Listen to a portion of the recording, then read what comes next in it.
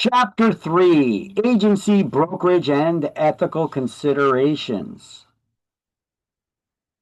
In this chapter, we're going to identify types of agency and fiduciary responsibilities, describe the broker-salesperson relationship and compensation issues, discuss disclosures to sellers and buyers relating to creating agency and providing material information and learning what material information is, describing misrepresentation, learning about Consumer Fraud Act, antitrust laws, which we already learned about, Sherman Antitrust Act, right? And ethical considerations and disciplinary offenses, some things we just gone over as well, as forms of consumer protection. So this is a long chapter. Let's try to buzz through it. So brokerage is the business of bringing buyers and sellers or landlords and tenants together. That's what brokerage business is. In exchange, we may receive compensation for those services. The brokers are licensed to assist others in real estate transactions, and salespeople are representatives of the brokers and can be paid only through your broker and by your broker. All right, so I got a bunch of players here. I put down a bunch of the players so that we could see who is who. We got salespeople. Those are the real estate licensees who work under a broker. We have a principal. That's the person we're working with. Our client can sometimes be described as a principal. An agent would be a licensee who owes fiduciary duties to clients. A subagent is an agent of an agent, both representing the same client. Now, often subagents, though, work for different companies. They weren't hired directly by the owner. Buyer's agent only represents the buyer. Seller's agent only represents the seller. Disclosed dual agent, the agency, the company, not necessarily the individual licensee, but the company represents both parties in the transaction as their agent, and they can't place one party's interest above the other. Designated agent is when your broker assigns two agents within the same brokerage firm, one to work exclusively with the buyer, one to work exclusively with the seller. They're designated to work that way. And the broker continues to be a dual agent. That's what designated agency is, the new type of agency. Then we have a transaction broker, they're the manager of a transaction. They do everything the agent does, but they don't owe those legal responsibilities. We call fiduciary duties to those that they're working with, which they do not call them clients, they call them customers. The commission is the compensation we're paid for the work we do. A client is anyone we're representing as their agents in an agency capacity. Buyer's agent, seller's agent, disclosed dual agent, or designated agent, not as a transaction broker. And a customer is anyone we do not have an agency relationship with and are not representing as an agent. We still need to treat them fairly and honestly, though. And who could be a customer? Another agent's client, or if we're working with somebody as a transaction broker. To us, they're a customer.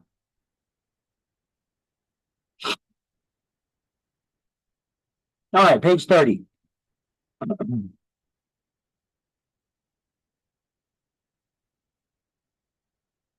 Yeah, not great write-ups over there.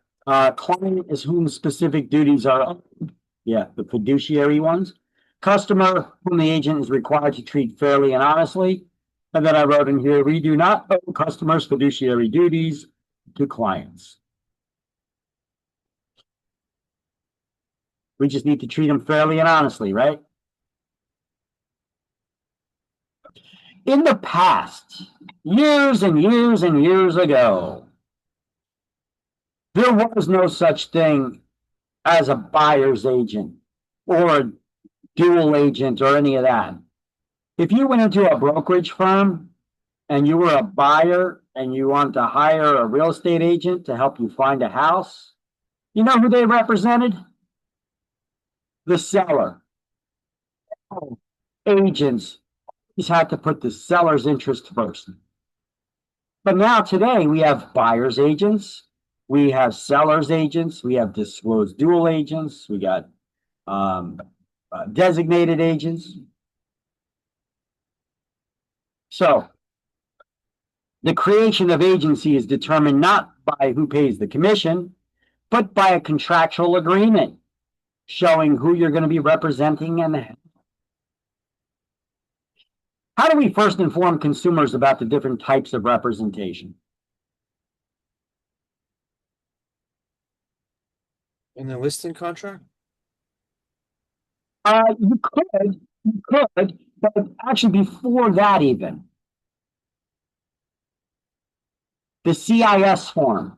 Remember, it's the first document we give to anyone we intend to do business with. It's the consumer information statement that advises people about the different types of business brokerage relationships. I didn't say agency relationships because it also talks about transaction broker in it, right? So it's all the different business relationships, the agency ones and the transaction broker.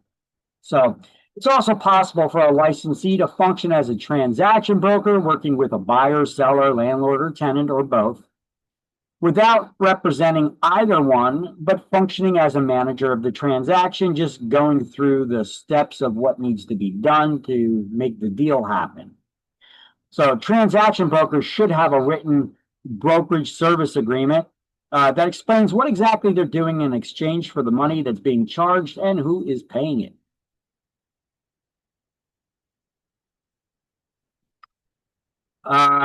Client. A client is someone a licensee is representing as their agent, and they owe them fiduciary duties. Those are the legal obligations that we owe to clients. So who is considered a client? Once again, when you're working with someone as their agent, buyer's agent, seller's agent, disclosed dual agent, or designated agent. The person you're working with is your client. Customer, someone the licensee is working with when you're working as a transaction broker and not in an agency capacity. Therefore, you don't owe fiduciary duties, just fair and honest dealing. Or it could be another agent's client. Who are they to you?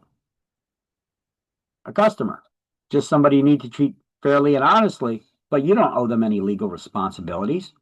You don't represent them, right?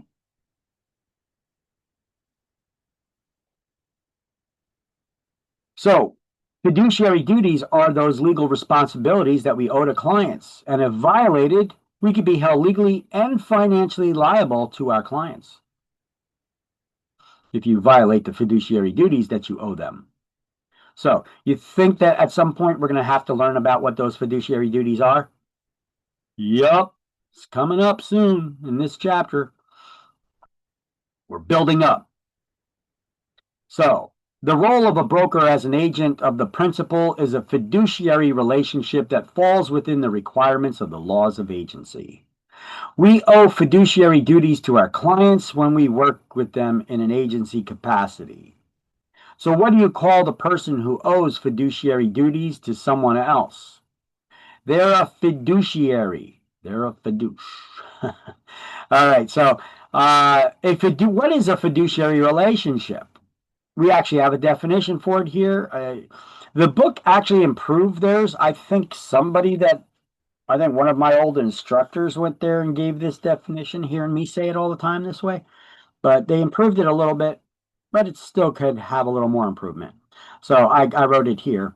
A fiduciary relationship is a relationship based on trust and confidence in which an agent's responsible for the money and or property of others. It requires putting the client's interest above all others, including your own. I know the book says including the broker's interest, but I'm going to make it a little more personal and say including your own. Because a lot of times agents are working out there And they're not thinking about their broker's interest, even though you're a representative of that broker. You should be looking out for their interest because you're their representative. Um, I'm going to make it more personal and say, including your own interest. Okay. So, do you tell your client if you found out something that the inspection did not pick up, but yet you found out the home inspection didn't pick up and find out about something, and you're about to close in another day or two? Do you bring it to their attention, the thing that you found out, or do you keep quiet about it? You're supposed to tell them about it. That's how you look out for your client's best interest. You put their interest above your own. Don't be like, we're closing in 2 days. I'll keep my mouth shut and just get paid and be done with it. Okay. You got to look out for your client's best interest, even if it could cost you that commission and the deal. Because if it's found out later that you found out about it and you knew about it and you didn't disclose it, you could end up costing you a lot more. That's your own dilemma. You're going to have to fight with yourselves in your heads about, okay? But don't put all your eggs in one basket and it won't be a dilemma. Do you know what I mean by that? Don't work only with one client and one transaction, and then you're so desperate for that money from that one transaction to close. Guys, you could work multiple deals, multiple clients at one time. Deals fall through all the time. And if you put your eggs in one basket for one client, hey, I got a client. Okay, well, there's only so much time that you could spend working on their thing, and then other people are doing things, and you have to wait, right, for things to get done. Um, what is there for you to do? Go out and get more clients, work with other clients, get more contracts signed, get more listings. All right. If you put all your eggs in one basket and waiting, hoping, and praying for this one deal to close, and then the deal falls apart for whatever reason, now you're going to be all ticked off, and now you also may be struggling to pay your bills. Okay. This is where you get these agents that say, I tried real estate. Real estate sucks. Oh, you're always struggling. And yeah, because you're not managing it right. You got to treat it like a business. You got to get as much business as you can. You don't just sit there, I got a deal. Let me wait for it to close. And then when I get all that money, I get to blow it and have fun with it and pay my bills and then struggle and wait and be in a rush again to get another deal. And if it doesn't materialize, I'm going to bitch and complain that the real estate industry sucks. Right? That's what you usually hear from failed agents. Oh, let me see. There's something else. Yeah. Okay, so let's do some highlighting here on page 30. We talk about types of agency, but here we're going to be talking about types of agents as related to power of attorney. Anybody ever hear of a power of attorney? That term, power of attorney? Let me see. It's not on this page, but okay. So when a power of attorney is a document. We're going to learn about it on the next slide, I think. Yeah, I didn't take the screenshot. We're going to just learn about it on the next slide. So let me just show you the next slide for a second. A power of attorney is a document that grants someone the authority to legally act on behalf of that other person, as if they're standing in the room signing documents themselves. It gives you that authority that you could sign documents as if that other person, you could sign documents on someone else's behalf as if that person was standing in the room signing the documents themselves. They're granting you that authority. Now, that person that gives you that authority to work as their agent to represent them is called an attorney in fact. So the person that's given that authority is called an attorney in fact, when in fact you're not an attorney. Little brain teaser there. But do they give you an unlimited power of attorney that you could sign on their behalf on all matters? Usually not. Usually it's limited, the authority that they give you. I mean, Would you give somebody grant somebody the authority to sign on your behalf on all matters? They can open up bank accounts or close them, go take out a mortgage, go take out a lease or purchase a car under your name, all that stuff. Would you do that? Probably not.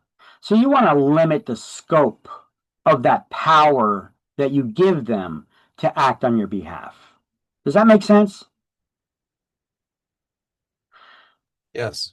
Okay, so if you were to give somebody that unlimited power of attorney to act on your behalf on all matters, you would be referred to as a universal agent. So we're never going to work that way. Most people would not. That's like something that you give to a relative or your spouse uh, when you're in the hospital and you know that you may not be functioning properly and they can make decisions on your behalf, right? Maybe they would give you that power to act as their universal agent, where you could even pull the plug on them, so to speak. Now, most agents will work either as general agents or special agents. Okay. The majority of agents that work in the real estate industry are special agents. You're very special. Don't you forget that. Okay. You're a special agent. Now, before I go over the definitions I wrote here on this slide, I'm going to first back it up. Let's do the highlights and put in these notes here under about the general agent and special agent. And then we'll move on to my slide and I'll explain it a little clearer. See, I try to clear it up a little bit with the highlights here by putting some notes, but it's still not as good as just having the straight out good definition. So let's first do these highlights and write in the notes there that I've given, and then we'll move on to the next slide and I will explain I'll read off to you the good notes with the better, clearer definition. Let me know when you're done.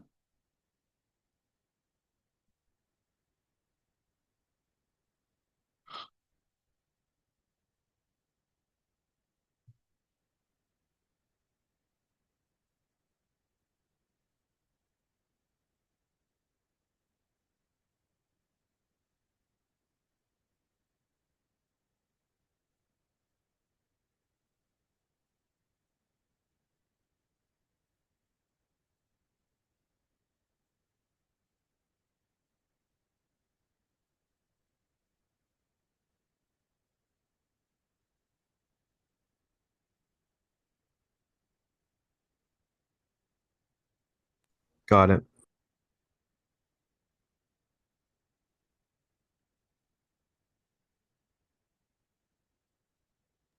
Anybody Okay, else still writing, or everybody else got it too?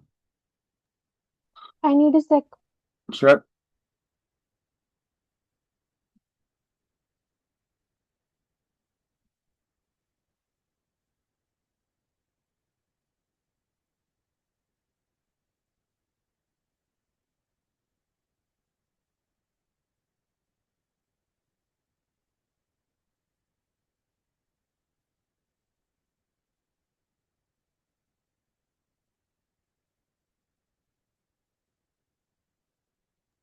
I'm done.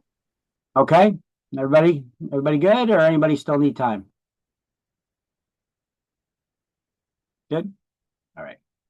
So a general agent, property managers usually work as general agents. They can legally bind their clients to a contract within the scope of their limited authority that is entrusted to them. And that is usually defined in their property management agreement. Okay. So anytime you hear the word general in this class, because we're going to learn about general agents, general appraisers, and when we talk about liens, general liens, anytime we hear the word general, look what I'm doing with my hands. When talking about things in general is a wider scope. versus something that's specific. Specific is a narrow scope. So when talking about things in general, it's a wider scope. It covers more things, okay? So a general agent can do more than a special agent can. And what can they do that's different? What can they do more that a special agent cannot? They could legally bind their clients to contracts. Of course, within the scope of the limited power of attorney, the limited authority that was entrusted to them, that was given to them, as defined in their property management agreement. So the property management agreement kind of acts like your limited power of attorney when working as an agent. Make sense? It defines, the owner tells you, hey, I'm hiring you to be my property manager. Okay, well, what do you want me to do? Well, we're going to put that in the property management agreement. Okay. Am I responsible for getting tenants to fill vacancies? Probably. Okay. All right. So when I advertise and I get a tenant, do I sign the lease with the tenant or do you sign the lease with the tenant? Depends what it says in the property management agreement. You see what I'm saying there? All right. We could cover a lot of different topics, everything from repairs or hiring contractors to do snow removal or electrical work, or does the owner give me the power to hire an employee that would work for them, that would be a general contractor that could do all that stuff. You know, it depends. What does it depend on? What it says in the property management agreement, right? So these property management agreements are usually custom between the client and the agent. All right, so general agents can legally bind their clients to a contract within the scope of the authority that was entrusted to them as defined in the property management agreement, which is basically their limited power of attorney. Special agents, most agents don't work as property managers. So most agents are special agents. You're very special, okay? So what does that mean? It means that you could work in one capacity only. You say, what? What does that mean? That's kind of cryptic. I could work in one capacity only. What does that mean? I could only work with the seller and not the buyer, or vice versa? No, that's not what that means. That means that if you are hired by the seller, what did the seller hire you to do? To market their property for sale and find them a ready, willing, and able buyer. But when a ready, willing, and able buyer comes in and makes an offer, can you accept that offer on behalf of the seller? Do you get to make that decision? Or do you have to present that offer to the seller and let them make the decision? You have to present it. You can't make the decision to accept offers. Just like if you were hired by a buyer, they hire you to help walk them through the process of buying a house, how to get pre-approved for a loan, help them shop for a home that meets their needs. But can you write up the contract and then also sign it and submit it on their behalf? No. You cannot legally bind them to contracts like that. You could prepare the contract and then give it to them to sign, and then we submit it. Right? So working in one capacity only means they hired you to perform a task, but you can't legally bind them to a contract. Boom. That's it. That's what working in one capacity only means. I'm stressing this because I know exams actually use this kind of terminology, this explanation. Special agents can work in one capacity only. Well, what the hell does that mean? It means you can't legally bind them to a contract. Boom. All right, so a buyer's agent can help a buyer find a property, but they can't sign and submit offers legally binding their clients to them. Seller's agent, you can market their property for sale to find a ready, willing, and able buyer.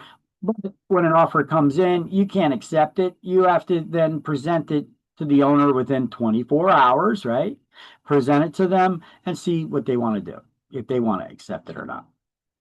Which blows my mind. Like, you guys ever see those shows, those $1 Million Listing Agent shows and all that stuff on TV? there was that, I think, $1 Million Listing Agent, that was one of the earlier ones. And what they did, there was like a bunch of young kids that were getting involved in real estate, and they're starting to get paid and making money, but they were working in areas like New York City and Beverly Hills and crap like that. So the deals that they were working on like multi-million-dollar properties, you know. So these kids, they're bringing in fat paychecks, and but they were still kids, you know. I mean, they were young adults, but they were still kind of like kids, you know.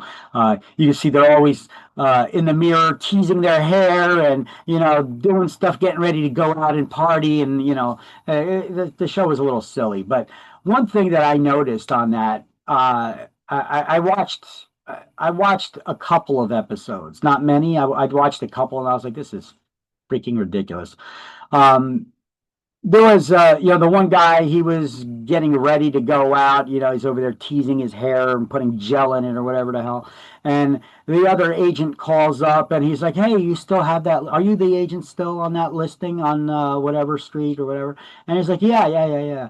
He's like, why, you have somebody that's interested? He's like, yeah, I got somebody that may be interested. Do you think that they'll accept this offer on it? And he's like, hold on, let me take a look.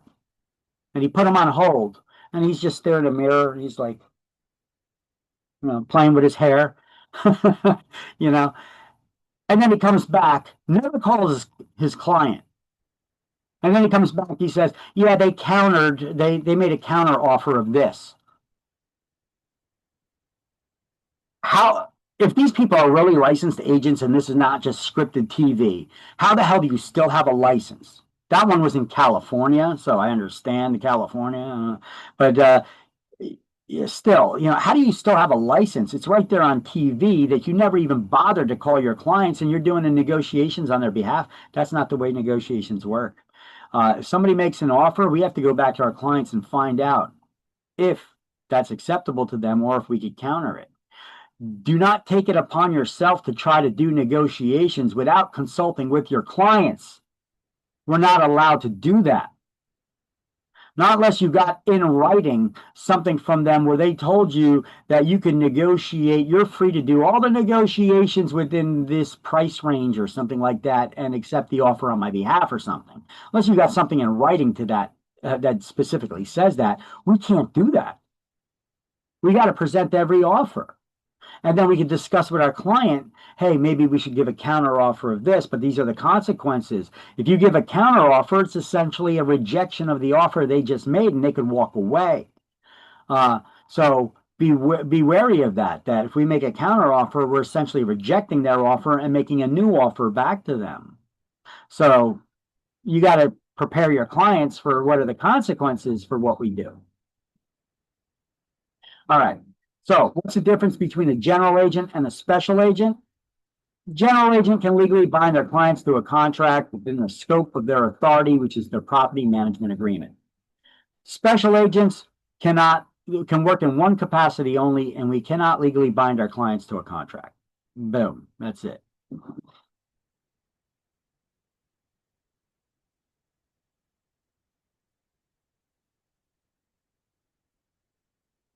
Mm-hmm.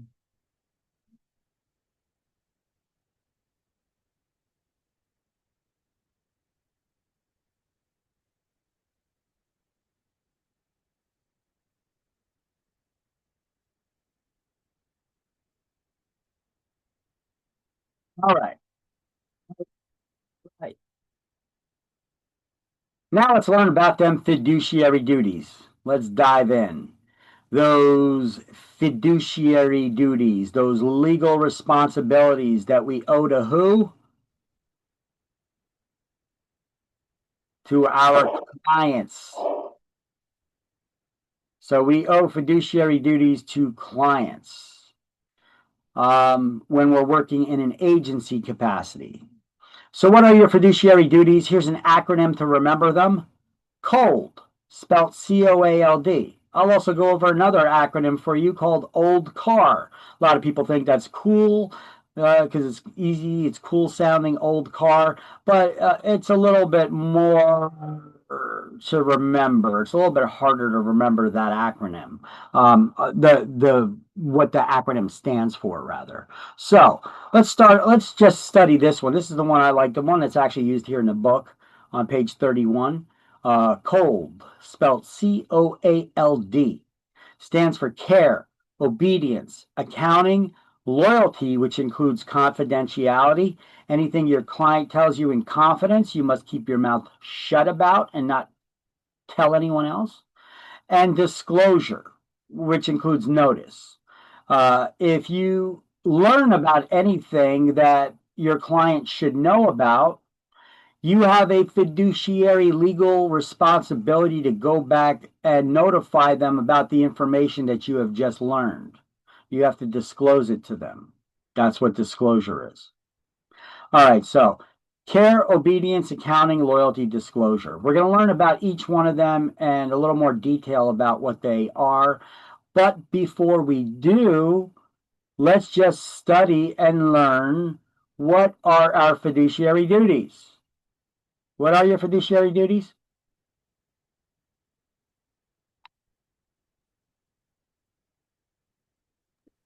Care, obedience, accounting, loyalty, and disclosure. Thank you. All right, so care, obedience, accounting, loyalty, disclosure. You guys can get an exam question that you just need to know what are your fiduciary duties. Care, obedience, accounting, loyalty, disclosure. Care, obedience, accounting, loyalty, disclosure. Care, obedience, accounting, loyalty, disclosure.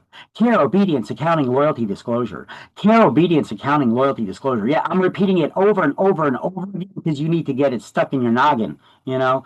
Care, obedience, accounting, loyalty, and disclosure. You need to know this like the back of your hand, all right?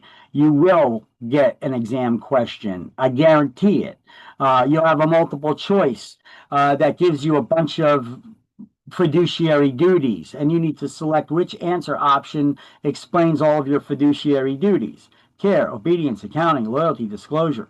So you may get one that gives you care, obedience, something else, loyalty, and disclosure. So you're going to need to select the right one from the multiple choice list. Okay. Now here's a little note for you. Disclosed dual agents must not place one client's interest above another. Transaction brokers, they don't owe fiduciary duties to anyone that they're working with. They only owe fair and honest dealing. But if you're representing somebody, you got to represent their best interest. However, a disclosed dual agent cannot give that full best interest representation because, for example, you got a buyer you're working with. If you're working as a dual agent, you can't tell them what offer to make specifically because you're representing both parties in the transaction and you can't put one party's interest above the other.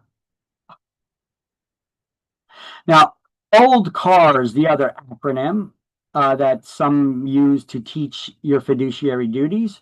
So I did put together a slide here for it. This is not in the book, this acronym. It's not used in this book anyway. So here is this acronym if you want to know what it means. OLD CAR, obedience, you must obey your client's lawful instructions. Loyalty, you must always act in your client's best interest, even if it means foregoing your own. Disclosure, you must disclose all relevant information to your client. Confidentiality, you must keep your client's information private. Anything they told you in confidence, keep your mouth shut. Accountability, you must be accountable for all the funds and property entrusted to you by your client. And reasonable care and diligence, you must use reasonable care and diligence in performing your duties. Okay. So OLD CAR just explains it a little bit differently, but it's still the same thing as COLD, care, obedience, accounting, loyalty, which includes confidentiality and disclosure. All right. So let's highlight that here in the book on page 31, straight down like I got it. Just the first letter in that list of your fiduciary duties so that it spells COLD, C-O-A-L-D. And next to disclosure, write notice.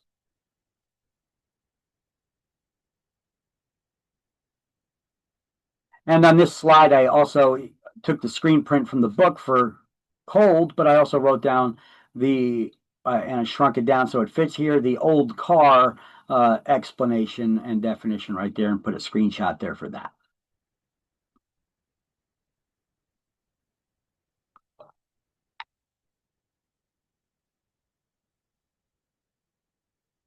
All right. Let's go over each one of those fiduciary duties. We'll spend a little more time and do a little more detail in care. The other ones we're not going, we'll skim over a little bit more, but we'll explain them. So usually I ask people at this point, I'm already got the slide up here and people are probably already reading it, but I usually just stop it right at this point and I say, the first fiduciary duty is care. What does it mean to care for your client? Look, if you got a friend, you're getting into the business, you got a friend that maybe wants to buy or sell a house, and you tell them, yeah, I just got my license. Don't worry, I'll take care of you. What does that mean? What does that mean to you, to care for somebody? How are you going to care for your friend when you say, hey, yeah, use me as your agent, I'll take care of you. Don't worry, I'll take care of you. I hear people say it all the time. What does it mean? What does it mean to you? Tell me. Making sure I'm doing my best to help fulfill their needs.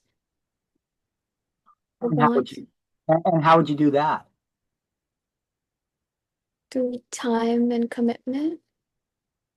I mean, I expect any agent that's working for me to fulfill my needs. Otherwise, why the hell am I hiring them? I'm not picking on you, by the way. Okay. I'm just doing this little role play. This is how we learn, doing this little role play here right now. I'm playing the ignorant guy, what does that mean?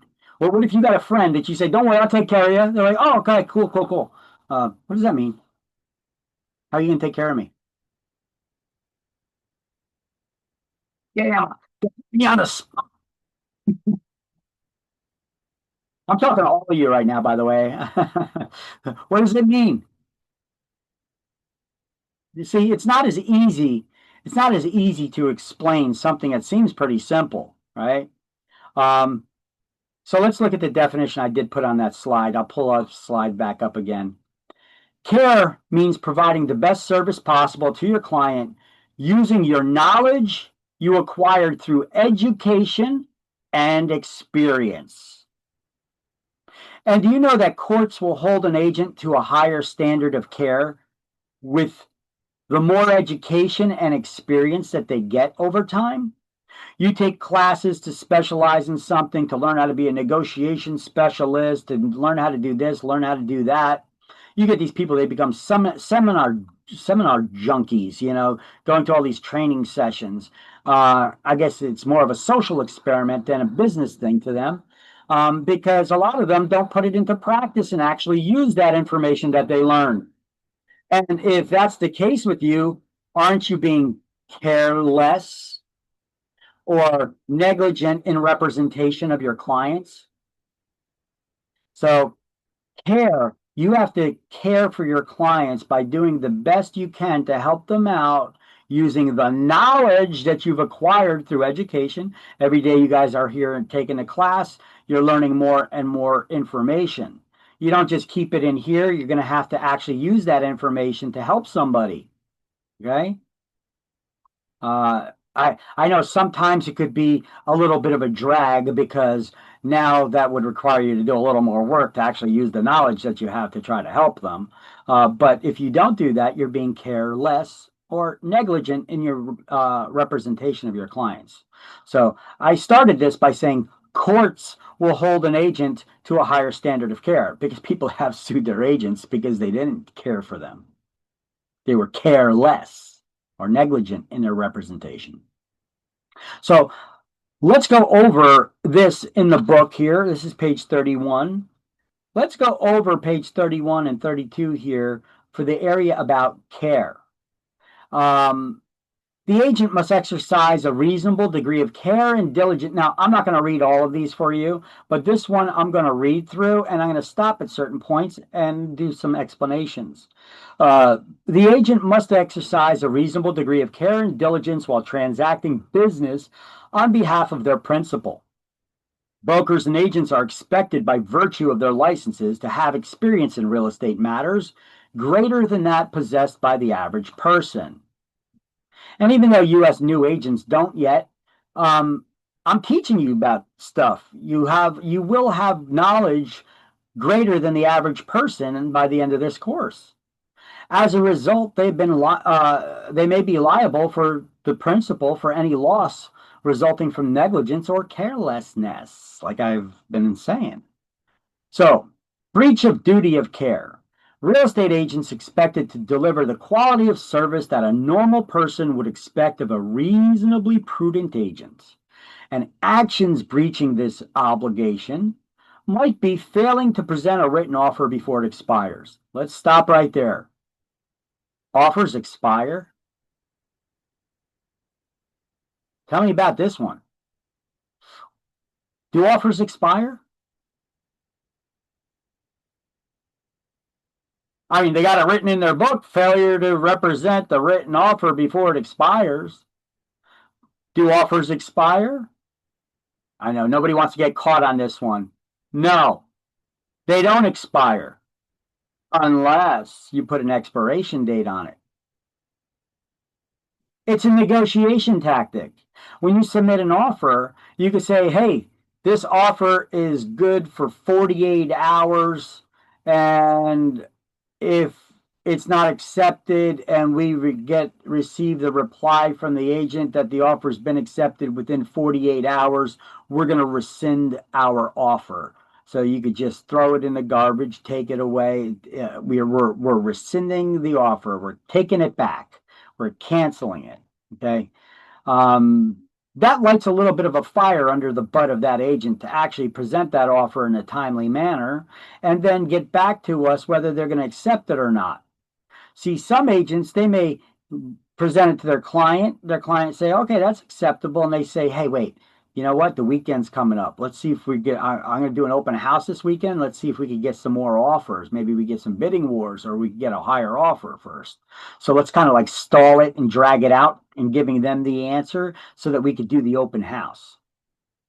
See, now if I'm the one that made that offer and I put in there an exploding offer deal, this offer explodes in 48 hours, we're going to rescind it if you don't get back to us that the offer was accepted in 48 hours. Then it expires, it explodes, right? That offer is no longer on the table. So it's a negotiation tactic that I'm just explaining to you guys, okay? Now, neglecting to mention in the purchase contract any fixtures or personal property desired by one of the parties. Is there anything wrong with or illegal with asking if something can be included in the sale that's not normally included? Like, can the seller can they throw in the washer and dryer? I know it's their personal property that they usually take with them, but can they leave the washing machine and the dryer? Can that be included in the sale? If your client asks you to ask and you don't ask, are you caring for them? No. So, neglecting property being managed for another, or improperly handling escrow deposits, or failure to obtain all necessary signatures on a contract. Yes, all the adult buyers or renters or sellers or the owners of the property need to sign the contracts, okay? Not just one of them because they got good credit and the other spouse has crappy credit. Doesn't matter. They both need to sign. Okay, so when you go in for a listing, you're meeting with a husband and wife. They're selling their house. You got to get them both to sign all of your listing documents. Okay? Make sense?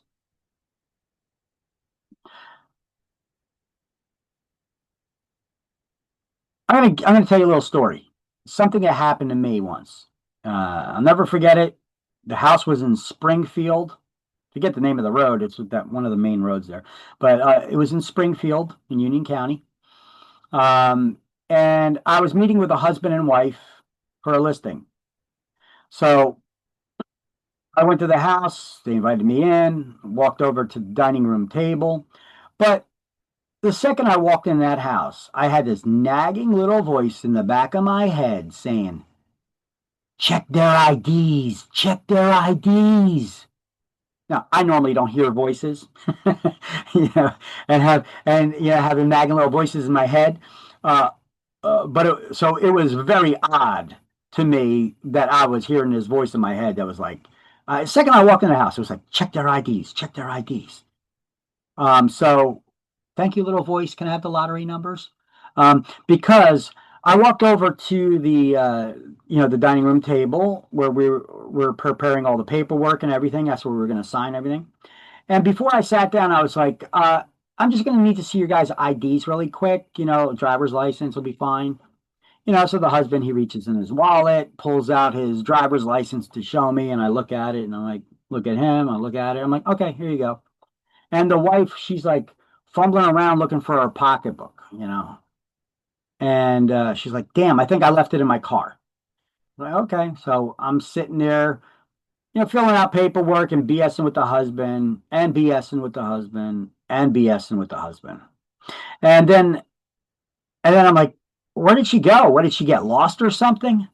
So I get up and I start walking towards the door, and he's like following me along, asking me questions and stuff, kind of like he's slowing me down a little bit. And I look outside, she's gone. She left. So I look at him and I'm like, what the hell's going on? Why did she leave? And he's like, well, she's not really my wife. That's my girlfriend. She's just such a bitch. She doesn't want to sign any papers and do. This is what you guys got to deal with sometimes. Pardon my salty language, but sometimes you got to deal with people like this, and they're going to be saying words like that and far worse sometimes. So, I looked at him. I was like, what were you trying to do here? You were going to have your girlfriend forge your wife's signature to sell a property that she has partial ownership in? Did you think you were going to get away with that? I mean, you're opening yourself up to a lawsuit and a crime. That's a crime. Do you know that, well, if we started this transaction, I listed it, and then we get buyers that come in and a buyer makes an offer, what, she was going to sign the contract to accept it? Then it goes to attorney review. The buyers are spending money now on attorneys, home inspections, appraisals, title searches, title insurance, and all this stuff. We finally get down to the closing table. Do you know that the law requires the closing agent, whether it's the attorney or the title company, to check their valid ID? The law requires it. And then we'll catch it at that point that she's not your wife. And then lawsuits are going to get flung everywhere. I'm getting sued. You're getting sued. Your girlfriend's getting sued. Your attorneys, they're throwing lawsuits at the wall to see what sticks. Who's going to pay something? I was like, that's the dumbest thing to do. I was like, I don't know what the issue is between you and your wife. I don't know if it's her fault, or I pretty much knew based on this guy's attitude and actions here, it was him that's the problem. But I was like, you need to be the bigger person, and you need to be the bigger person and get up there and have that conversation with your wife. You're getting divorced or whatever. You need to have that conversation with her and let her know, hey, we got to sell this house. We both got to get on the same page. Hire a real estate agent to sell the house. Okay, you can't because you're still arguing and everything. You need to try to get it under control. Suck it up. Be extra nice to her, even if she's nasty. You need to be extra nice to her. Try to get on the same page. Hire an agent. You can't do this. You and your girlfriend are going to end up going to jail for mortgage fraud. Now, I said mortgage fraud because a lot of times when buyers are purchasing properties, their lender also wants the sellers to sign some papers. And if they do and they lie, mortgage fraud. Federal crime now. All right. So, what's the lesson I just taught you? Before you get anybody to sign anything, you should also check their IDs. Write that down. Check their IDs. When getting anyone's signatures, check their IDs. It's not going to be on exam. This you need to know for real life. I am serious. This is a serious issue, and it does come about, and it can cause problems. And I will show you a slide, one of those disciplinary action pages where the actions were taken against an agent because they didn't check somebody's IDs.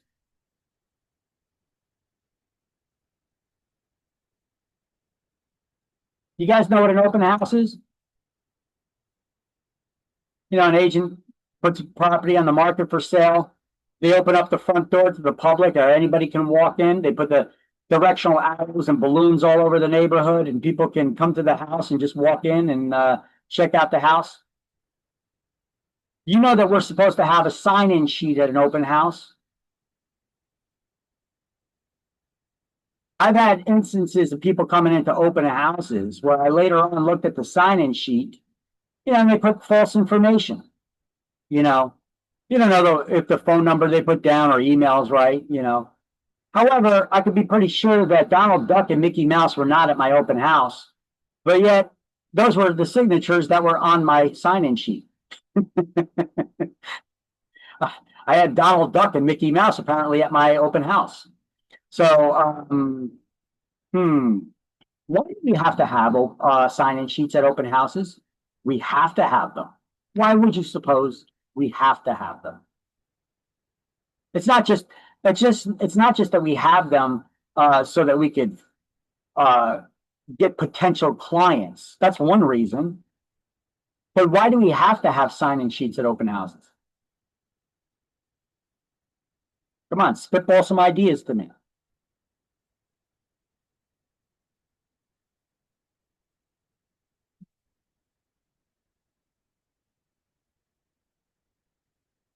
We got to give some feedback maybe for the owners. So we can reach out to them, get some feedback, give feedback to the owners, right?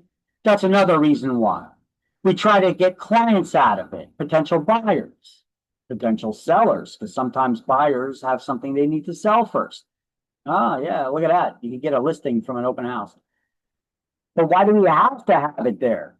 Well, we need to keep the records, because what if something goes missing, something gets stolen from that open house?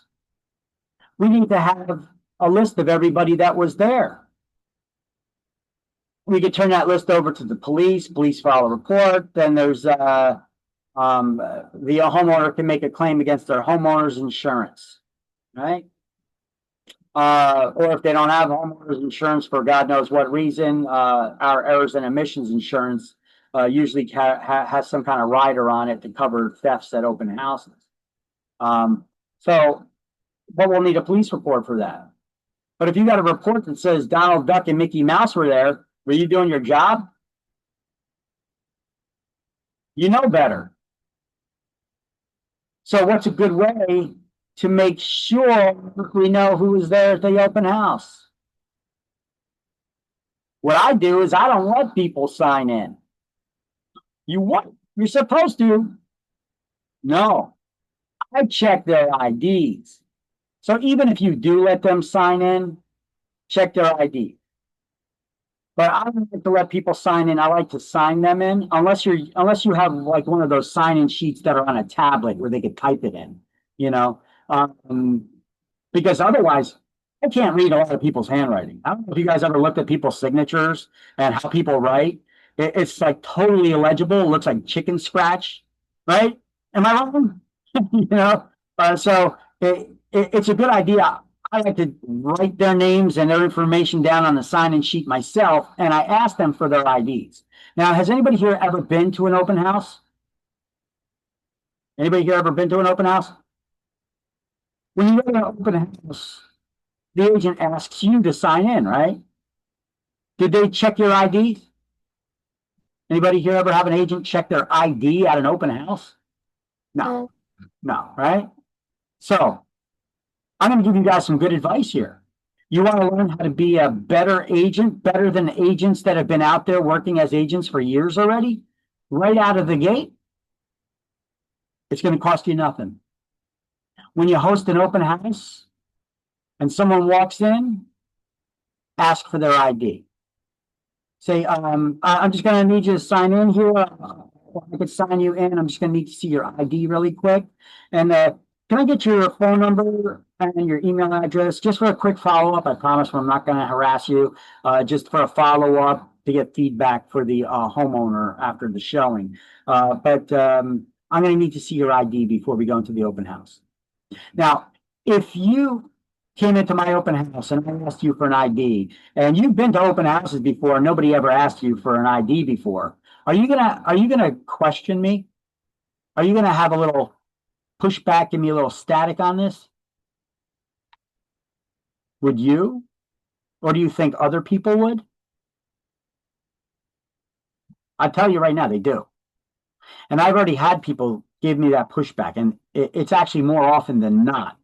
People don't want to give their ID, especially if they're going to an open house. They're like, oh, no agent ever asked me for an ID before. Why do you want to see my ID?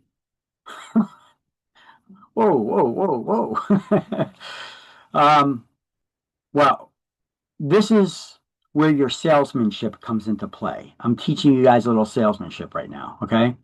And yes, sometimes it includes some acting, okay? Or in my case, overacting, okay? So when somebody gives me that static and they're like, why do you need to see my ID? Nobody ever asked me for ID before. I'd be like, really? Just like that. Really? Well, I don't know how other agents conduct their business out there, but when somebody hires me to represent them, I look out for their best interest. And the homeowner here hired me to try to sell their home.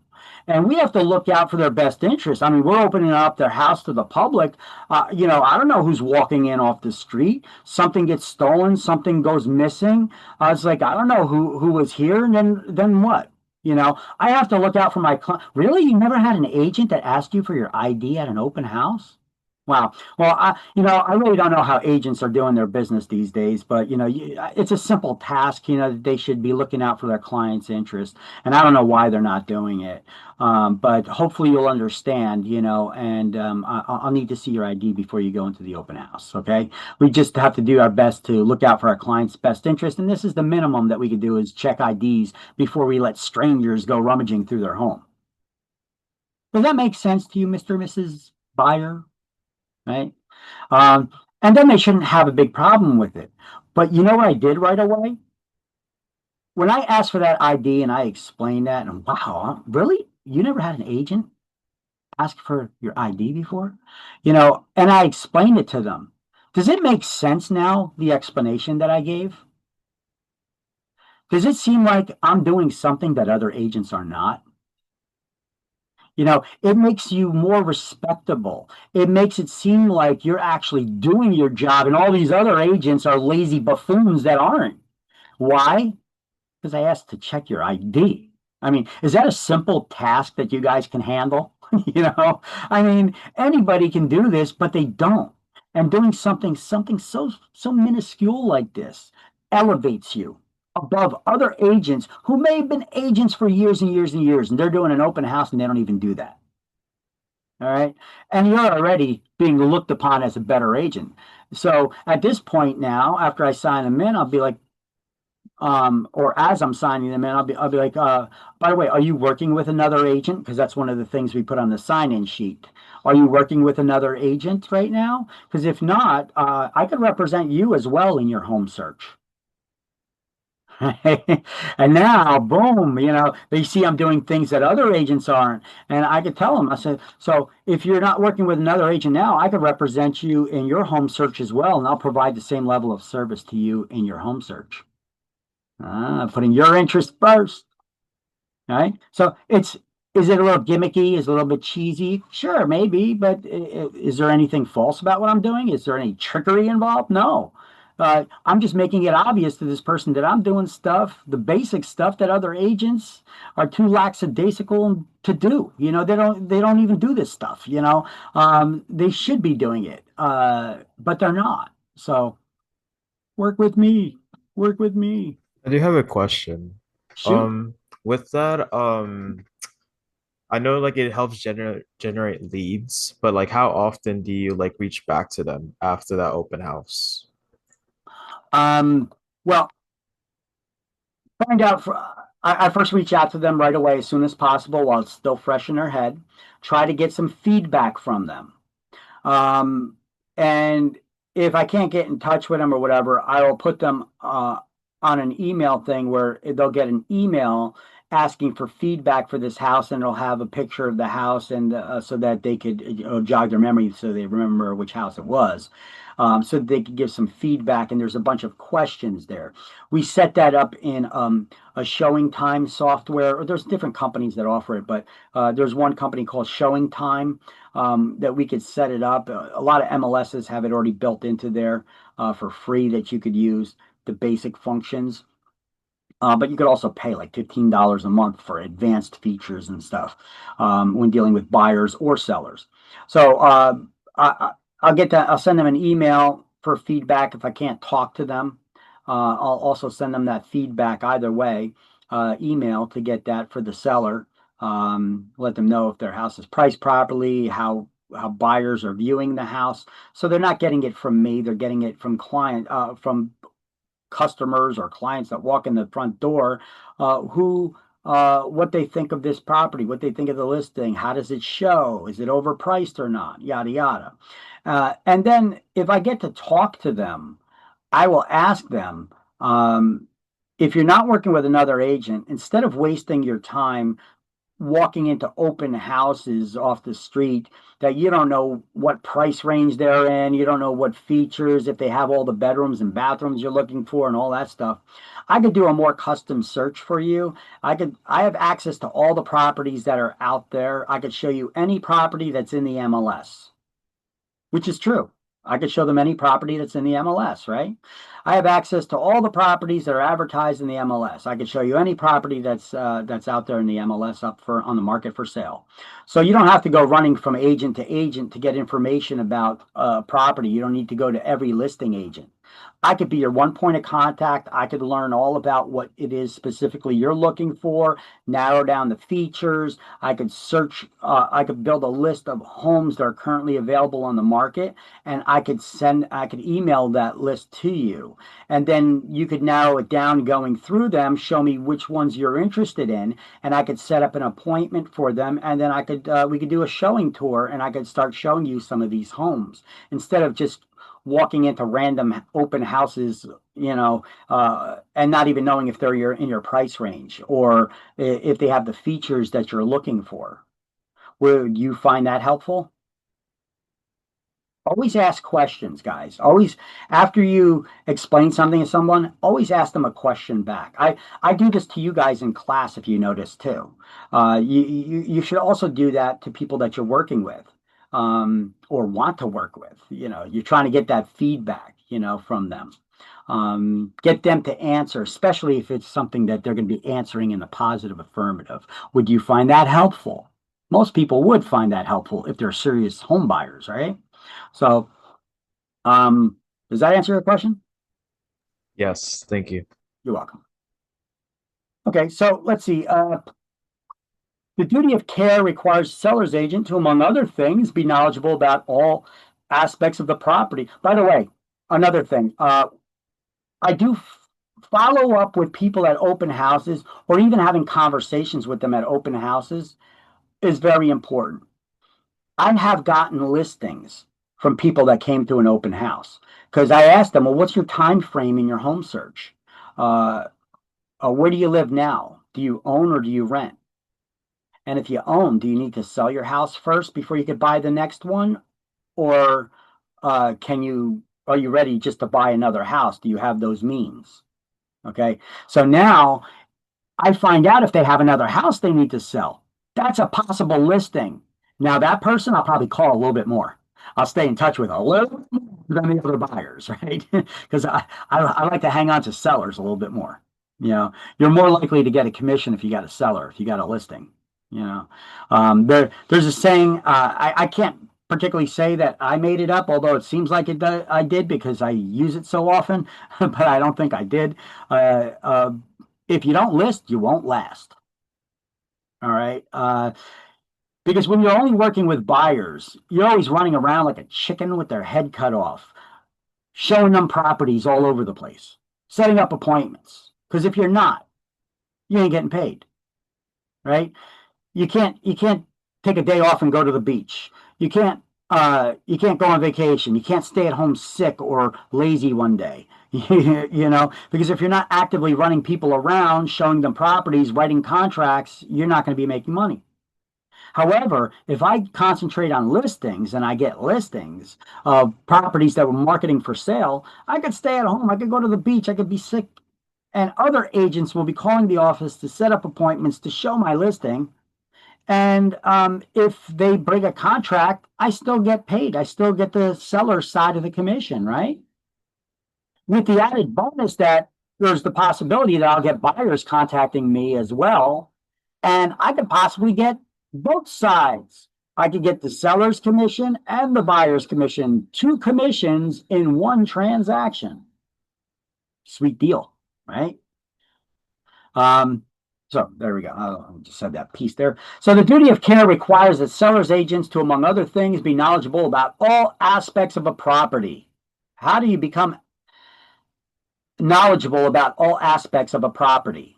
Well, you go to it. Right? Go to the property, look at the property. If you're going to be a seller's agent, you better go there and look at a property. You don't take listings that you've never been to. Go to the property and check it out. And also, there's a document here called the Seller's Property Condition Disclosure Report. You could actually give this to the owner to fill out. And you tell them, listen, I can't help you fill this out. You got to fill it out all on your own. You know more about your house than I do at this point. So I need you to just be honest and disclose all the information that you possess about the house. Now, the questions that they give you, the answer options are yes, no, or unknown. So anybody can answer that, right? Yes, no, or I don't know, right? So those are your answer options. And if the answer is yes, sometimes it may ask for additional information. Fill it out if you have it. All right. And then afterwards, to the best of my ability, I take that seller property condition disclosure report, walk around their house, and I check out the information they put down to the best of my ability. I make sure that the information is accurate. All right. And by doing so, I tell the homeowner, by having you fill out this seller property condition disclosure report, we are helping limit your liability in the event of a lawsuit. So if a buyer ever comes and makes they purchase your house, for whatever reason, they can't turn around and say, oh, well, they lied or they didn't tell me something, and then they try suing you. Nothing can stop somebody from suing you. The best I could do is help limit your liability in the event of a lawsuit. And if you lie about something or deliberately don't disclose it, and somebody sues you, courts can hold you liable for treble. Treble is triple the damages, triple the award.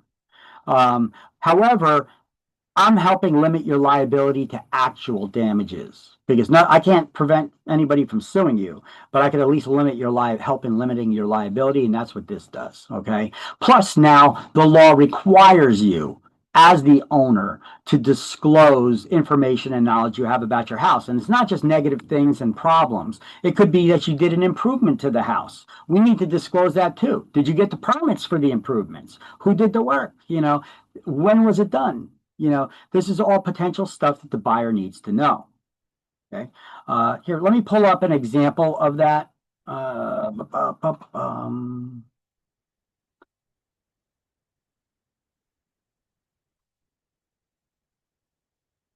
Oh wait, I'm pulling it up from the wrong space anyway. Hold on a sec. I gotta minimize this slide for a second. I'm sorry. Contracts and disclosures and sellers property condition report. There we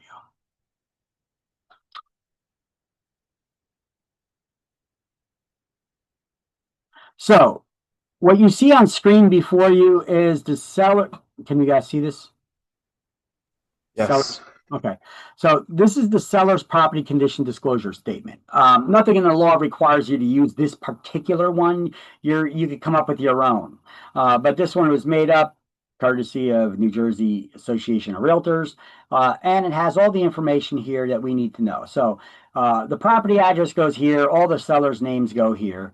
This is the disclosure telling them to be honest and disclose all the information they know about the property. And then it asks questions like this. There's questions about the occupancy of the property. Do you know the age of the house? Yes, no, or unknown. And if you know it, write it here. Does the seller occupy the house? Yes, no, right? I mean, they could hack these answers. So you have questions about occupancy, questions about the roof, attics, basements, and crawl spaces. You got questions about termites, wood destroying insects, dry rot, and pests. You got questions about structural issues, questions about any additions or remodeling that was done to the house, questions about plumbing, heating, and sewage, questions about heating and air conditioning systems, wood burning stoves and fireplaces, electrical systems, the land itself, the boundary lines, soil, drainage, backfill, things of that nature. Questions about environmental hazards you may or may not be aware of. Questions about any deed restrictions for condos and co-ops or deed restrictions. Some miscellaneous questions they threw in here. Oh, not that many. I could throw in pages and pages of them, but we don't need to go too crazy. Questions about radon gas. Now, this first section, this is the only one that I actually do help them with. I usually tell them over here, check off. Here's where they'll initial, but I'll tell them to check off no. What am I having them check off no about? Well, this is asking the property owner if the property owner has any information, knowledge, or reports about radon gas in their house. And do they give their agent permission to disclose that information? I'm going to say, please check off no. So this way, any potential buyer that, not that I'm trying to hide something, but any potential buyer that comes to this house, I'm always going to advise them, for your protection, get a home inspection. Don't rely on some old reports that the seller may have from way back when they bought the house, right? That's why, okay? It's not that I'm hiding something. Radon gas is an important issue. Second to smoking, getting cancer from smoking, radon gas is the leading cause of death from cancer in the world. Okay. Let's just talk about the United States. In the United States. Okay. So I'm going to tell people for your protection, get a home inspection. Anybody here ever hear of radon gas before? You know what it is? It's an invisible, odorless, tasteless gas that causes cancer. It comes from decomposing radioactive rock deep within the earth that decomposes. Or it could be soil already, and it's still radioactive. And these radioactive gases, they come up, they permeate the concrete flooring, they come in through cracks or sump pumps, they come into the house, and you breathe it in. It radiates, it gets into your lungs, it could cause lung cancer. Okay. So it's important to test for it. Most people say, you only need to test if you got a basement. Well, not true. Basements or crawl spaces are the more likely areas, but even if the house is on a concrete slab, no basement, you should still test for radon gas. All right, there's questions about major appliances and other issues that may be included or excluded and their conditions. There's questions about solar panels, a lot of them, since they're becoming trendy.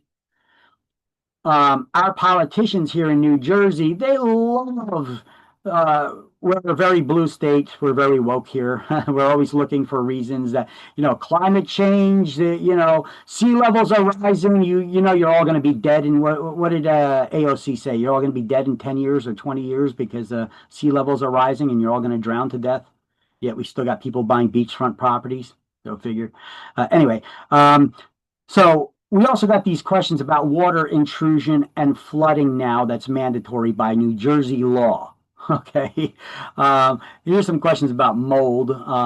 But flood risks, these flood risks, check it out. I'll even read it to you, and it sounds like some kind of a political statement here. You know, flood risks in New Jersey are growing due to the effects of climate change. Climate changes all the time. We got 4 seasons. All right. Now, you think I'm joking? I'm not. We have climate change. Has been changing since the beginning of time. We've had ice ages and we've had hot times. Okay.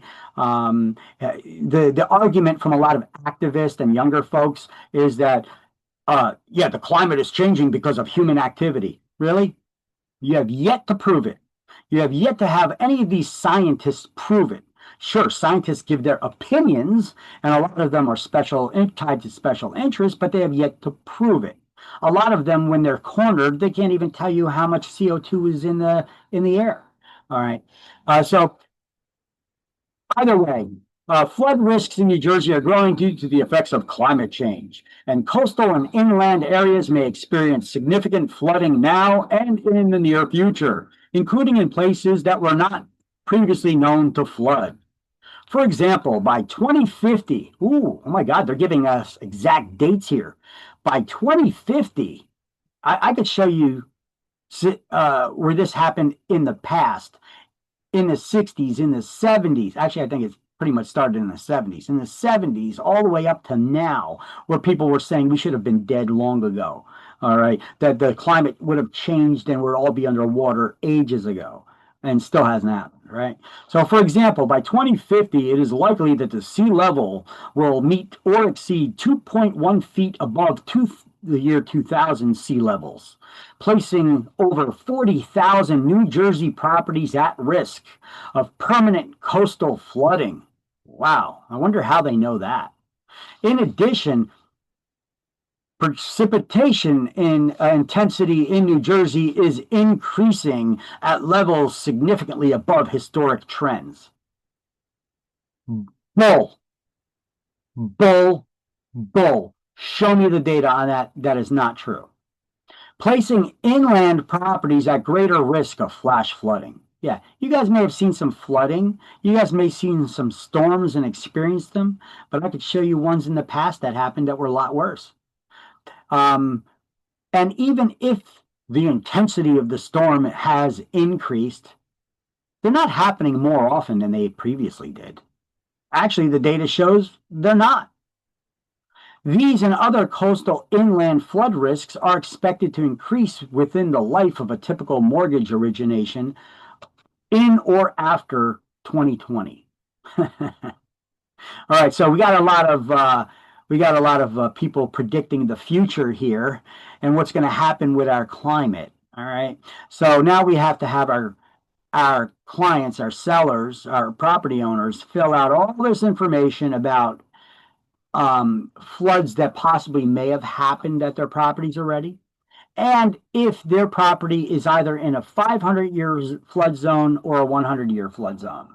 The difference is 500-year flood zone, your property is less likely to flood, so therefore you don't need to carry flood insurance. If you're in a 100-year flood zone, you have to have flood insurance. Your lender is going to require it, okay? But the insurance companies want you to always get flood insurance, right? They want you to pay them. So let's see. So they tell you if it's in a 500-year flood zone, they want you to at least partially have flood insurance, even if it's a partial risk to have it. And there's a bunch of questions here about flooding and history of flooding as well. And then you have to have a signature here, any additional notes, by the way, from the seller about their property. And then all the sellers sign and date here. If the seller's dead, then their executor, administrator, or trustee of their estate would sign and date. and fill this out to the best of their knowledge. And then you get the prospective buyers who sign and date. And you get both the listing agent and the buyer's agent who signs and dates. And that's it. That's a seller property condition disclosure report. And that's how we, in addition to going to the house itself and looking around the house. I know you're not a home inspector, but you guys know that water stain on the ceiling, there's an issue, right? You know that a crack in that beam, that don't seem right. Right? Does it take a rocket scientist or a licensed home inspector to see some of the obvious things and know that there may be an issue there? Hey, is that puddle sitting on the floor normal? You know, that these are indications there may be an issue, and you could find them out. Anybody can if they bothered to walk around the property and look, right? So let me open this back up again, full screen.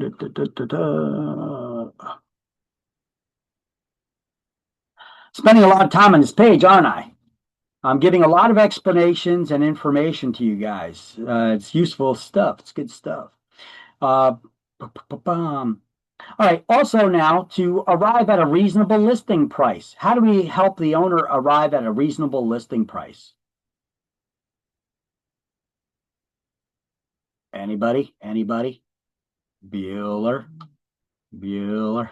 Oh, that's an old reference. Dating myself. Okay. We do a CMA, comparative market analysis, right? Don't ever call it an appraisal. But that's how we help people value properties. Yes, you're going to learn how to value properties. Now, this class is not the environment for us to teach you that. We're going to teach you some of the basics when doing a CMA, when to do adjustments and how to do adjustments to the pricing. However, to get the in-depth knowledge to be able to value homes in your market, your brokers will train you how to do a CMA. However, I'm going to tell you that a group of appraisers will do a better job in teaching you how to value properties than your broker can. So I already gave you guys a resource the other day, that Ottawa, OTTEAU.com. That's a group of appraisers. They give those CMA classes for us, teaching us how to value homes. So that's how we help them arise at a reasonable listing price. We do that. We give them that report. Now, let me ask you a question, or I'll make a statement to you. Sometimes we could do these CMAs, these property valuations for people, and you got all the data showing you a CMA basically compares to determine the value of a house.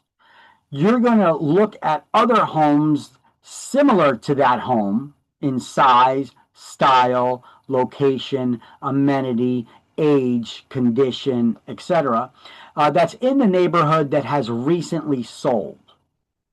And that'll give you a good price range of where that house, the good starting point price range of how much this house should sell for, because another house just like it has recently sold in the area, right? Does that make sense? And then you start making adjustments for the differences in condition, in size, in features, and such like that. But you could get a good idea of the price range just by finding similar homes that have recently sold, and that gives you your price range. That's how we help people determine those prices. To discover and investigate material facts about the property. Material facts. Material information is something we're going to be learning about.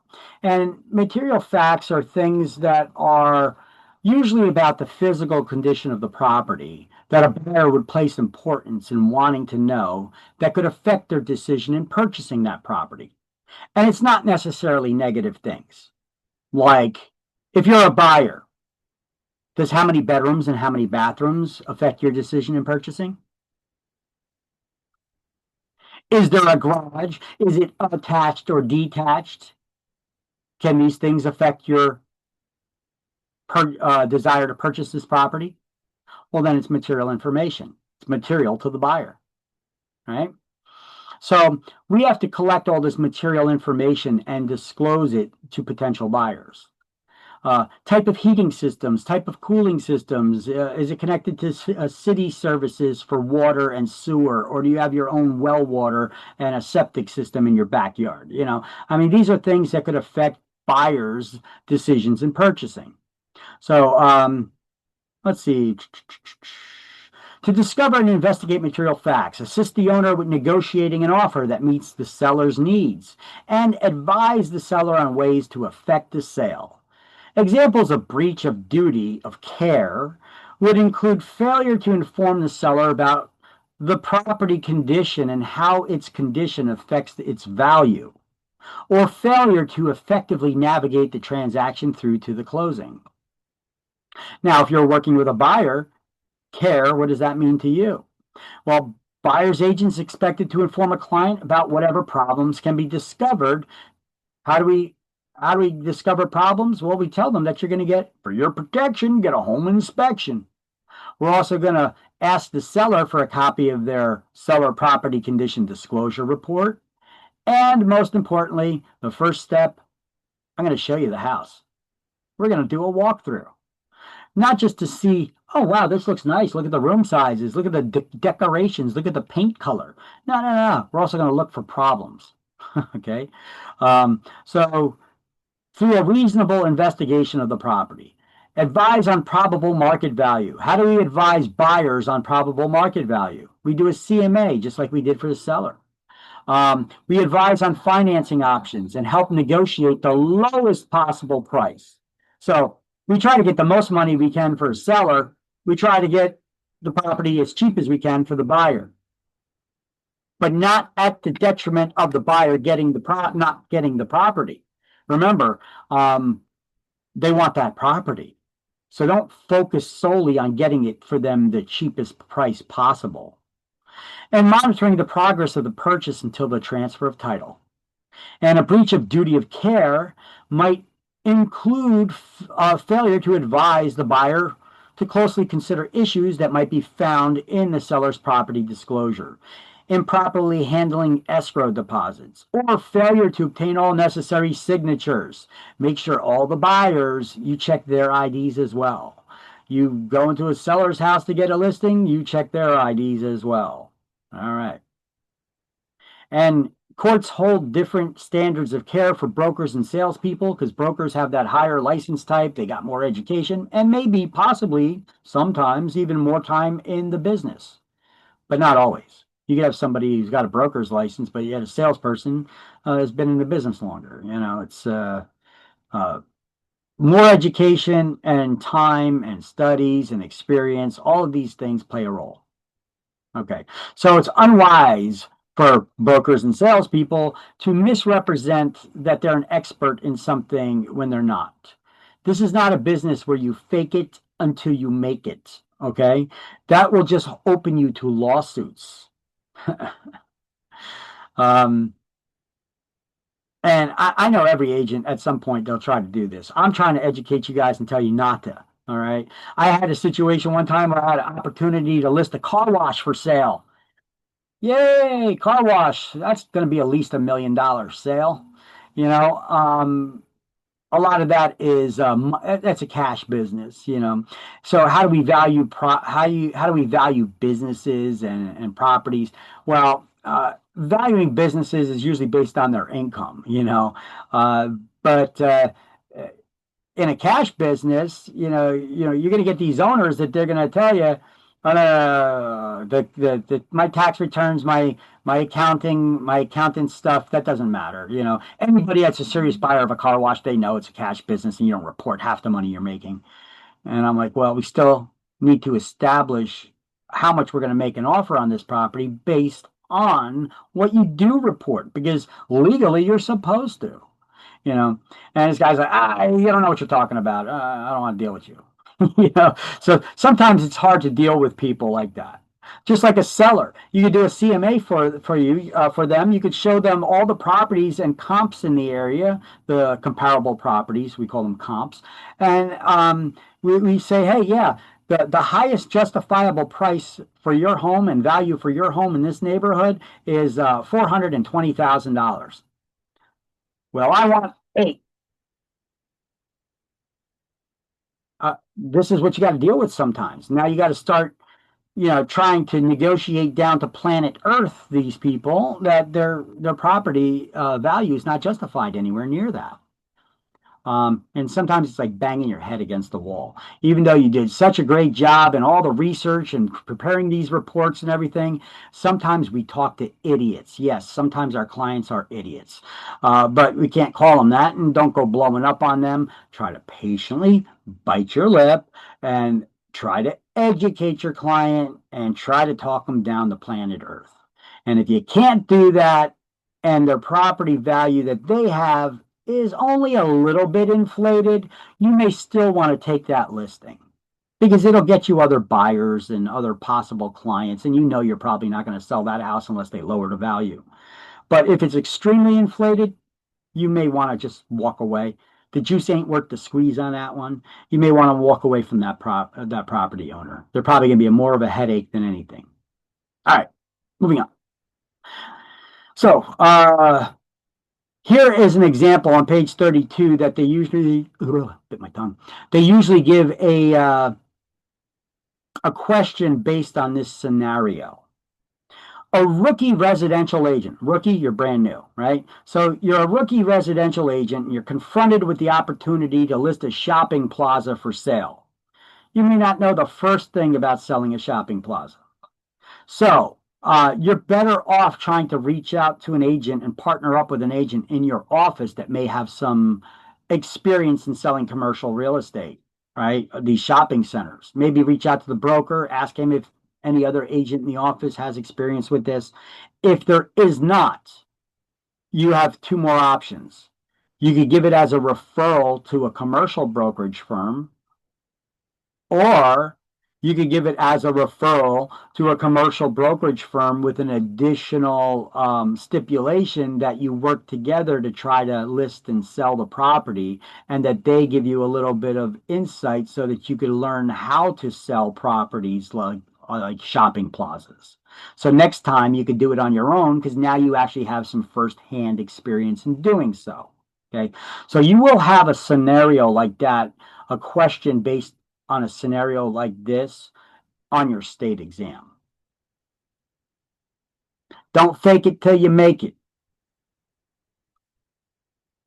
All right, let's see some examples and some juicy stuff now. You guys ready to get a little, watch some drama, watch some TV? Inside Edition, you guys ever watch that show? Inside Edition on TV, check this out. Now, I'm not picking on any agents here. These are actual agents from New Jersey. They were on TV, they were in the news, and how embarrassing would this be for you if this was you in this scenario? So I would suggest you pay attention to this and do not find yourself in this scenario. But either way, I want you to tell me if these agents violated their fiduciary duties to the seller here. Now, one of these agents, the guy, he's the listing agent. The female, she works for a different company. But let me optimize the sound here for the system and get my controls out of the way. And let's play this out. There's new video tonight of a pair of real estate agents accused of using a client's home to hide a steamy affair. Well, now the tables are turning. In a counter lawsuit, the realtors claim the video was part of an extortion plot. CBS 2's Hazel Sanchez has more. The proof is in the pictures. Newly released surveillance video obtained by Inside Edition reveals veteran real estate agent Robert Lindsay locking lips with fellow agent Jean Marie Phelan in the foyer of a home Lindsay was hired to sell. The homeowners, Richard and Sandra Weiner, are suing Lindsay, along with Phelan and Coldwell Banker Real Estate, for allegedly using their Wayne, New Jersey home as their play pad to have sexual relations while the couple was at work. The owners say a surveillance system captured the agents making repeated afternoon visits to the home. Video from inside the master bedroom shows Lindsay and Phelan getting dressed after an alleged lovemaking session inside the Weiners' home. The Weiners say Lindsay intentionally listed the house at above market value so that there would be little traffic in the home. This still picture from one surveillance camera shows when Lindsay and Phelan realized their acts were caught on video. Now realtor Robert Lindsay is countersuing the Weiners, claiming they attempted to extort money from him in exchange for not releasing the telling surveillance tapes. Robert Lindsay alleges the Weiners asked for $990,000 in exchange for keeping the surveillance tape secret. The Weiners could not be reached for comment this afternoon. Christine? All right, Hazel, thank you. John, that's some juicy stuff right there. Look at that. Even in real estate, we got a little drama going on, right? Yeah, that's so did these agents, okay, now did the homeowner there probably try to extort them? I'm guessing they probably did. That would be my guess. But regardless, did these agents violate any fiduciary duty they had to the seller? I'm going to try to let's disregard the statement that said that he overpriced the house intentionally so that nobody would want to come and see it, so that they could have it as their own private hotel room and where they could have their sexual escapades. Did they violate their fiduciary duties to their client? And which agent did?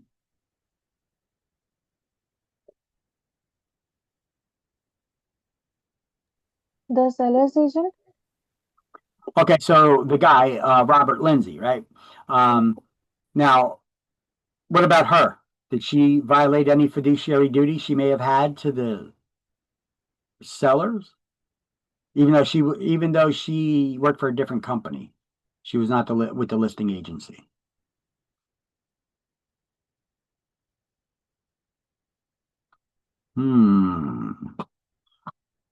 All right, let's find out. There's new video. So I did a little research here, by the way. Here's the link to the Real Estate Commission's disciplinary actions page. And here's the links where you could search the status of people's licenses, your license, other agents' licenses. You want to find out what happened? All right.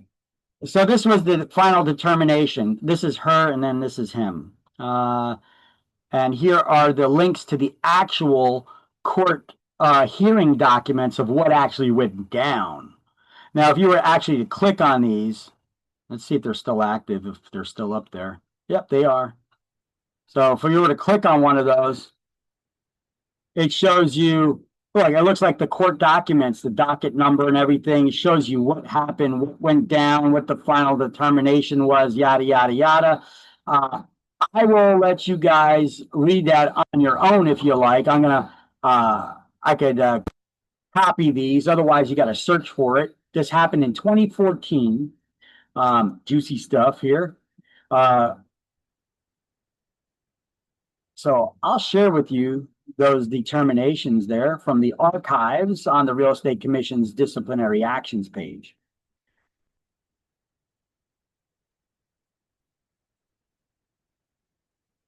All right.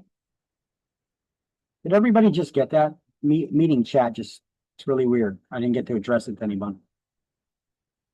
Did everybody get a chat message just now? Yes. Yes. Oh, okay. Just want to make sure it's working.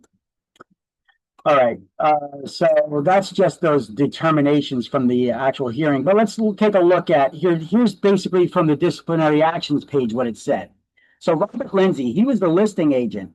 It said that he admitted to violating to protect and promote the interest of the property owners, and that he demonstrated unworthiness, bad faith, and dishonesty. He had his license revoked for 1 year, and had to complete a 30-hour broker course on agency and ethics prior to the reissuance of getting his real estate license back. Now, he had a broker salesperson license. This says, should he wish to obtain a New Jersey broker's license again following the suspension, he's required to re-qualify by taking the 150-hour pre-licensing course and passing the state exam again. and he has to pay a $10,000 fine. Wow. So what happened there? The real estate commission, they revoked his license for a year, gave him a $10,000 fine, said he has to take a 30-hour broker class on agency and ethics law just before he qualifies to get even a salesperson license.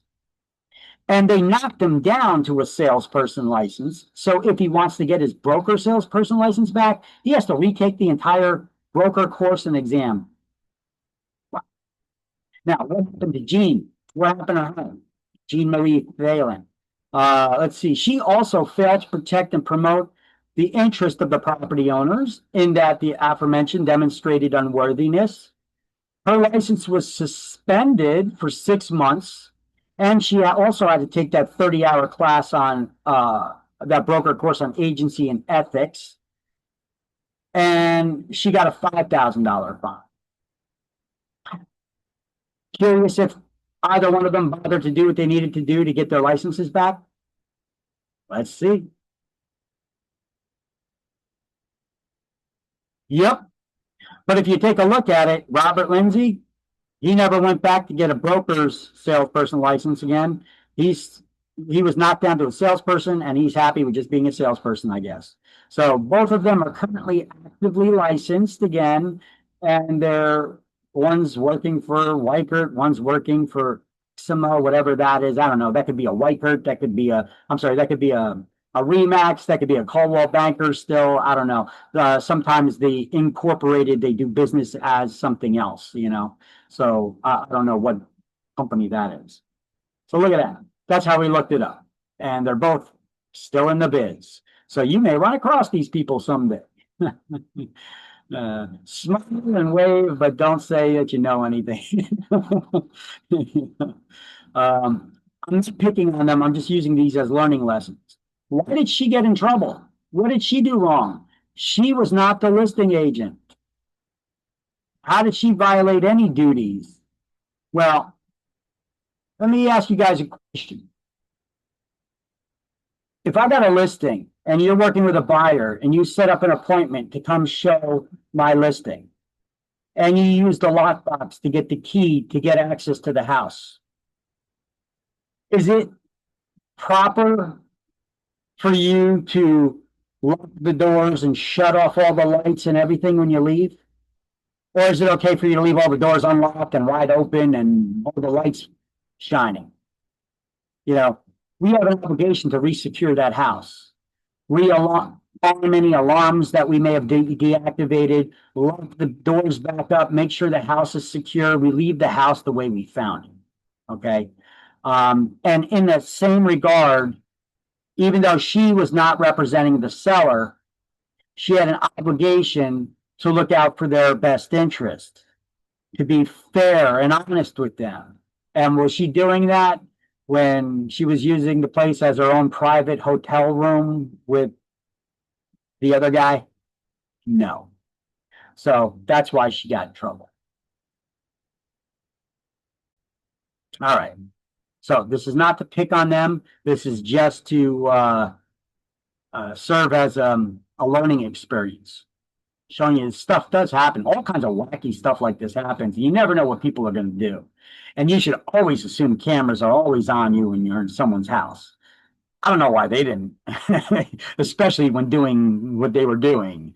You know, I would be paranoid as hell to do something like that in someone else's house. That they would, that's the first thing I'd be looking for would be cameras. Not that I'd be doing that, but I'd be looking for cameras, you know, in that house. Hell yeah. How could they be so ignorant not to? All right. You're not a dog, but you must obey your client's lawful instructions. All right. Your clients tell you, hey, no showings without a prior 24-hour notice. Don't go calling your clients up saying, hey, I got an agent here. He wants to show your house in an hour. Well, tell them you can set up an appointment for tomorrow. You know, no showings unless the buyer's produced a mortgage pre-approval letter. Remember, I explained to you guys pre-approval letters are better than pre-qualification letters, although most agents don't have them yet when they start showing buyers' houses. So is this going to limit how many buyers are going to be seeing this house, this listing?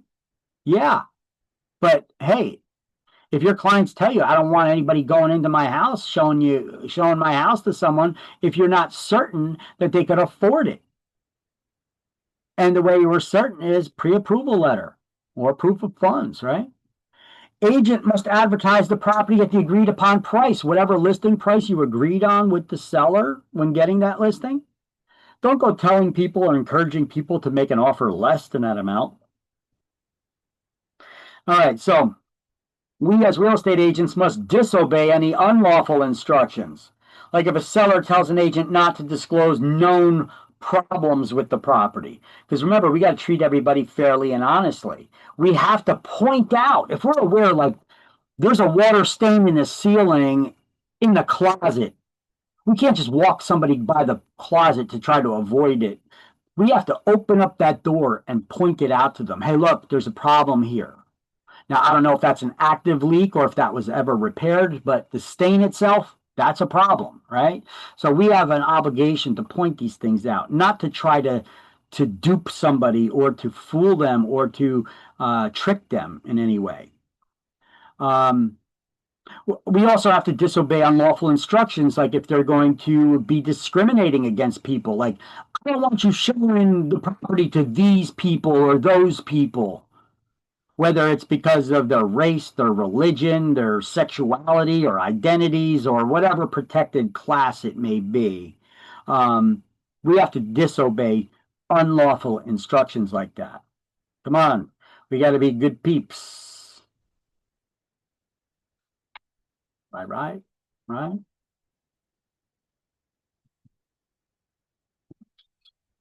Okay, so there we go. That's what we just went over. In the book, they went over that same thing there.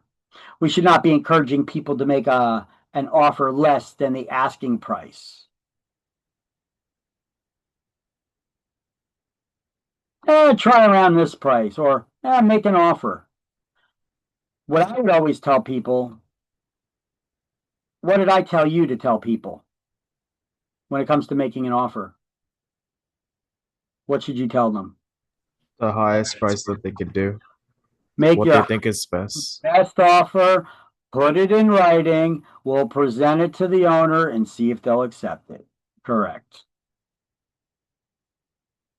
All right, when it comes to accounting, you're responsible for your client's money and or property. Remember, that's part of your fiduciary relationship. That's what a fiduciary relationship is. You're responsible for the money and or property. So accounting, the agent's responsible for safeguarding your client's property. This is why at open houses, we have those sign-in sheets. We work with buyers. They give us money. We give it to the broker immediately, and the broker has to put it in the escrow account within 5 days. We keep attendance records for any appointments for agents. When they call our office to make appointments to show the property, we have to keep appointments, a record of all the agents that were in that house, as well as sign-in sheets when we conduct open houses, and make sure you check people's IDs, make sure they are who they say they are. For security reasons, theft, feedback for the owner, and to follow up and to convert those looky-loos into buyers. That's why we have those sign-in sheets. And never allow an unlicensed person access. And never use a key lockbox to gain access to a property if you didn't call up to set up an appointment. So, if you see this lockbox on a door for a house, don't just walk up to that house and use the app on your cell phone to unlock it, to get the key and go into that house without first calling to set up an appointment. Okay, you're going to get in trouble if you do that. Make sure you call up and get the appointment first. All right. You don't open up the door for clients and then leave them there unattended.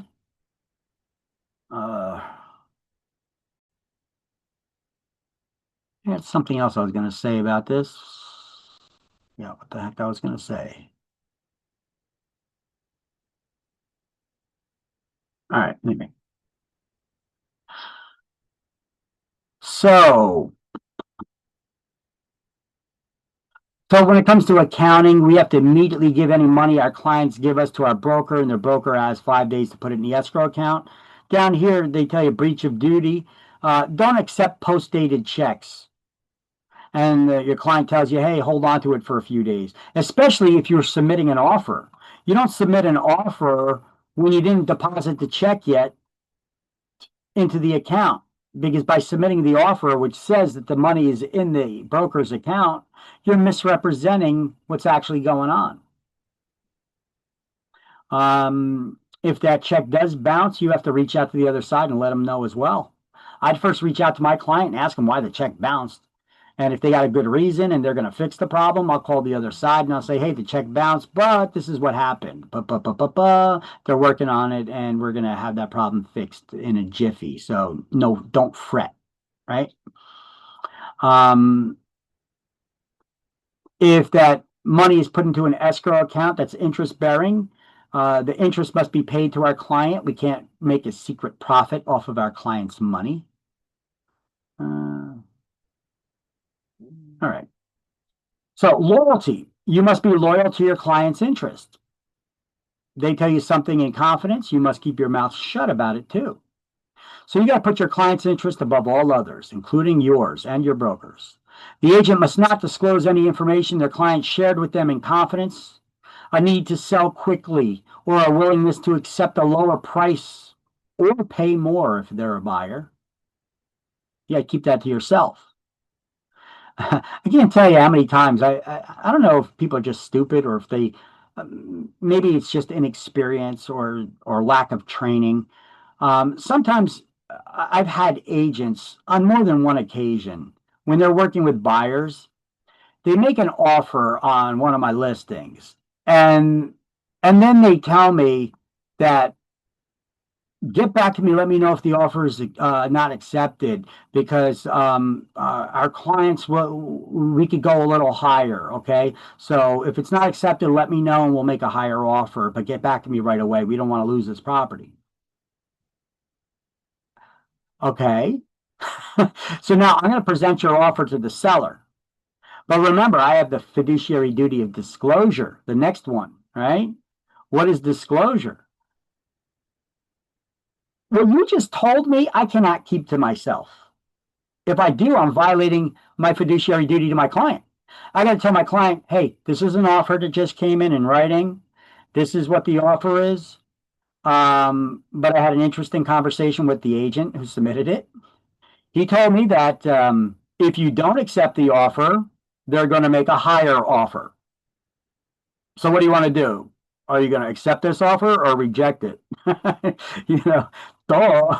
It's no brainer, right? So that agent who went and said that to me, I mean, what did he think? I was going to keep it to myself? I'm legally bound to report that to my client. Now, if I didn't, I'd be violating my fiduciary duties to my client. Now, would anybody ever know about this except for me and the other agent? So, do I have to disclose it then? Well, that all depends on your integrity, I guess, and your morals and principles that you're based on. Now, could it ever happen that that other agent reports me? I doubt that they would, but could it happen? Sure, maybe. Am I worried about that, or am I worried about, am I doing the right thing? Do the right thing, right? Licensees must disclose any personal interest the agent has in the transaction, including relationships to the parties in the transaction. Like you're helping your mother sell her house. You have to disclose that I am a real estate broker with ABC Realty and the seller is my mother, right? Does that give her a disadvantage or somebody else an advantage over her? No. And we're required to disclose it. So disclose it. Because if you don't, even if nobody gets an advantage or disadvantage, but if you don't, and later on somebody finds out that you two were related, they could turn around and sue you for whatever reason, and try to get paid some sort of a compensation because you didn't do something that you were supposed to do. And when this stuff goes in front of juries, if it should go before a jury, juries are ignorant. It's your next door neighbor. It's people around you. Do you know a lot of stupid people or ignorant people? You know, I mean, juries are no different. They watch TV a lot, you know, and you know, you got somebody there. They're on the stand, and you got the lawyer that they're like. When you took a basic real estate 101 class to get your license, weren't you taught that you have a requirement to disclose to the parties involved that if you have a relationship with one of the parties in the transaction, aren't you required to disclose that relationship? And you're like, yeah. Okay, so why did you deliberately keep that information from my client and you did not disclose it? Wasn't it true you were trying to take advantage of them? You know what? We already know. You know, you just admitted you had a duty, an obligation to disclose your relationship with that seller to my client, and you kept it to yourself. You deliberately did this. You were trying to take advantage of my client. And the jury's going to be like, oh, yeah, that rich agent. Yeah. Yeah. And look, stuff like this happens all the time. Look, I'm going to show you an example where somebody, when we start getting into real estate agent safety, and we're going to go into an example here of why this one person actually attacked a real estate agent, and who got arrested. And he was like, well, she was a rich agent. You know, she was a rich broker, you know, as if that's an excuse to attack somebody because you think they're rich. Okay. This is the ignorance of people that are out there. Look at all these people right now. You know, we got all kinds of strife out there, from the anti-Semites out there, you know, killing Jewish people just because they're Jewish with Molotov cocktails. You got people attacking others because they drive a Tesla. You know, I mean, for all kinds of stupid reasons. People do a lot of stupid things. You know, we're going to learn about realtor safety in this chapter. Okay, so licensees must disclose any personal interests, like helping your mom buy or sell a house. If you're a member of the Boy Scouts, which I don't think they even call themselves the Boy Scouts anymore, they tried to degenderize it. Yeah, I know. Everything's going to shit with this new generation. No more Girl Scouts, no more Boy Scouts. It's the Wee Scouts, I guess. You know, so if you're a member of the Boy Scouts, and you're helping them find a new campsite, you have to disclose on the contract when you're making an offer there that the purchaser is the Boy Scouts of America, and I am Victor Kaminsky. I'm a real estate broker with Jersey Brokers, and I am also a member. My client, the Boy Scouts of America, is my client, and I am a member of that organization. That's all you got to do. Just disclose that. Nobody's getting an advantage, a leg up on somebody else because of it. So, or if you're buying a property for yourself as an investment, I'm a licensed real estate broker, and I'm buying this property for myself as an investment. Boom. Anybody getting taken advantage of there? No. But if you don't disclose it, it is an excuse for someone to turn around and sue you later. And they could win. But I didn't do nothing wrong. Sure you did. What did you do wrong? You didn't disclose it. Really? Yeah, really. That's reason enough. I'm telling you. All right, so brokers or salespeople must not buy property listed with them for themselves or for accounts in which they have a personal interest without first notifying the principal of such interest. Neither brokers nor salespeople may sell property which they have a personal interest without informing the purchaser of that interest.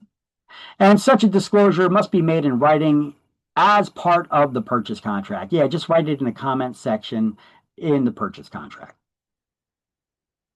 Now, under breach of duty of loyalty, The first two sentences of the paragraph below are omitted from this latest 18th version book. An agent may not advance their interest at the expense of the principals. Any attempt to profit from the transaction except through the agreed upon commission signals a situation in which loyalty may be breached. So I think in your book, it only says agents may not advance their interest at the expense of the principals. Any attempt to profit from this transaction, except through the agreed upon commission, signals a situation where their loyalty may have been breached. Let me see. Breach of loyalty. Agents may not at their interest. Yep. That's where it starts. So I put a highlight, I put a box like this with my pen just around that sentence right there, that first paragraph under breach of loyalty.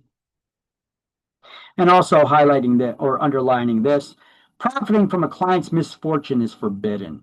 Okay, so let me see. For example, agents may not disclose information that might harm a principal's bargaining position, such as disclosing the principal's financial condition or similar confidential facts. Why are you selling the house? Just lost my job. I may be able to take advantage of this seller now. They may be desperate, right? So this is why you shouldn't disclose things like that. If somebody asks you, if you're the listing agent and somebody asks you, and they will, why are they selling? How would you reply? Let's see. Lost my job, can't afford the house no more. Got relocated for work. I got a new job. We got to move so that we could get the kids in the new school system before the school season starts. Whatever your answer is, it's not going to be helpful to your client. So, how would you respond to a buyer that asks you, why are they selling? Come on, let's play agent here. This is your first day on the job. You got a listing. You got a listing on your first day on the job, and now you got a buyer that's asking you, why are they selling? What would you say?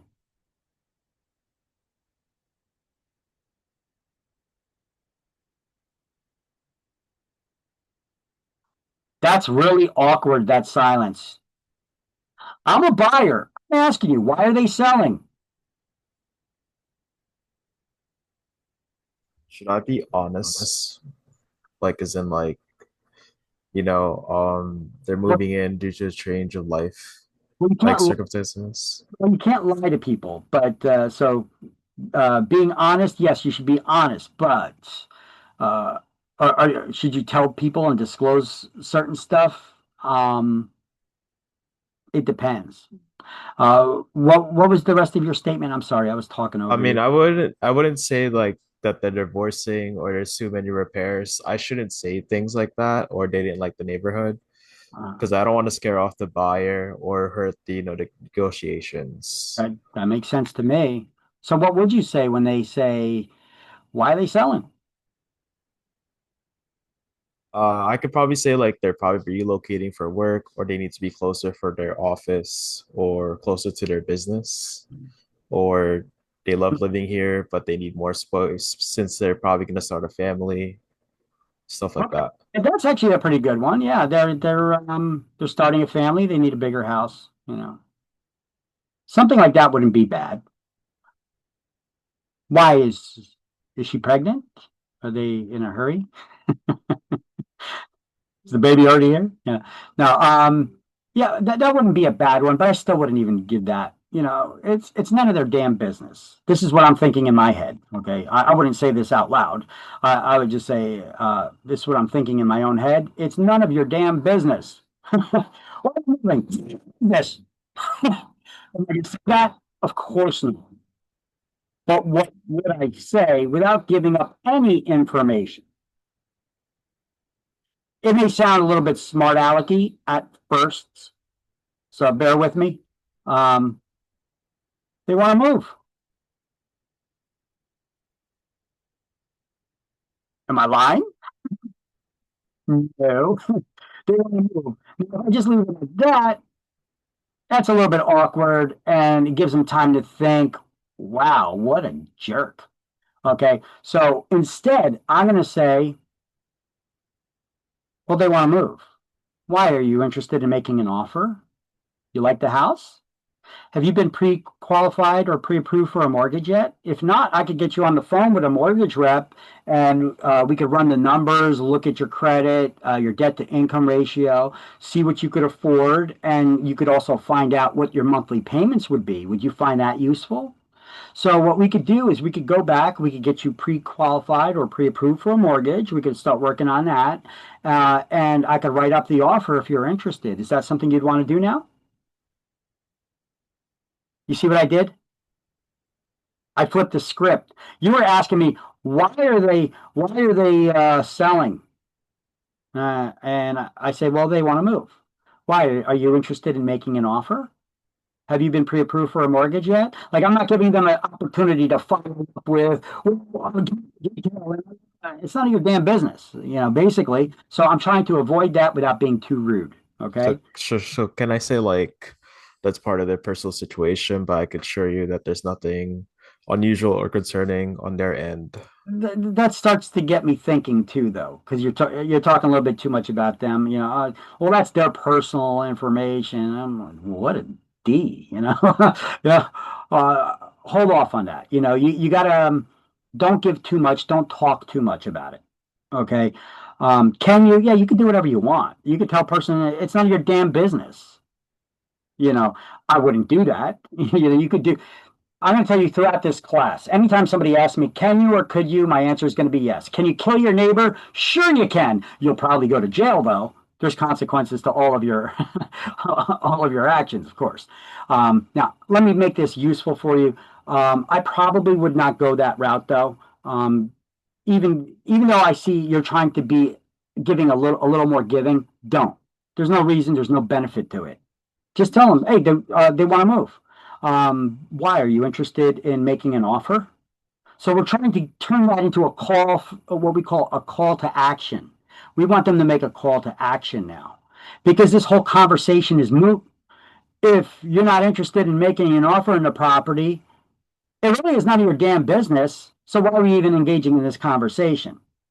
So the way I turn that around is I say, because they would like to move. I mean, you could, if you want to elaborate, I guess you could say, well, they want to move. It's their, they haven't shared with me the reasoning why they want to move from their personal life. But either way, are you interested? See, that gets a little awkward when you start getting into those conversations. So I would just say, because they want to move. Why are you interested in making an offer? Have you been pre-approved for a mortgage yet? Would you like to go back to my office? We could get on the phone with a mortgage rep. You could run your numbers, find out what your monthly payment would look like and how much you could afford. And then I could write up the offer for you. Is that something you'd like to do now? We could get that started now. I bet you they'll be like, oh, well, then that whole conversation, that whole question was irrelevant, right? You're a salesperson. Sell it. The way you sell it is you make them commit to something. You're not forcing anybody to do nothing, but you got to lead the horse to the water. Otherwise, that horse will not drink. Now, you still can't force that horse to drink, but if they don't know the water's there, they don't know where it is, they're not going to drink. Another way to say that is, even when you got the contract all written up and it's right there in front of them, don't expect them to ask you for a pen. You, as that salesperson, should pick up that pen and go to hand it to them and say, you just sign right there. There you go. There you go. All right. So this is all part of salesmanship class as well. This may sound like small little stupid stuff, but I'm telling you, this small little stupid stuff makes a big difference whether you're successful in this business or not. When you prepare a contract and you got somebody sitting right next to you or across the table from you, you got a contract in front of them, they're not going to ask you for a pen. You're going to need to offer it up to them. Say, okay, that's where you sign right there. You sign there and you date there. Okay. If you can do that, You're never going to get anything signed. I don't sit there also reading contracts word for word to people. I'll say, okay, well, you got an initial here, so this is about that, and this line that was filled in, this is about that. I just summarize what everything is for, you know. What is this date? Well, that's when you get your inspections done. Okay, you got to have them done by then. Here's the anticipated closing date. Here's the offer price. Just keep to the specifics, all right, and then move on. All right. Disclosure notice, like I said, if you learn about something, the other agent tells you that they share with you that the seller is willing to accept a lower price, and you're working with the buyer, you have a fiduciary duty and obligation to go back to that buyer and tell them that the agent told you that. Now, whether the fact that the seller's really willing to accept that lower price or not, I don't know. They could change their mind too. But that agent told me that, so I have a fiduciary duty to pass along the information I've learned, which my client would probably like to know about. Right? And also if the other party's willing to pay more or accept less. All right. And remember, when acting as a dual agent, you must not place one client's interest above the other. So there we go. This is on disclosure notice stuff is on page 33 and 34. So the law considers, I would put a box around this under breach of duty of disclosure or notice. The law considers any notice that's given to you as the agent, that it's been served to the principal as well. Why is that? Because we have a fiduciary duty to disclose any information that we learn to our clients. So if somebody ever tells you something about a transaction or a property, you have a fiduciary obligation, a fiduciary duty to go back to your client and share that information with them. Under the eyes of the law, anything that's told to you as the agent, it's assumed automatically that it's been told to your client. Why? Because you got the legal responsibility to do that. It's important to understand that. So the agent, therefore, has a duty to pass on any material information. All written offers must be presented immediately or no later than 24 hours. 24 hours. And all listings have to be put in the MLS within 48 hours. Correct. There we go. All right. We have more stuff here, but you know, I just looked at the clock and we are past that time for lunch already. I guess you guys were also involved. All right, so here, video and audio at open houses can be an important issue when people have security cameras. Let's check that out. Over the past week, we've reported in depth on the local housing market, and we found out about a real estate warning regarding home cameras. Now, this doesn't just affect people who are buying or even selling a house. It could very well change how you protect your home. Our Michael Wooten talks with the experts tonight in this Two on Your Side original investigation. Whether it's driving down the street, buying something in a store, or just walking through a neighborhood, so much of what we do is now captured on camera. It's a whole new world. Oh, there's no doubt about that. And somebody's listening always, and somebody is watching always. There are about 770 million surveillance cameras worldwide. By the end of next year, that will pass 1 billion. And a lot of the new ones are going inside homes, with this type of technology becoming more and more mainstream. That's prompted a relatively new warning for house hunters. We're telling buyers, be cautious. Because your reaction could be recorded. Local real estate agent Barry Chubb now advises his clients to keep quiet while perusing a property. Don't show all of your emotions because you might lose some leverage. You might lose some leverage and they may see these guys want it. A nationwide Harris poll commissioned for NerdWallet found among people who had sold a home, 15% said they used security cameras. That's a pretty high number. That is a high number, and I expect it to keep going up as home security cameras become more mainstream. Not everyone And this was a couple years ago, this video. Over the past week, we've reported Very different than Constitution It's become more mainstream. Not everyone uses the footage to spy on potential buyers, but some do. Eavesdropping one. And noted constitutional expert Paul Cambria says that raises serious legal questions. For video, it all comes down to the expectation of privacy, meaning someone installing a camera in a living room would be very different than recording in a restroom. I can video you without your consent as long as it's not a restroom or a changing room. And that's not a violation of the law. But that's just for the video. Audio is very different. Just like with a phone call, here in New York State, you can only secretly record someone if you're part of the conversation.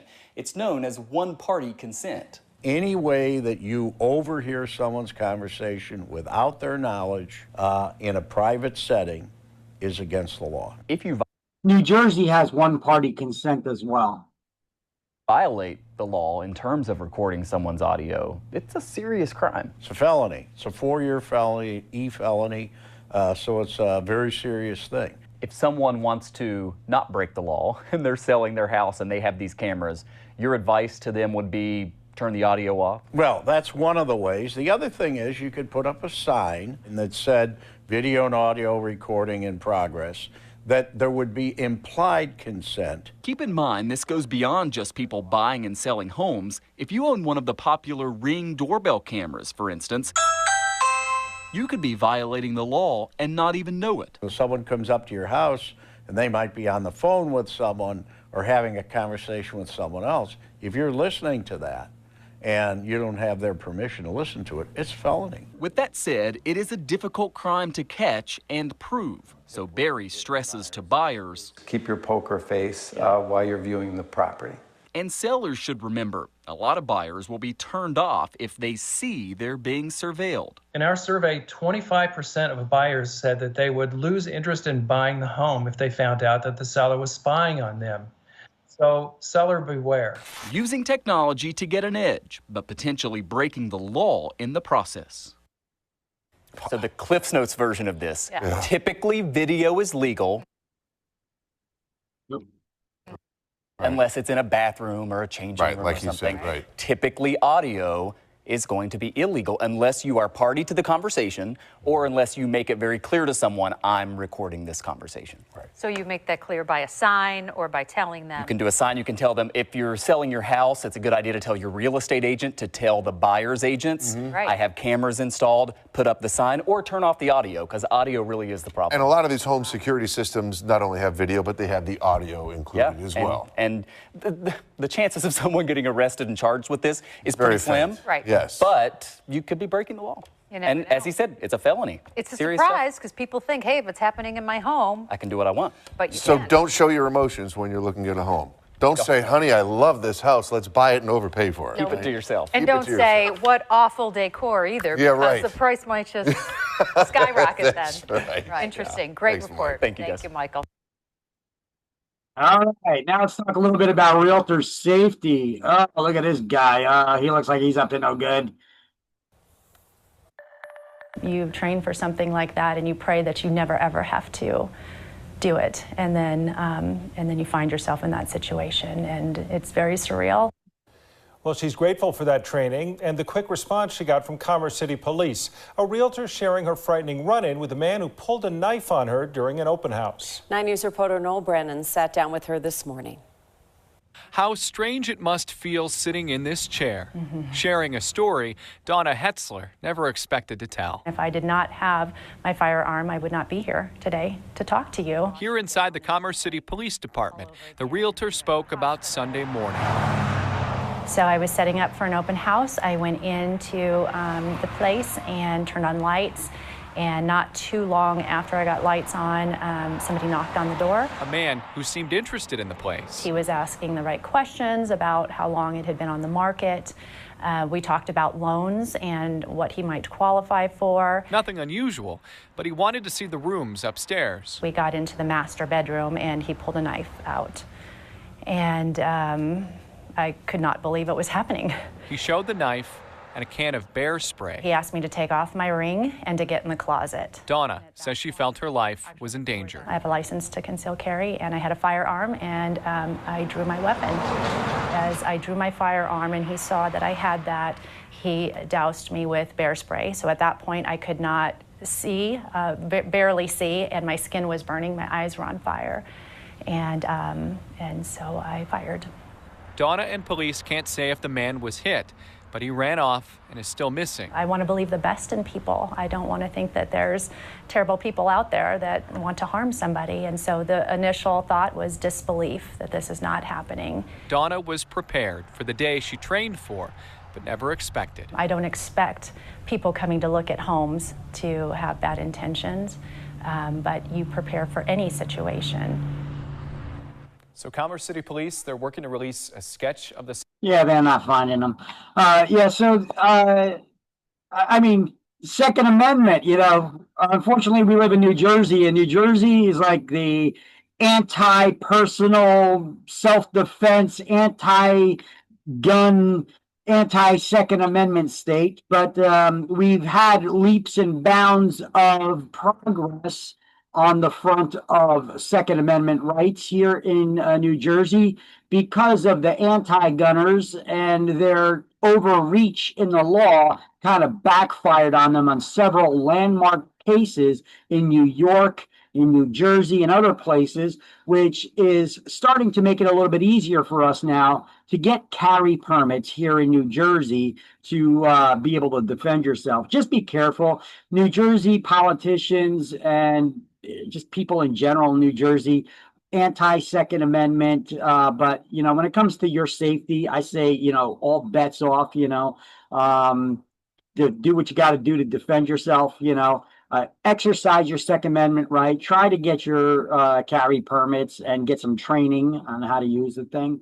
So, I mean, it saved her life, could save others,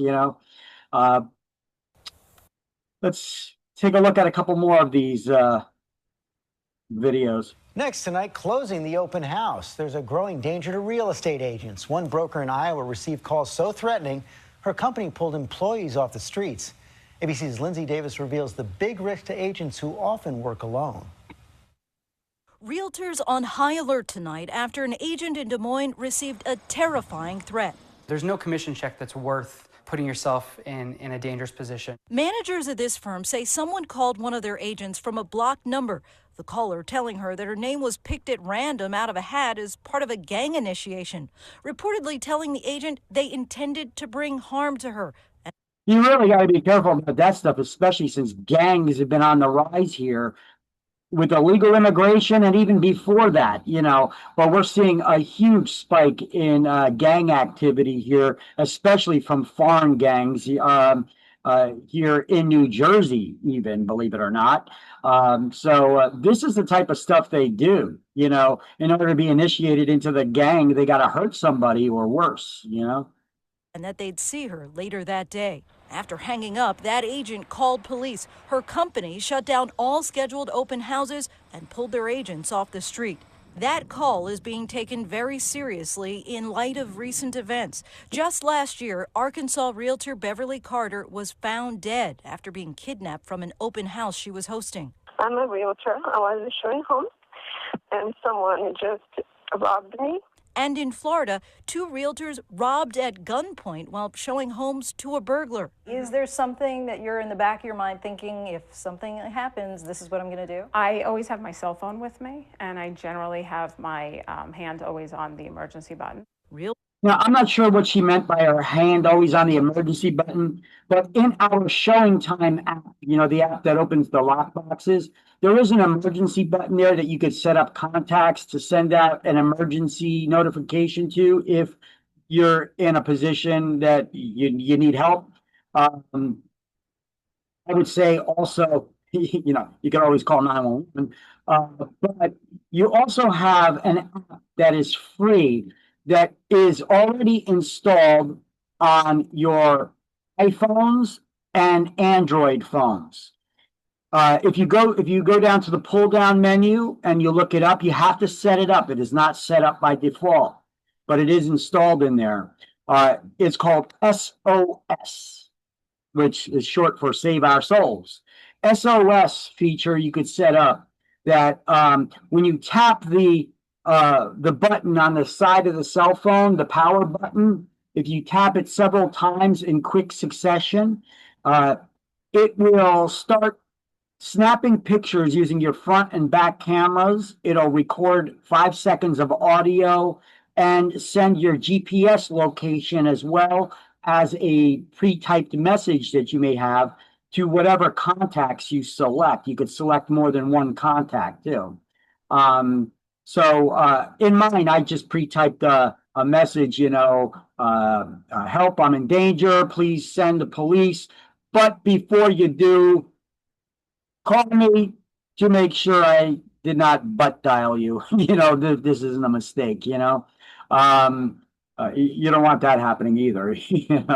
I've had my cell phone where I have a mount on my motorcycle that has these rubber bands that grab it on both sides. And when I was installing it, it was hitting the power button.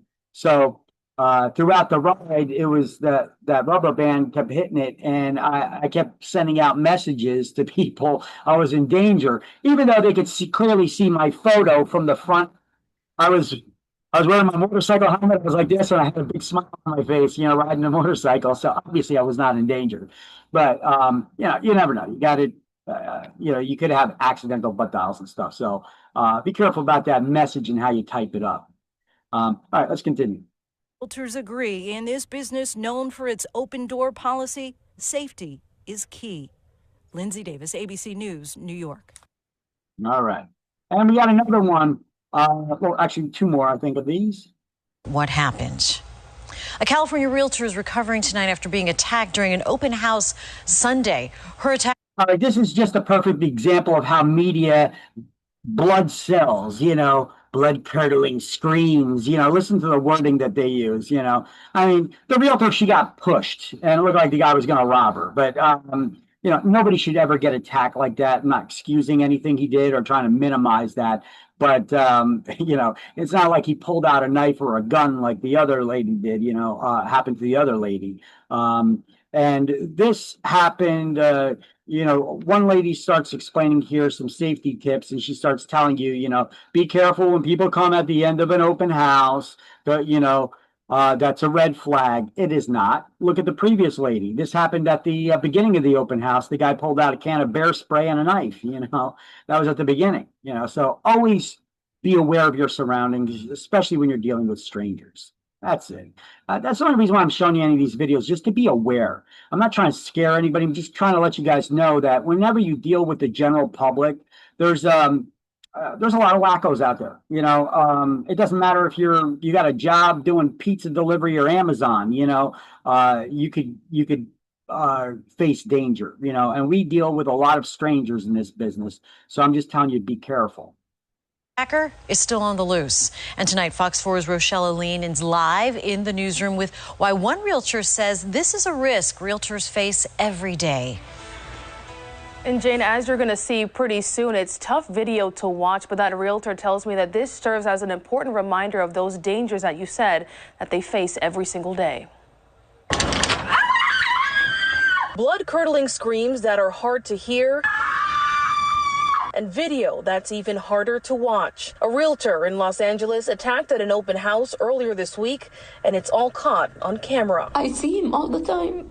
He's in front of me. I didn't sleep last night.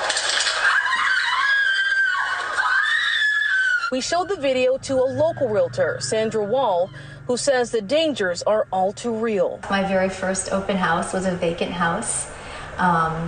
And one of the things that they warn you is if somebody shows up at the very end of an open house and wants to see it, that's a red flag. In her case, someone did show up and used his car to block hers in the driveway of that home. I had him go into the house. I didn't go in. I stood at the foyer. And he did call from the back room, said he didn't like the view, and I said, that's okay, the view is actually out on the lanai. Thankfully, that man left shortly after. Wall says she learned some safety tips like creating distance between you and a potential attacker in a realtor orientation. Here's a few more tips she says she still uses to this day. Keep the client in front of you, not behind you. Be really aware of your surroundings. Try to go with your instincts. Your instincts are usually right. If you feel like you're some kind of danger, there probably is, and better to be safe than sorry. And coming up at 11 o'clock, you'll hear from a martial arts expert who shares some safety tips we should all keep in mind. Well, anybody, she was also on Shark Tank, the little older blonde lady. She sold her real estate brokerage and made millions.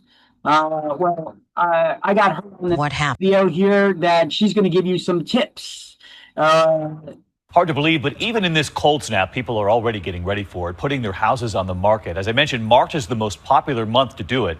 But along with it come those open houses. But here's the question tonight. Are you opening your home to someone looking for something else? Here's Rebecca Jarvis. Real estate agents are starting to salivate. Home sales are up, interest rates are low, and the economy is improving. You'd think they'd all be out there staging homes and prepping listings, right? Throw Kristen. So why is this room full of agents in New Jersey learning how to stab someone in the eye? My thumb is in your eye socket. They're taking a self-defense course specifically tailored for real estate agents because their job can be downright dangerous. Being in the real estate business is one of the most high-risk businesses in the nation, and yet people don't know about it. Real estate mogul and Shark Tank star Barbara Corcoran says you never know who exactly will be coming to check out that listing, and they may be walking away with more than the property fact sheet. There's been a recent rash of open house ripoffs, like this woman caught pilfering prescription pills from an open house and charged with felony drug possession. So what's a homeowner to do? Medication's so valuable. The wrong person is going to take it. Of course they're going to take it, so you must lock it up. Now check out this guy facing multiple burglary charges for sauntering out of open houses with high-end jewelry. His lawyer told ABC News his client is innocent until proven guilty. There's nothing wrong with leaving out. Where's the real estate agent in all this? Real estate agents don't just sign people in and say, make yourself at home, go have at it, walk through the house. You need to be in control. You want to be a good agent, you need to be in control of any open houses that you conduct. Sign the people in and then walk them through the house during the tour. Let them go first ahead of you. Don't ever get cornered in a room. Let them go first ahead of you. You're there to answer any questions. They start opening up drawers. Stop them. Say, what are you doing? The drawers, that's their personal property. It's not going with the house. You know, that furniture's not going with the house. Neither is their belongings that are in that drawer. You know, just look at the room, look at the closet size. Don't go through the person's personal belongings. Jewelry box, but make sure you have junk jewelry inside, not the real deal. Why junk jewelry? Because if you empty out the whole jewelry box, someone sees it, oh, there's the jewelry, oh, it's not here, they'll start looking to find out where the jewelry is. But the danger isn't limited to homeowners. Police say the realtor who was kidnapped was traumatized. The agent you've hired to help you buy or sell your house could easily end up on the 5 o'clock news. A local real estate agent says he did not think he would live to see his family again. And it's not just dangerous, it can be deadly. In the last decade, more than 20 real estate agents were murdered, according to the U.S. Bureau of Labor Statistics. Take the case of Beverly Carter, an experienced real estate agent who disappeared from a Little Rock area house she was showing last October while allegedly meeting a potential cash buyer. Did you kill Beverly Carter? No. After a days-long search, her body was found in a shallow grave. The man accused of her murder giving a perp walk statement and later pleading not guilty to capital murder. Why Beverly? She was a rich broker. Are real estate agents sitting ducks? They are. Nothing is more essential to the real estate business than a new customer. And a new customer could be a good customer or it could be the wrong customer. And it's mostly female agents who are meeting Mr. Wrong customer. Women make up 60% of the real estate agent population, and it is a requirement of the job to market yourself relentlessly to perfect strangers. They know more about you than you would ever know about them when they show up at your home. Their cell number is on the business card. It's online. They blog about particular open houses. They talk about their children. And being open like that, of course, makes them a lot more vulnerable. Hey, morning, Trace. San Antonio real estate agent Janice Tisdale had always been cautious, but a few years ago, she found herself in a perilous situation with a client and barely escaped with her life. It was a few days before Christmas, and Tisdale had arranged to meet this man, Emilio Maldonado, and his banker in a remote subdivision. As soon as I pulled up, I said, "Where's your banker?" And he goes, "Oh, he couldn't come today." And I thought, oh, this is weird. Tisdale did a lot of things right. You know what I think is weird? Somebody coming to an open house with a banker. I think that's weird. I don't know where the heck, how they do business over here. That day, she took off her diamond jewelry and made sure she had an escape route, just like Barbara Corcoran recommends. I make sure, foremost, that I have an exit strategy. I open the gates on the back of the house. I open the back door. So if you were showing me this home, I would say, have a look at the bedroom. And you would make sure you're there. I keep my eye on you, but I want to stay by the door. Corcoran says agents should realize they're already armed for combat. You should have a cell phone in one hand, and in your other hand, you should carry your car keys. This doesn't look like it's a bad weapon, but cut someone in the face with it, you buy a few seconds to make your runaway. As Tisdale and her client toured the vacant house, Tisdale's instincts were telling her to bolt. And finally I said, we really need to go. And I reached down to pick up it was a lockbox. That's when he struck me over the head. Maldonado was wielding a tire thumper used by long-haul truckers to check tire pressure, and now blood was gushing from the back of Tisdale's head. Maldonado held the 64-year-old grandmother hostage for 45 minutes until she was finally able to use her remaining strength to break away. I was screaming. I just thought, you're dead, Janice. You are dead. I don't know what that guy's plan was there. What was he doing? It's a 65-year-old. It's not like he was going to sexually assault her or anything. What was he going to do? Rob the house? Why was he holding her? You know, there's a lot of wackos out there. People do stupid stuff. In the distance, Tisdale spotted some teenagers driving a banged-up Honda Civic. And here come those kids, and their window was down. So I just screamed, help me, help me. He's trying to kill me. And they slammed on their brakes, and 5 teenagers bounded out of this car. Maldonado was arrested soon after. Now he's serving 60 years for aggravated robbery. And as for the teens who came to Janice Tisdale's rescue, I have 5 more children now, so instead of 4, I have 9. What more could a mother want? Well, actually, this mother wants one more protective friend. These days when she shows properties, she brings along a Beretta Tomcat. I'm so happy you're alive. It's amazing how all the people who are even anti-gunners, when they're put into a situation that they really need one, all of a sudden they change their minds a little bit. Amazing. Thank you.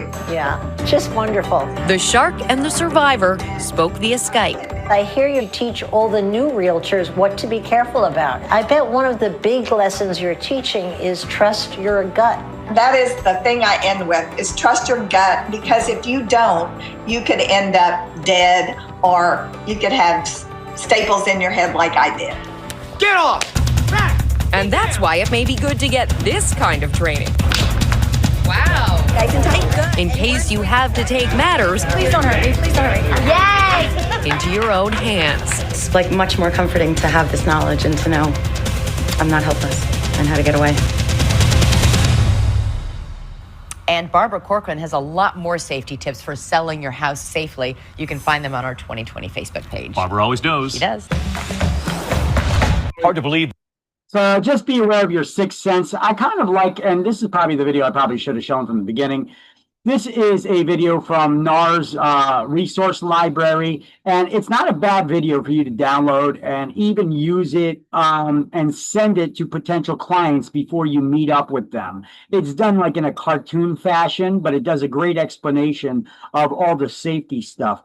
I got it here from the NAR Windows to the Law Best Practices for Real Estate Agents. So here's actually a link with all kinds of resources for software and tools and videos for knowledge about safety for real estate agents. It's nar.realtor/safety. Okay. One of the tools on this, which I'm going to have the links to on the next slide or one of the next slides, is going to give you access to a tool where you could do instant background checks on somebody. So if you have appointments, you got a call, somebody wants you to meet them or whatever. I got access now to this tool. It's called Forewarn, and I always told agents it costs you about $20 a month, or $15 or $20 a month. You could do unlimited background searches on people and all that, and it was tax deductible. However, if you're a member of the Middlesex County MLS now, what are they? All Jersey MLS now. They just recently introduced this as an additional free benefit for the agents that are a member of the All Jersey MLS. You get free access with your membership to the MLS to this tool to do background checks on people. All right. I'll show it to you in a moment. Real estate professionals are in a unique position that most working professionals never face. They often share their contact information openly with others, meet unknown clients, and walk through vacant properties, to name a few. It's because of the unique nature of this business that it's critical for all real estate professionals to have a personal safety protocol in place that they follow every day, with every client, every time.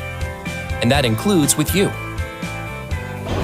So, what kind of safety protocols might your real estate agent take? When meeting you for the first time, your agent might not meet you at the property right away without first having an initial meeting at the office, regardless of you or your agent's gender. You wouldn't want to meet a stranger at an unknown location, would you? Hey, how you doing? No. During the initial meeting, your agent may make copies of your driver's license and pre-approval letter for their records. This precaution allows the agent to keep a record at the office of who his or her clients are and a calendar of appointments. This is actually a pretty smart idea to meet people at your office, at least for the first time that you meet with somebody. I can't tell you, if you're going to have listings and you're going to have agents that are going to call you up, yeah, I'm at this property at this address, and I want you to show me the property. Can you come out here and meet me and show it to me? And a lot of times, especially new agents, you're going to be so excited that you got a new client. You're going to rush out there. Keep in mind, you're probably going to be fighting traffic, trying to get there on time really quick and frantic, and you're not really thinking about safety or any of that. By the time you get there, the person could be gone altogether. Okay, and that would be a colossal waste of time. So another reason why not to rush out and meet somebody for the first time there. You're not going to instantly sell them a property. So you should advise them, hey, for the first time, I'd like you to come into my office. We will we'll get you pre-qualified for a loan, find out what your monthly payments would look like, see what's comfortable for you. I'll find out what you're looking for and search for a couple of properties. I will show you that property. I'll show you that property, but I could also show you a couple others in case that one doesn't interest you. So let's do it this way. I especially like to meet clients at the office for the first time. It's a safety reason as well.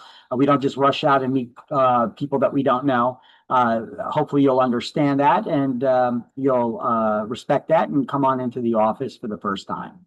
And if they don't want to, well, you're better off not dealing with them, right? When first meeting with your agent, you'll also discuss the types of real estate you're interested in and walk you through the process. Now your agent can arrange showings, meet you at properties, and schedule open houses to help you through the biggest financial decision of your life. When viewing a property, your agent may ask that you drive separately. Please don't be offended. This is a safety precaution for you as much as it is for your agent. Not to mention, you may both have appointments to go to afterward. Hey, this I'll give you another reason to do that. To have your clients, don't drive them around. I mean, historically, you see real estate agents always driving their clients around, showing them properties.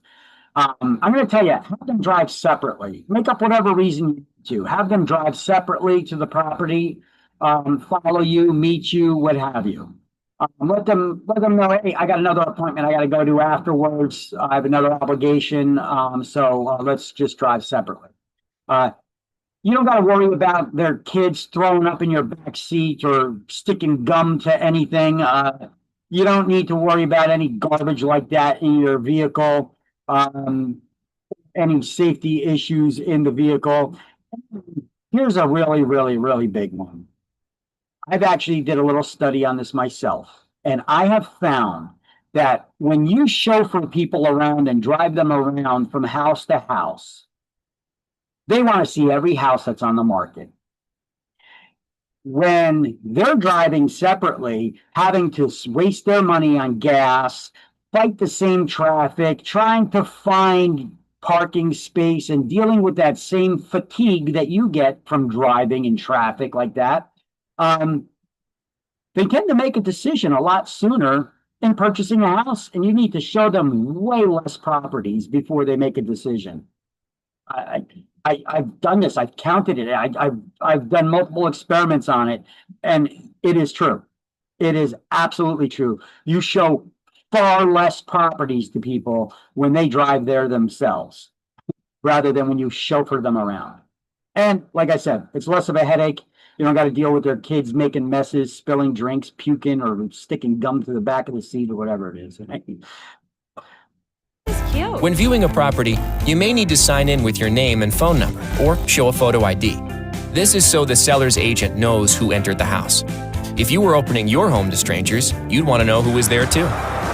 As you tour a property, your agent may walk behind you. This is not only a routine safety measure, it also allows you to see the room first and make your own impressions. And many agents won't go into attics, garages, or basements, but feel free to look around and let your agent know what you thought.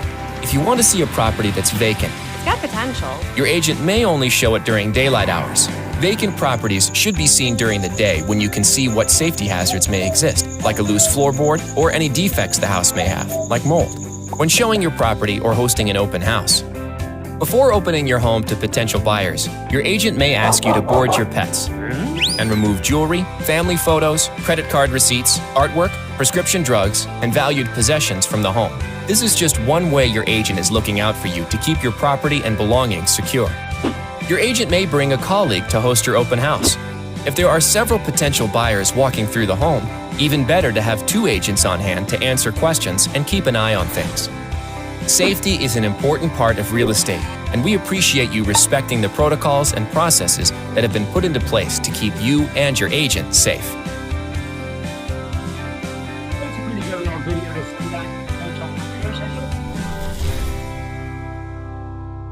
Before you go meet new clients, or potential clients, it's a good idea to send out that video to them.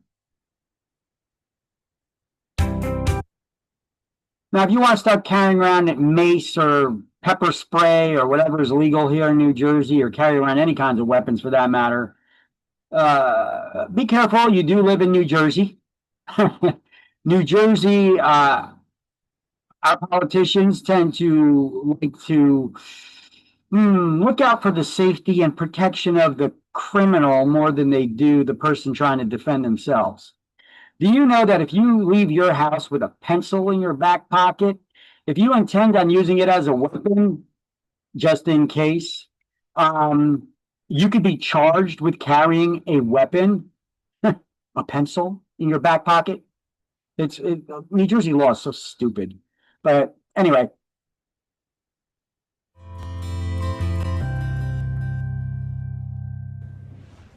Hi, I'm Deanne Romarowitz, Associate Counsel at NAR. Realtor safety is a top concern. According to the 2020 NAR Member Safety Report, 1/3 of NAR members felt unsafe at a showing or an open house. By taking proper precautions, such as the ones I'll highlight in this video, real estate professionals can stay safe while they work. First, create a personal safety plan that addresses common scenarios that can place real estate professionals in potentially risky situations, such as meeting new clients, showing properties, or hosting an open house. For example, the safety plan could include practices like driving separately from clients, arriving early to unlock doors and note escape routes, avoiding accompanying clients into basements, garages, and attics, and letting someone know where you are and who you're with at all times.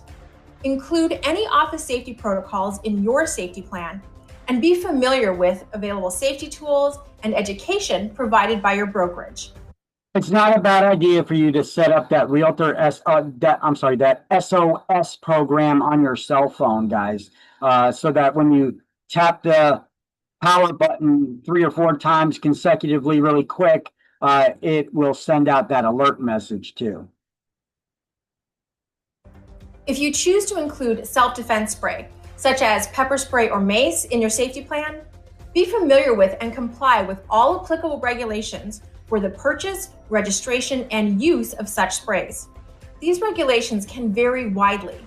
For example, Hawaii requires a license for pepper spray and limits the container size to a ½ ounce. Wisconsin limits the active ingredient in pepper spray to a 10% concentration and a 2-ounce container. Second, consider using available technology solutions to help keep you safe. At the touch of a button, web tools and smartphone apps can confirm a stranger's identity, conduct instant background checks, and even send your GPS coordinates and alert contacts if you are in distress. Be aware of the terms and conditions and limitations on the tools and apps that you use. For example, an instant background check cannot be used for any discriminatory purpose or to make decisions based on credit, tenant screening, or for any other purpose that would require compliance with the Fair Credit Reporting Act. Third, be sure to apply your safety practices evenly and never use any information obtained in a discriminatory manner. Consistently applying safety protocols with client interactions will help avoid legal liability, including under the Fair Housing laws, which protect individuals from discrimination in connection with the purchase or rental of housing. Finally, immediately report incidents to local law enforcement and keep up to date on safety alerts through the Realtor Safety Network. You know, if you listen to a person who sits in an office all day giving you safety advice, it's not going to serve too well. You know, all I keep hearing is don't discriminate, don't discriminate, don't discriminate right there. You know, according to New Jersey politicians and the law that they passed, which we haven't gone over yet, but I did tell you about a little bit. If you do criminal background checks on people, that's considered racial discrimination because our criminal justice system is whatever the hell their argument is. That doesn't make sense. But it basically makes you a racist, and you're discriminating by doing criminal background checks on people because the justice system, there are more people of color in prison than there are white people. You know, that's a stupid argument. But either way, I'm going to do a background check. I'm going to do a background check on people before I meet them, especially now that I got a tool to do it. You know. Unfortunately, you can't use background checks for qualifying tenants no more, except in certain circumstances, which we're going to go over in the next chapter. But either way, this lady and her comments were just starting to get to me right there. The Realtor Safety Network issues alerts via social media about incidents of safety concern and emergencies warranting national attention, including physical threats to a realtor's safety, or when a realtor or their immediate family member goes missing. I don't know any real estate agent that's actually using that, reporting on it, or anything. I have seen a local Middlesex County MLS, or Realtors Association, I'm sorry. They sent out a warning to brokers one time ever that I was aware of, that I got. They sent out an email. So you got to be monitoring your email. They sent out an email to all brokers letting them know that in Middlesex County and certain towns, there were multiple instances reported of real estate brokers reporting that there was a couple that was coming through real estate offices, acting like they were working with an agent there. So they just walk confidently through the office, and they were just snagging up pocketbooks that were sitting on the backs of chairs and stealing crap, so they were just sending out a notice like that to make, the brokerages and agents aware of that. Otherwise, I've never had any kind of report from this safety network ever sent out. But hey, that one's there, and you can join it, and you can make a post there on social media, and then maybe they'll get a notification. I'm not exactly sure how that works. You can report incidents online using the Realtor Safety Alert submission form to help keep your colleagues informed about safety incidents. Incorporating these practices into your daily business can help keep you and your fellow real estate professionals safe on the job. Learn about the Realtor Safety Program and explore the resources available to you at nar.realtor/safety. Thanks for watching. Yeah, good enough. All right, so here's a bunch of those resources and videos on how to set up the SOS. You could even just do a Google search on it or go to YouTube, put in your type of phone and how to set it up. You got it for the Android as well as the iPhones. Here's that tool, Forewarn. Yeah, it's $20 a month for real estate agents. This is now available free to any member of All Jersey MLS. Let me actually update that slide and throw that in there, that it is available free to you now. Now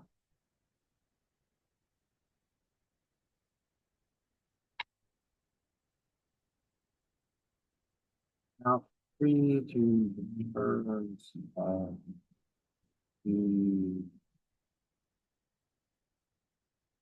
the MLS or the Realtors Association. Let me check my email. Just got the notification on it, so.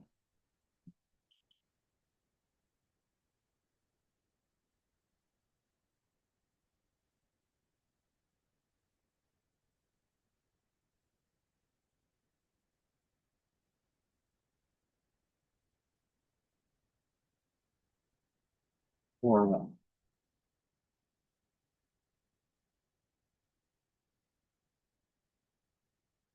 yeah, it's Mid-Jersey Association of Realtors made that as one of the tools that they're giving to us now for free. And they're giving a little seminar on how to use that tool as well. As you can see, Mid-Jersey Association of Realtors, as of May 1st, we get this service for free.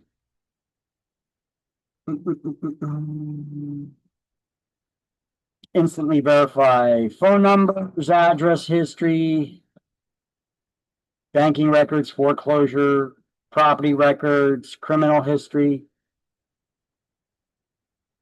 And they got some training seminars coming up for that stuff. All right. So now free to members of all, Mid-Jersey MLS or Mid-Jersey Association of Realtors.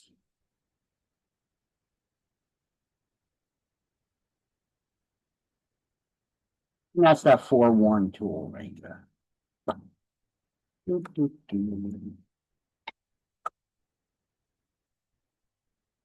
And let's see, so they got that Member Safety page, which gives you a list of all kinds of other tools other than Forewarn. They have electronic tools that you could put on your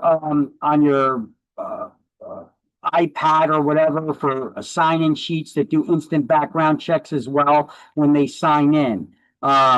They've got, so it keeps open house records and sign-in sheets and stuff. There's all kinds of other tools that are available you could check out on here. And all of these links I have in the Class Links Word document, which can be found in the shared Google Drive in the same folder where the slideshows are.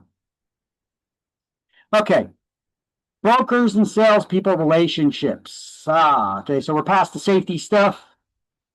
Just be aware, your sixth sense, pay attention to it. If you feel danger or anything, listen to it. Okay. So salespeople are responsible to the broker under which they're licensed, under which they are employed. Salespeople have no authority to make contracts or receive compensation on their own, right? You can't do that unless you're employed under a licensed broker. Only the broker is authorized to charge the public fees for services performed, right? So a salesperson is responsible to the broker under which they are licensed.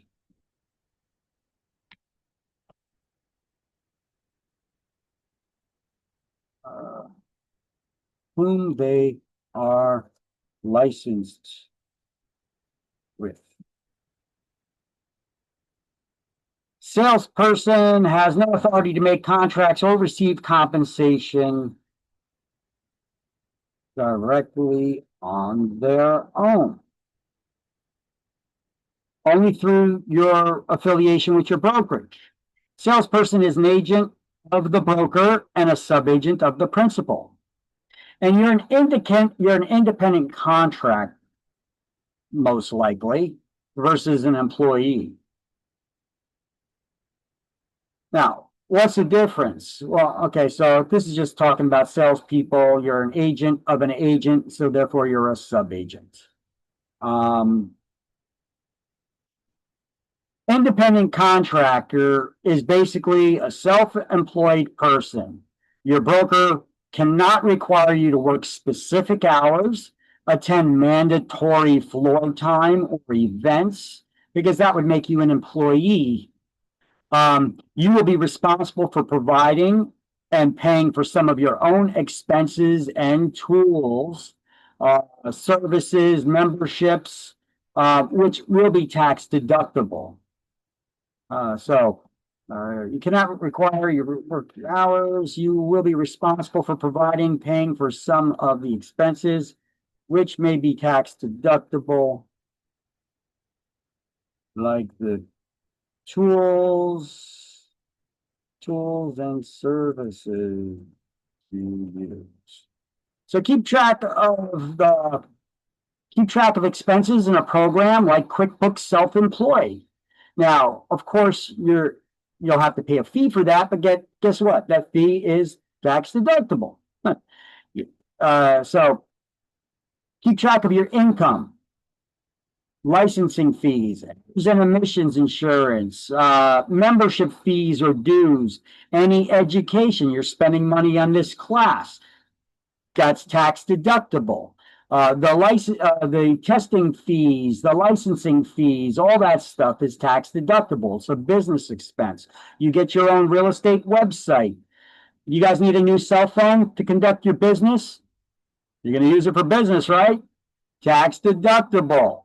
Need a new laptop or tablet? You're going to use it for business, right? It's then a business tool and it's tax deductible. Your car. Are you going to be using that for business purposes? Well, if you have more than one car, you could have one car that's used only for business and it's totally tax deductible. The insurance, the gas, the maintenance, the fees, the monthly fees, etc.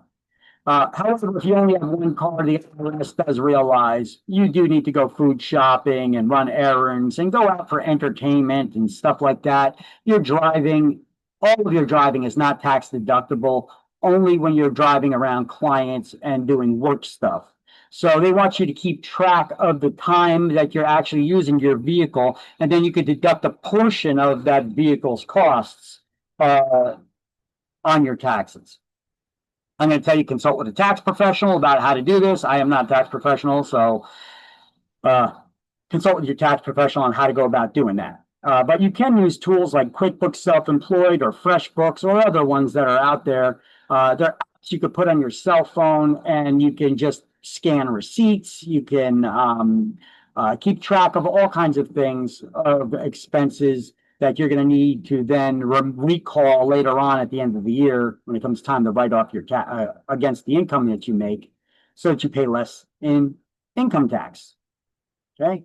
See, it's not just for rich people. You can write off these expenses. You just got to know how to do it. You just got to know that you can do it, right?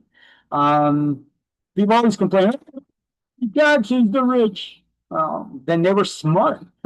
They knew how to write it off. You could write off your expenses, your business expenses against the income to reduce your taxable income. Just don't have too many write-offs. Otherwise, you're going to have a tough time getting a loan if you want to buy something later on. Now, the difference, an employee works for someone else and their employer pays for all the tools required to perform their jobs. They pay their taxes, insurance, etc. And they can be paid an hourly wage or a salary. As an independent contractor, you get paid commission or per job, right? So let's highlight this on page 34. Most real estate salespeople are independent contractors. Independent contractors assume responsibility for paying their own income and Social Security taxes.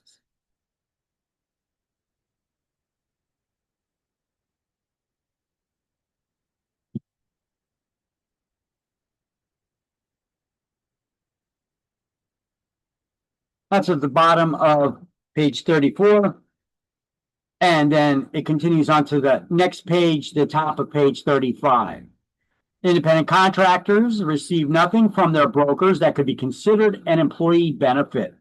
Brokers cannot require independent contractors to work certain hours or attend office meetings, nor can they pay them a salary.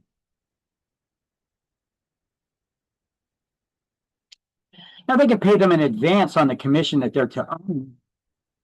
They call that a draw on your commission. The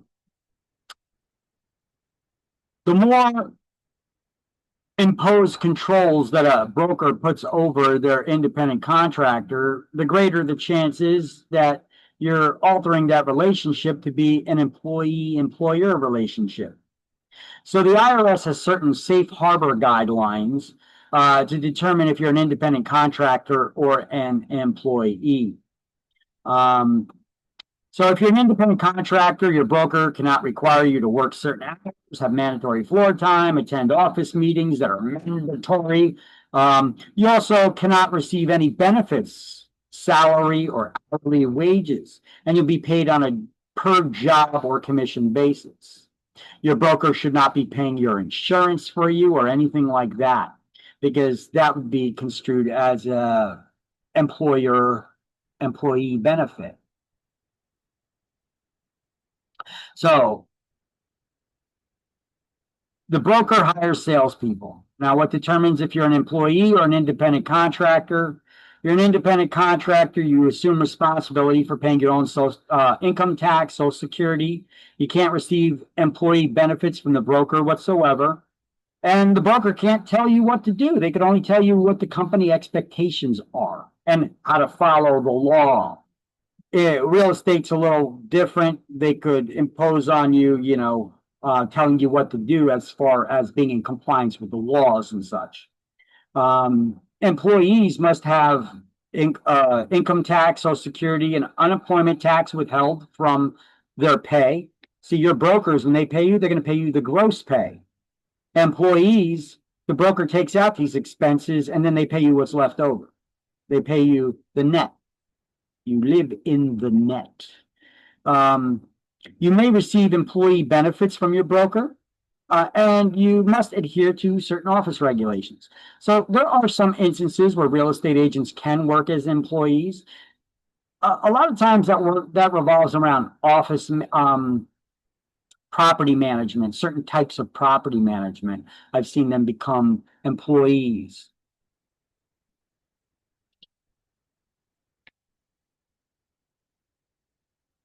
So your compensation will be based on a percentage or flat fee or pay per showing. Commission is considered earned when you produce the ready, willing, and able buyer and your clients were under contracts. The broker may be entitled to a commission even if a transaction is not consummated and the deal falls through due to your client's breach of contract. If that happens, though, you probably have to sue them to get it. We're going to go over that in details in the next slide. We already learned about procuring cause, but it's going to come up again on another slide. That's when two agents are in dispute as to who's owed the commission. The one who does the most work leading up to the sale. They're the one who procured the sale. Therefore, they're the one that's owed the commission. Meeting of the minds. We're going to learn what that term means. It's basically when we're here, right? Meeting of the minds. When we're in agreement, when we understand, are aware of, and are in agreement on all the terms of the contracts. It's said that we've come to a meeting of the minds. Commissions between the broker and the licensee are established at the time of your employment with your broker, and it's stated in your independent contractor agreement, as we discussed in the last chapter.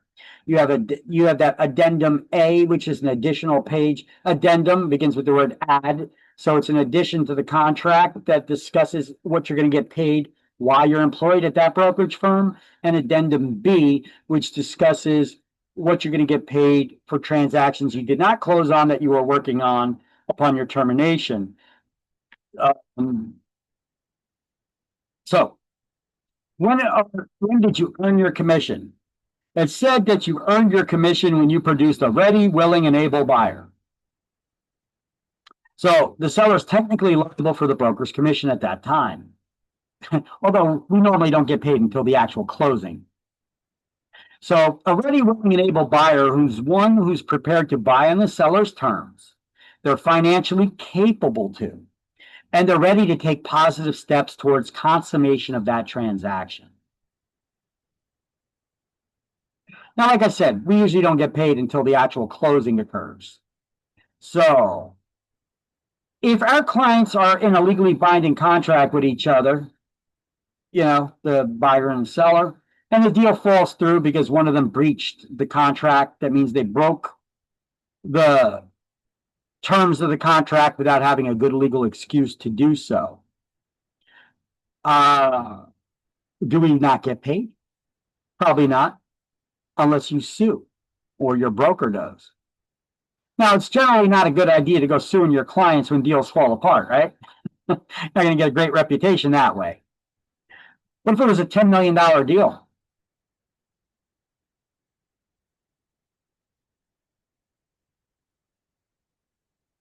Does that change things? Maybe. You got to ask yourself, is the juice worth the squeeze? That's the metric that I use to measure most things. Is the juice worth the squeeze on this one? That's how I ask myself. So here are some cases. The owner changes their mind and just refuses to sell. There's defects in the owner's title that are not correct. The owner commits fraud with respect to the transaction. I don't know, maybe he got his girlfriend to sign as his wife. The owner's unable to deliver possession within a reasonable time. You got to get your crap out of the house. The buyer wants to move in. The owner insists on terms not in the listing. For example, the right to restrict the use of the property. That's an interesting one. Most real estate agents, most people in general, forget about real estate agents, most people in general, when you buy a house or sell a house, you figure you sell the property and now it's the new owners, right? Did you know that when you sell a property, that you could put restrictions in the deed on how the new person can use it, what they can or cannot use it for? Of course, they would have to agree to those restrictions when they buy it. Otherwise, don't go through with the purchase. Now, when you're buying a property, the seller may not be putting any restrictions in the deed, but there may be some already there from a previous transaction, a previous sale in the past. Those restrictions, they pass on from one owner to the next. They cannot be removed by any future owners, only by the person who put the restriction in the deed or by a court of law. For example, courts usually don't want to overturn people's agreements. However, some of these restrictions can be null and void if laws change, making that restriction illegal. Like you could maybe find some old deeds out there that say the property cannot be sold to a person of color. There are deeds out there like that. That's obviously an illegal restriction. It's discriminatory. But it does not invalidate any other restrictions that may be in that deed if there are other valid legal restrictions placed in deeds. Now, restrictions placed in deeds are usually, you can find them in residential property, but commonly this is used in commercial. Like I see a lot of, I'll give you an example, Shell gas station. They want to sell one of their old properties, which is not uncommon for them to do. They don't need it. They don't have a deed for it anymore. They're selling one of their old properties. They put a restriction in the deed that says, on that next owner, that says the property can never be used as a gas station again. Or they could say the property can never be used as a gas station again unless it's a Shell gas station. You see why they're doing this? They don't want the competition to someday move in on a property that was once theirs. Okay. Now, if they put that restriction in a deed, is there anything illegal about that? No.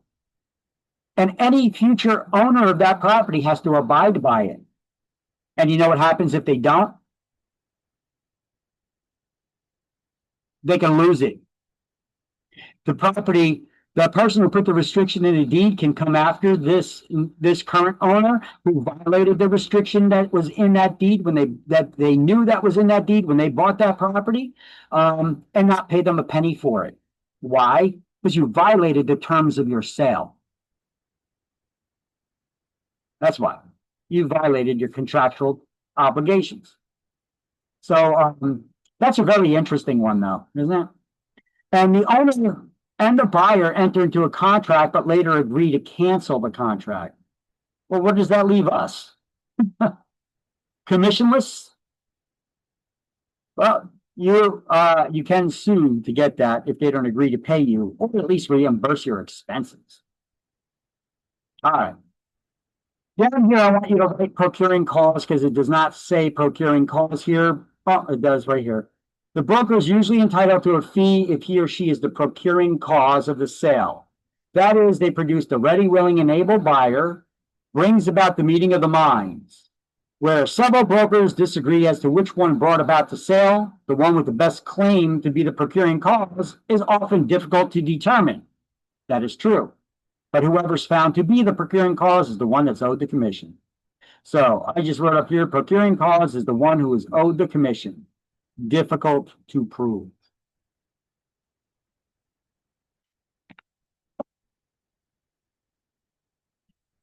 And we can see right down here, the definition the book has here for a meeting of the minds.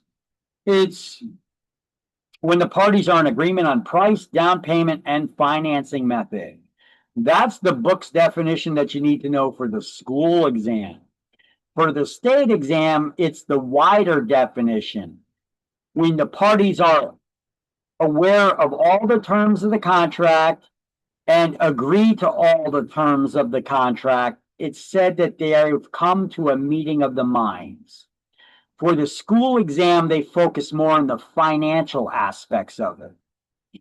When the parties are in agreement on price, down payment, and financing method. You could even highlight that. When the parties are in agreement on price, down payment, and financing method. Let's see.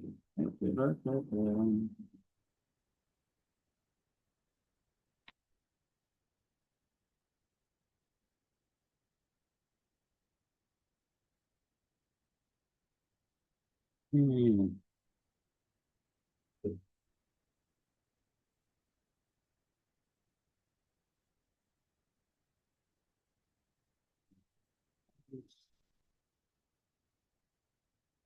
Financing.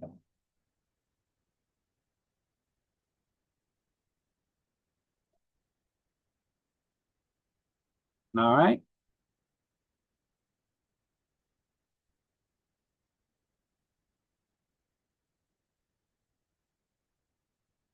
So, what is a ready able buyer? We already went over that. It's a person who's prepared to purchase in the seller's terms, financially capable, and ready to take positive steps towards consummation of the transaction.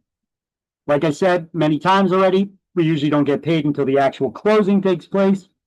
And here are those examples that were actually on the previous page that we went over, that the owner changes their mind, refuses to sell. There's defects in the owner's title that the owner refuses to cure. Usually when we sign a contract, the seller's agreeing to provide a contract free from any liens or encumbrances other than those that they've disclosed to the potential buyer. What is an encumbrance? Anybody know? Anybody ever hear that term encumbrance before in your everyday life? Forget about real estate. If something is an encumbrance, what is it? It's something that's weighing down on you, right? Like if I jump on your back and I hold on, you're encumbered by my weight.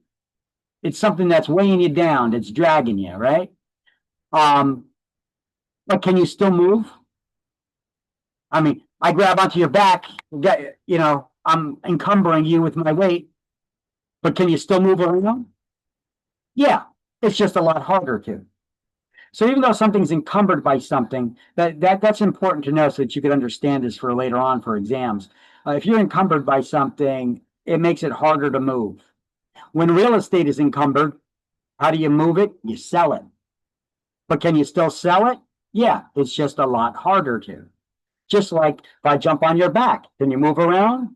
Yeah, it's just a lot harder to, right? So real estate works in that same fashion. We just want to give you that visualization there so that you could compare the two things. Now, the owner commits fraud. The owner is unable to deliver possession within a reasonable time. They insist on putting restrictions in the deed that they have not previously told you that they were going to ask for. Now, if before you went under contract with them, they told you that they were going to be adding these restrictions to the deed, you have the opportunity to say yeah or nay and negotiate on that. But if they forgot and now they're trying to bring it up last minute, oh, by the way, the property you're buying, I put all these restrictions in it of things you can't do with the property I'm selling you. That's not fair. You don't have to go through with that. The seller is breaching the contract because they're insisting on terms that you did not previously agree to. Make sense? And both parties mutually agree to cancel a contract. Okay, that's when we're owed a commission. Once again, the procuring cause, when two agents are in dispute as to who's owed the commission, the one who did the most work leading up to the sale is the procuring cause. It's difficult to prove, but that's the one that's owed the commission.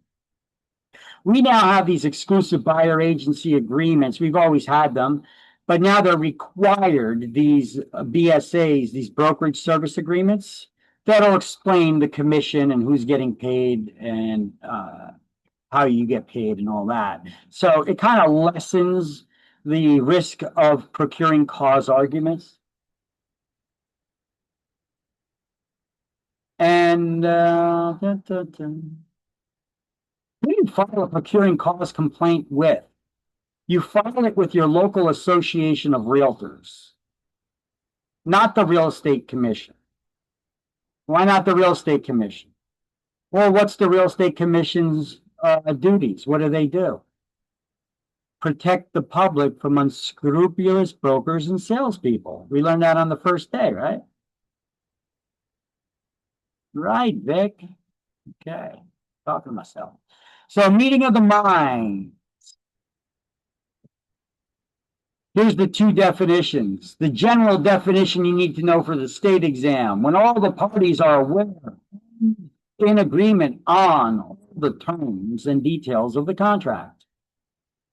For a school exam, they focus on the financing aspects. So it's when the parties are in agreement on price, down payment, and financing method. How you coming up with the rest of the cash? Now, kickback is anything of value that's given to someone who doesn't have a license. A kickback is money given to somebody, or a gift or something of value given to somebody who didn't earn it. Kickback is usually illegal. So the kickback is illegally giving anything of value to a friend in exchange for a lead, or anything of value to any unlicensed person, or back to the seller, because seller rebates are not legal to sellers, only to buyers of residential primary residences in New Jersey, right? Right. So buyers of a primary residence can receive a buyer's rebate. Therefore, it is not a kickback. You just make sure that you need to follow the rules and give it properly. You're not paying out of your pocket.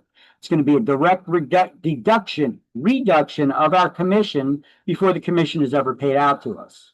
So basically, the commission that's to go to our broker before they split it with us.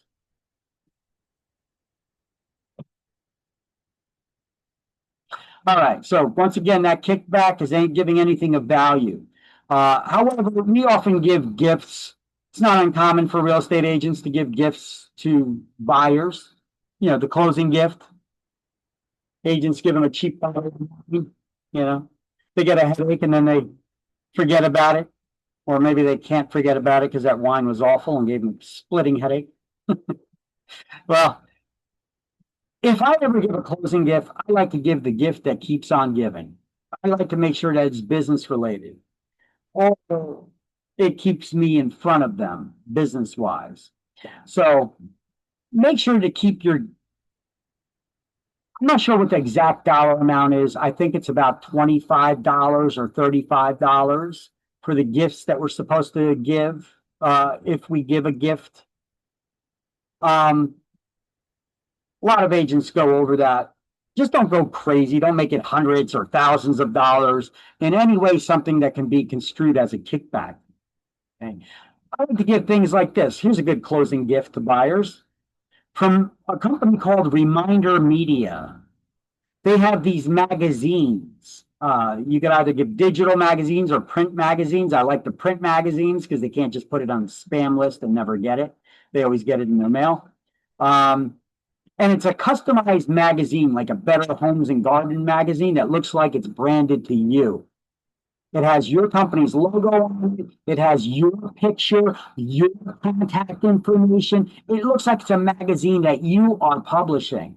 It's a pretty cool gift to give. And it's business related, so therefore it's tax deductible, right? Here, let me show you it.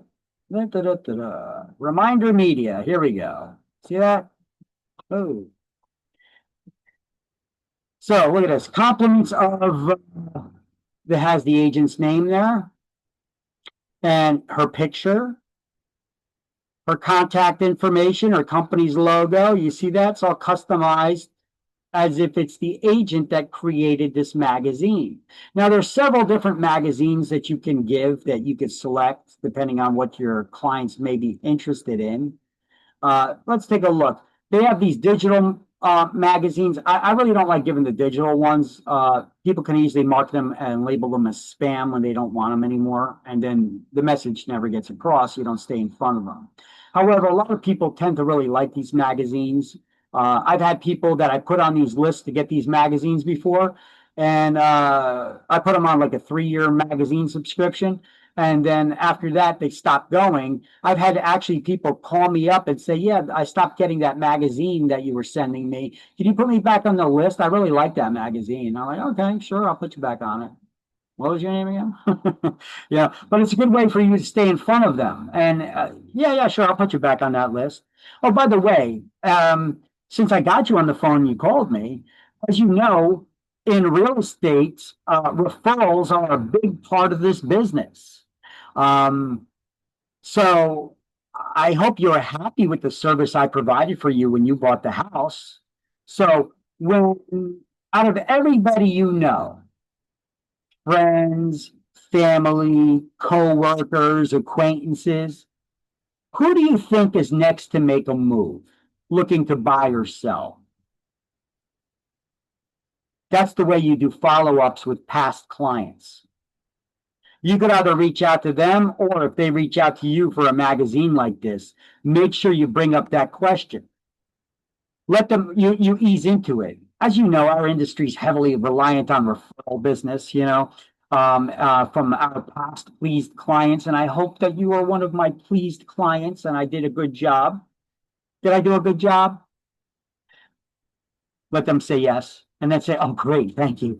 Out of everybody you know, friends, family, co-workers, acquaintances, friends of friends, who do you think is next to make a move? Okay, this is called an open-ended question. I'm asking something directly. I'm teaching you guys some sales tricks here, or some sales tips. It's not a trick. Most agents would ask the question a different way. They would ask it, do you know anybody looking to buy or sell? And they shut you down really quick. Nope. They probably didn't even put much thought into it. Nope. That's called a close-end question. There's certain times we need to ask close-end questions, like, are you ready to sign the contract now? That's yes or no, close-end question. Now, open-ended questions are, out of everybody you know, friends, family, co-workers, who do you think is next to make a move? It requires them to scan their brain, scan their memory, think of people, and then answer you. These are sales tactics that I have learned, and I'm just trying to pass on this information to you. When you guys start going to seminars over the years and stuff, you're going to start learning about this stuff too. I've gone to some pretty good ones, and learned some simple tricks like this. Also, like when you're on the phone. Anybody ever do cold calling or get on the phone with somebody to try to do sales or anything like that? When you do that, it becomes a repetitive task. After a while, you're going to find yourself in this position, right? On the phone, your head's down like this, and you're talking to the person like this. Hell, they're not going to see you, right? What the hell does it matter, right? I learned this at the Carnegie School of Sales. Okay, another tip other than the open end and close end questions is have a mirror in front of you at your desk when you're making calls, and put it up right in front of you like this, not down on the desk, but right up there where you sit up and your posture's proper, right? And look in that mirror and smile. Before you make a phone call to talk to clients or potential clients or to try to get business, I want you to look in that mirror and you got to smile. Put a big smile on your face. It's going to change your voice. It's going to change your voice inflection, how you sound, and your attitude too. Believe it or not, it does. It does work. Look in that mirror and you smile. And then posture's good. You're not like this. Posture's good. Because look, hi, I'm calling from ABC Realty. Your voice is muffled. You sound like you really don't want to be there or talk on the phone to this person. And you're down here like this, But if you're like this, you smile. Hey, my name is Victor. I'm calling from, you sound, your voice is more commanding. You sound better, open, clearer, more happy. A person that somebody may want to talk to. Okay. There's also other tricks or tips when speaking with people, but these are pretty advanced things. They sound kind of simple, or they may sound kind of demeaning, but they're not. Mimicking is another thing. You know, people have accents. People have their ways of talking, and you can usually pick up on that right away just by having a short conversation with somebody, right? You can see they got a little twang in their voice, or they got they have a little bit of an accent. If you try to mimic the accent, now don't overdo it, because that could be insulting and it could really come off and they notice it. If you overdo it, they'll notice it and you're going to seem like a real jerk. Okay. However, when you mimic people's voices, you mimic their accents or their draw or their speed. You know how you got some people that talk really quick, and then you got some people that they're kind of slow when they talk to you. If you mimic their speed, you mimic their accents, they find it a lot more inviting. Psychologically, this works. They find it a lot more inviting, and it works for you when you're having conversations. They're more trusting of you, right? But I learned this stuff by going to a lot of these seminars, and I've used it over the years, and it does work. You just got to remember to use it and practice it, and don't go overboard. I've done it with people, and they caught me on it. But I made a joke out of it, some small talk, and they got it, and things worked out good for me. But it works. I'm just giving you guys some tips. Anyway, so these magazines, there's from Reminder Media here, they got a couple of branded magazines that you could try out. I have nothing to do with this company. I make no money. I am not an affiliate, none of that. But Reminder Media, they got these branded magazines.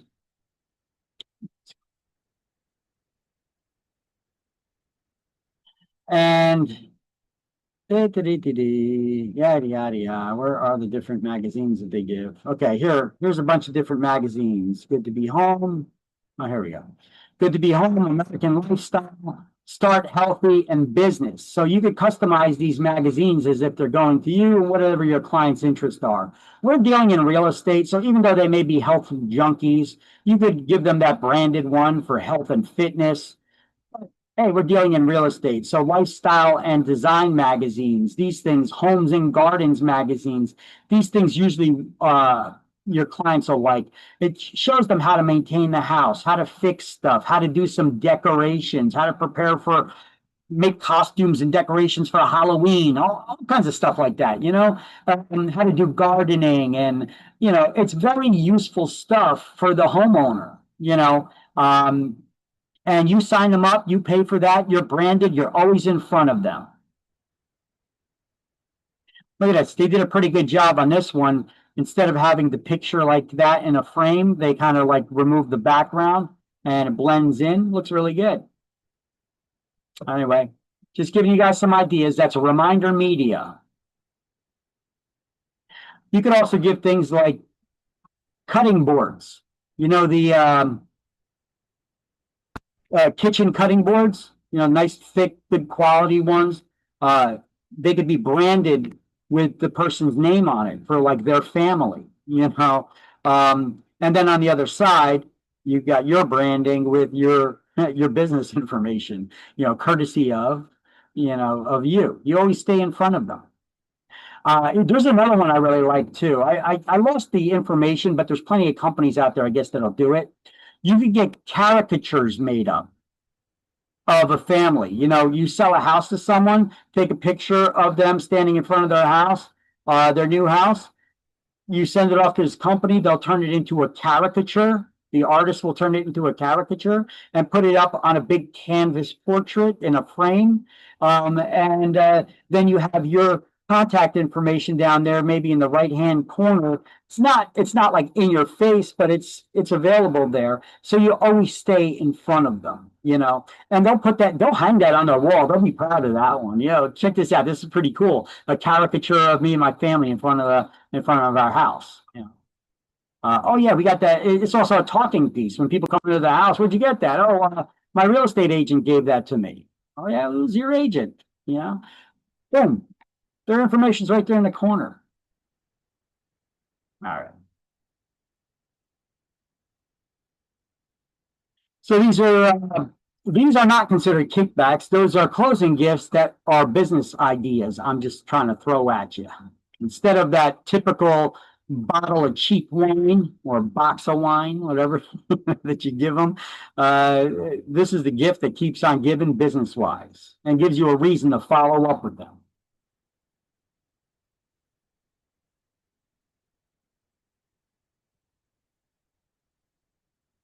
Remember, I told you buyers can get rebates.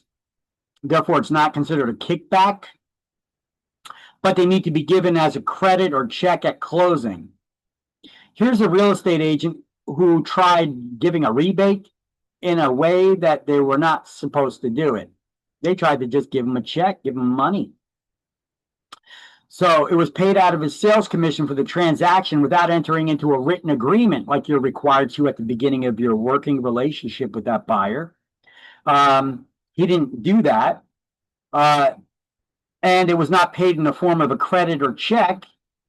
He just gave them money, I guess, after the fact.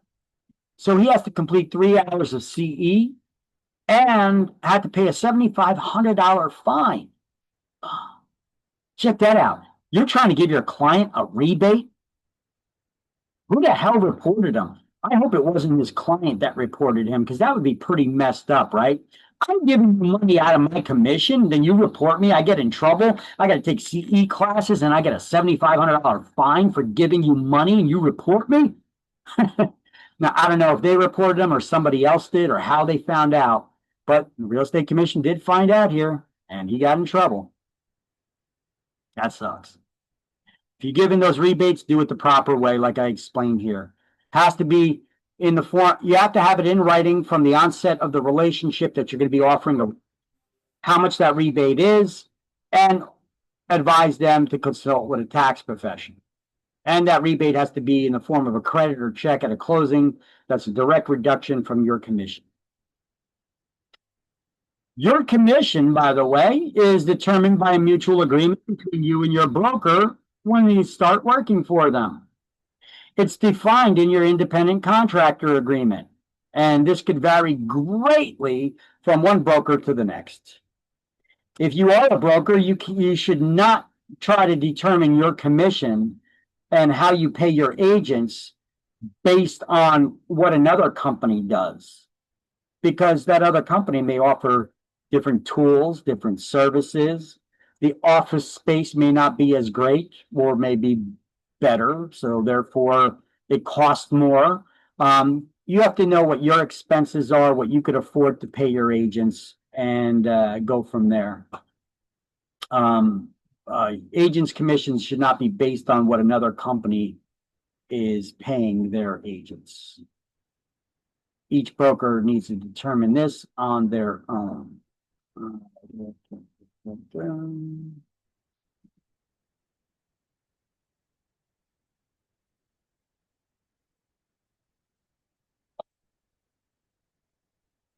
All right.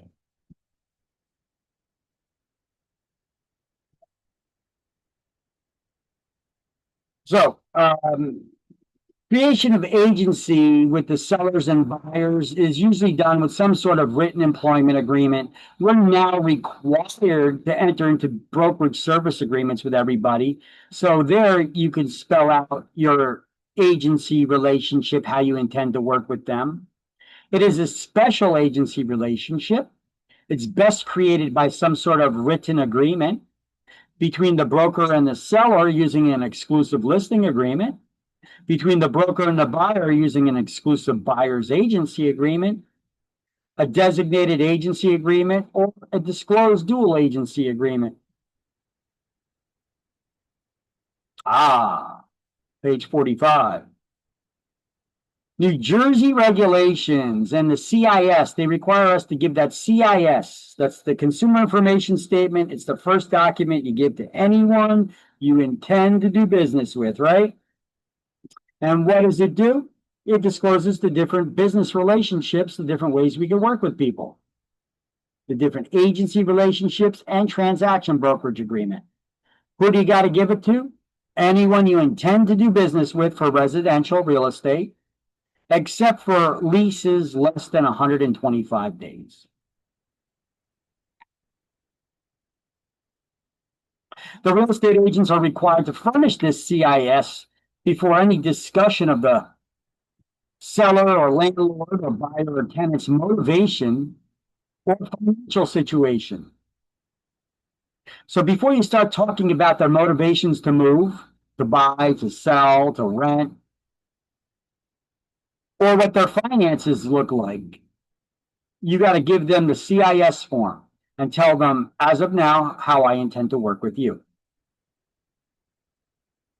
Wouldn't you want to know if your agent's representing your interest before you start disclosing to them what your finances are, or you're desperate to move or sell? Yeah, because you could be giving the wrong person information that you shouldn't really be giving them, right? The Real Estate Commission says that if your first discussion takes place by telephone or in a social setting where you don't have a CIS form in your back pocket, the seller or buyer must still be verbally informed about the possible agency relationships and alerted to their implications. So you should still explain it to them over the phone. But it's highly recommended at your next in-person meeting, you go over it and give it to them. All right, you give them one copy and you get a signed copy and you keep it for your own records for 6 years. And here's that CIS explanation again. Just go over all of that. First document you give to anyone you do business with, not required for short-term rentals or commercial properties. It's a disclosure of business relationships. It's the first document given to anyone you intend to do business with. I keep saying that because this is one of those exam questions that's going to have 4 right answers, hint, hint, and you need to select the best one. You need to know CIS, when do you give it? First thing. Who do you give it to? Anyone you intend to do business with. It's required before you even talk to them about their motivation or finances. I'm giving you information here that'll help you answer a question on the exam right here in this area. It's working, if you're working as a dual agent, you got to get them to sign an informed consent to dual agency or a designated agency form. How do you terminate an agency relationship? Let's look at it from the point of working with a seller. Death or incompetency of either party. What do you mean incompetency?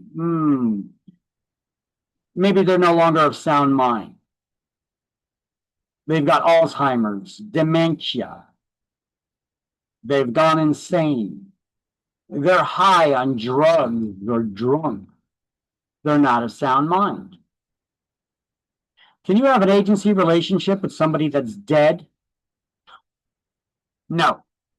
Can you have an agency relationship with somebody who's not of sound mind? No. Destruction or condemnation of the property. Now, the term condemnation can have 2 meanings. It could mean that it was condemned by the municipality, that it's deemed unsafe for anybody to enter, or it could be condemned. Condemnation is what we call a court proceeding when the state is taking the property from someone for using their powers of eminent domain. They call that a condemnation hearing. So not sure which one they're talking about here, but either way, either meaning is a reason where agency can be terminated. Expiration of the term of the agency. Well, you want to continue working with them? Renew the agency agreement, extend it. Mutual agreement to terminate. You could agree you don't want to work with each other no more. That's fine. Renunciation by the agents. You're canceling the agency. You don't want to work with this client. Although I wouldn't do that. If I can't get along with a client or we're just not meshing very well, I'll try to find another agent in the office that could deal with them better and their personalities are more on par. And I'll just give that as a referral to that agent within my office. So I could still make some money off of it, right? Revocation by the principal. Ooh, you got to be careful about this one.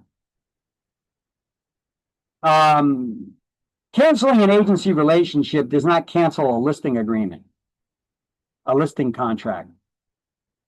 And sometimes you may have somebody that you're working with, you may have a listing with, and they say, yeah, you know what, we changed our mind, we don't want to sell no more. Can you cancel the listing? You have to. What at this point can you do? But at this point, I'm going to tell them, yeah, sure, I could cancel the listing, but just keep in mind that this does not cancel the listing agreement. So if you should change your mind and you still want to sell the property, don't go trying to list it with another agent. Don't sell it on your own because you'll still owe me a commission if you do sell it. All right. So I'll especially stress that point if somebody says, yeah, can you cancel the listing? And then they come back to me and they're like, oh, by the way, is that going to be an unconditional release? We need an unconditional release. I'll sit back in my chair now and I'll be like, what do you mean you need an unconditional release? Who's been talking to you? Has some little birdie been whispering sweet nothings into your ear, trying to woo you away from me? Because that's the kind of wording that happens when a real estate agent's trying to steal your listing. It's against the law. It is illegal for one agent to try to solicit the business, the listing of one of your clients that you already have a listing with. It's against the law. But agents still do it. And they try to be slick. They tell their clients, just cancel the listing with your agent. Make sure that it's an unconditional release, though. Otherwise, you're going to have to pay them a commission as well as my company a commission still. So it's important you make sure it's an unconditional release. That's why they're like, yeah, you know what? We're going to cancel a listing. We change our mind. We don't want to sell. Oh, by the way, is that going to be an unconditional release? No, actually, it's not. Especially since you just asked. Why? Well, why did you use that terminology? I mean, who says that? If you change your mind on selling a property, just say, yeah, we want to take it off the market. We change our mind. We don't want to sell now. They're not like, is that an unconditional release from the listing? They only say that when other agents have been talking to them, trying to take your business from you, your clients, trying to steal your clients. So I'll ask them, I'll say, has some little birdie been whispering sweet nothings into your ear, trying to woo you away from me? And they told you to make sure you got an unconditional release from the listing? So listen, no harm, no foul. I still want to represent you, and I still want to sell your property and work with you. If you got any issues with me or my company, please do tell me. We'll try to work them out.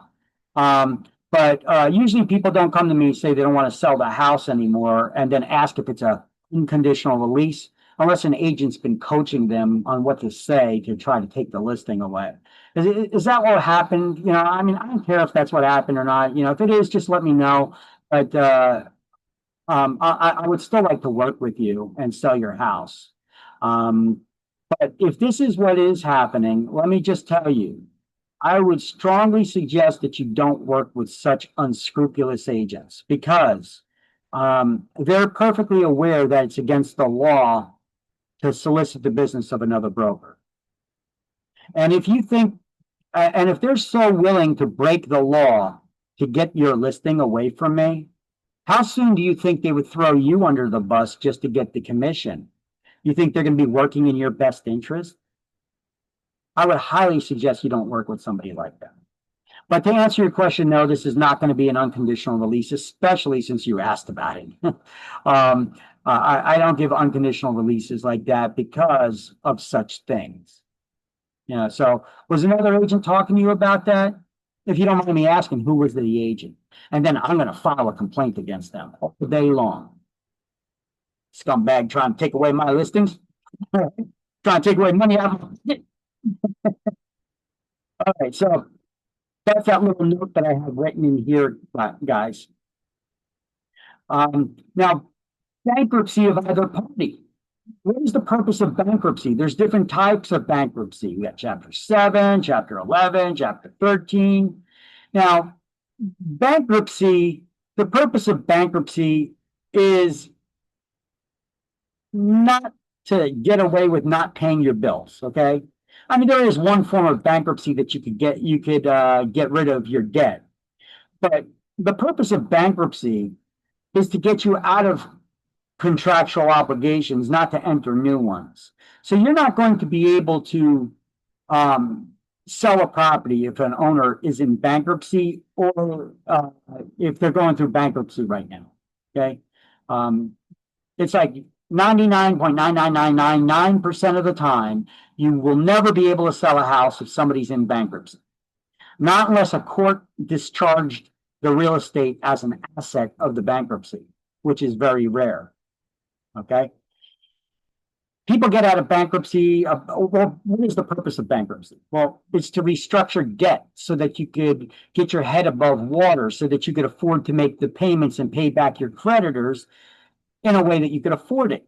I know it becomes, pretty hard these days, especially when you look at credit card bills and they're charging 35% interest on your bill, right? It's easy to get drowning in debt. And when this happens, sometimes people, they see no way out and they grab their kids, they drive over there to the Raton Bridge and they jump off the bridge with their kids, killing themselves. That's why they talked about putting nets under that bridge, because it happens so often. So don't look down on somebody because they filed for bankruptcy. It's a protection. It's in the law. It's there to help people. Poor people, rich people. Look at Donald Trump. He filed bankruptcy 3 times. People do this as a protection, whether it's for their business or for their personal. You can't foresee sometimes things that are going to happen, and people fall on these situations that they need these protections, and they're there for a reason. So people use them. Just be aware that you can't get a listing from someone if they're in bankruptcy. You're not going to be able to sell that property. So you think that's an important question to ask when going in for a listing? Is your property in distress? Are you currently in bankruptcy, going through divorce? Are you in danger of foreclosure? Things of that nature. Completion or fulfillment for which the purpose of the agency was created. You sold the property. You don't need an agency relationship anymore, right? You fulfilled the purpose for which that agency was created. All right. So these are the different ways to terminate an agency relationship. Sometimes on exams, they ask you which one of these options are a way or not a way to terminate an agency relationship. So you should understand which ones are or are not ways to terminate agency relationships. Everybody got your notes here, or want to snap a picture of them and write those notes down later?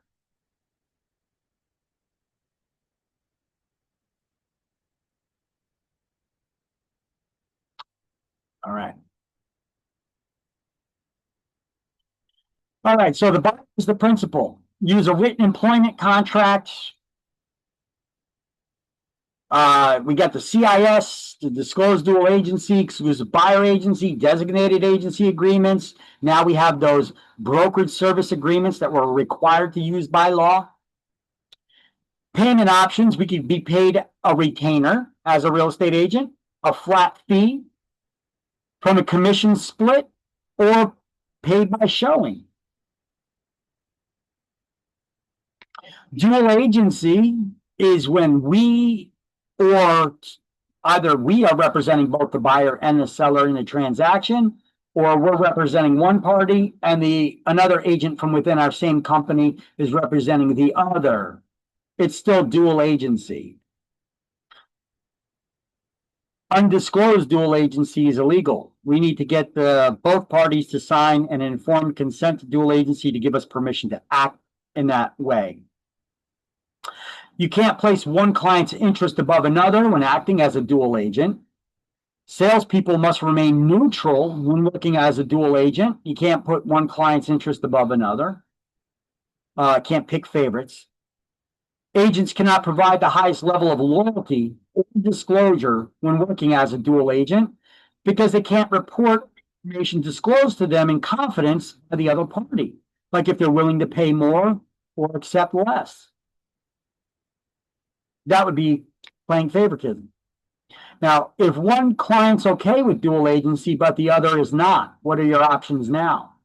Can't be a dual agent. The agent can represent the one client as maybe a buyer or seller's agent, and you could still work with the other one maybe as a transaction broker without owing any fiduciary duties to them. Otherwise, you can't work with them.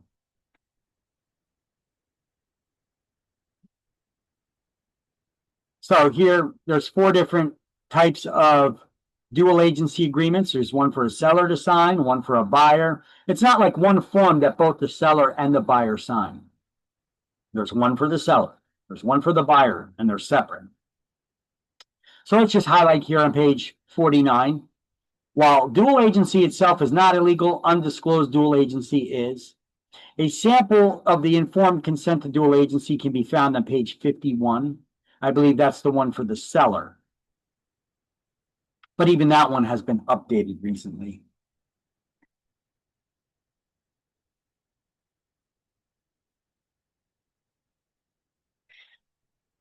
Just like the CIS form that's on page 46 and 47, that one's been updated recently too to add the designated agency type.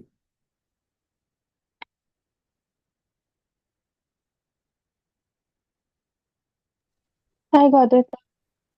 Okay. Okay. Salespeople working with customers should be careful at all times not to use the term my buyer, my seller, because it could be construed as creating an inadvertent dual agency relationship. Always get stuff in writing. Here's that sample disclosed dual agency agreement on page 51. I get the latest links to them right here.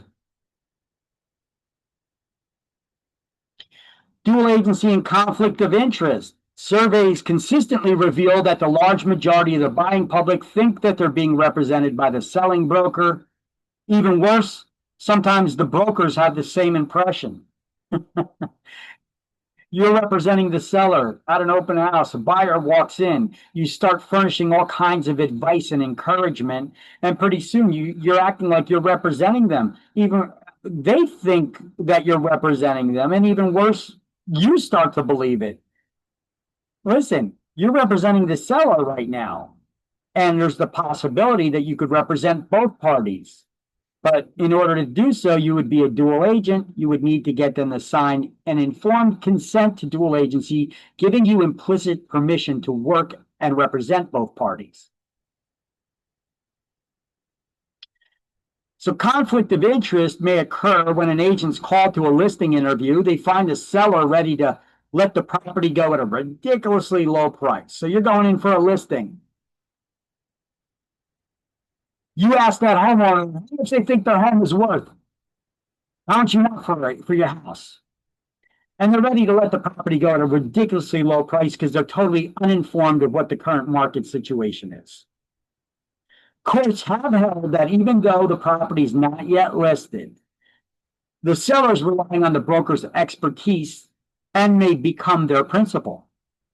So the licensee who decides to buy that property immediately without notifying the seller of its true value, well, you're taking advantage of them. You're acting under a conflict between your own interest and that of the seller. A more suitable, so you really should inform them of what the true market value is of the property if you're going to move forward with buying that property. Now, a more subtle situation occurs when no financial advantage accrues to the agent, but the agent has an indirect interest in the transaction, like when you're looking to sell your mom's house. You got to disclose the relationship of the parties, or that example I gave you before. You're a member of the Boy Scouts committee helping them find a campsite. You got to disclose the fact that you are a member of the Boy Scouts and you're the licensed agent.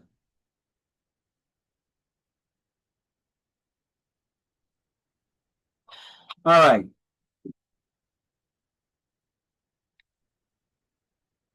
So here's those same. Okay, I just went over these things on the previous page.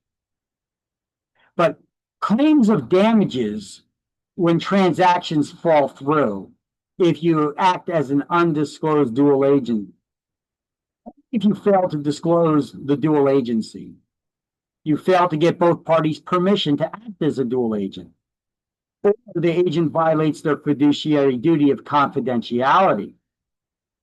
Agents purchasing sellers' property without disclosing they're an agent, or agents selling their own property without disclosing that they're an agent. So this is a screenshot from section 32 of the sales contract that we use. Disclosure that the buyer or seller is a real estate licensee. Is that applicable or not applicable? You're going to have to check that off on every contract you prepare.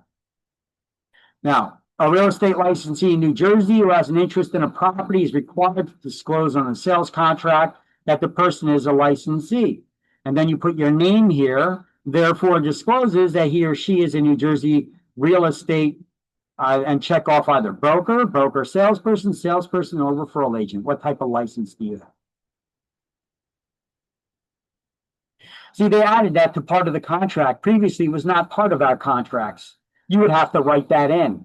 And so many agents were not writing it in that they decided, hey, let's just make this one of the sections in the contract that the agent needs to, that they can't forget it. They have to fill it out. All right, material information. Okay, we're going to start moving on to different topics because it seems like we've been beating a dead horse and repeating the same thing over and over again with dual entry, with the different types of agency, disclosed dual agency, conflicts of interest, and yada, yada, yada. CIS forms. Okay, I could see you getting bored. I know it's dry information and it's boring, okay? But you need to know it, and repetition is a good way to try to learn this stuff. Until you start getting bored and you start tuning out. Okay? So let's start learning about some other stuff here. Material information. Oh my God, I already went over material information, didn't I? I did mention it. I told you what it's about, but now we're going to get into it in a little more detail. Material information is any information, usually about the physical condition of the property, that could affect the buyer's decision in purchasing. Is it something negative? Is it a problem with the property? No. It could be the architectural style. Maybe the person only wants to have ranch-style houses. Anybody know what a ranch-style house is? It's a single-level house, one floor. This is great for people who have physical problems. They have trouble climbing stairs, right? They want a ranch-style house. See, you got to interview your clients and know why they want these certain things. Because sometimes you could try to find other style of houses too that may fit their needs. But if it's they're looking for a ranch-style house because they're not physically able to climb stairs and such, well, you should probably stick to ranch-style houses. Now, material information could be something as simple as architectural style, number of bedrooms or bathrooms, or is there a garage? How many car garage? Is it attached or detached? The type of heating or cooling systems or fuel that's used. Do you want to buy a house that has oil heat or gas heat or propane or coal or wood burning fireplaces, or what? How do you want to do this? Public utilities versus well water and septic systems. What kind of roof is it? Is it asphalt shingle? Is it slate roof, you know, the one that's made out of stone? Is it a flat rubber roof? What kind of roof is on this house? The seller, the age of the roof and all that stuff. That's all material information. Sellers must disclose material information as well as defects. Material information and defects .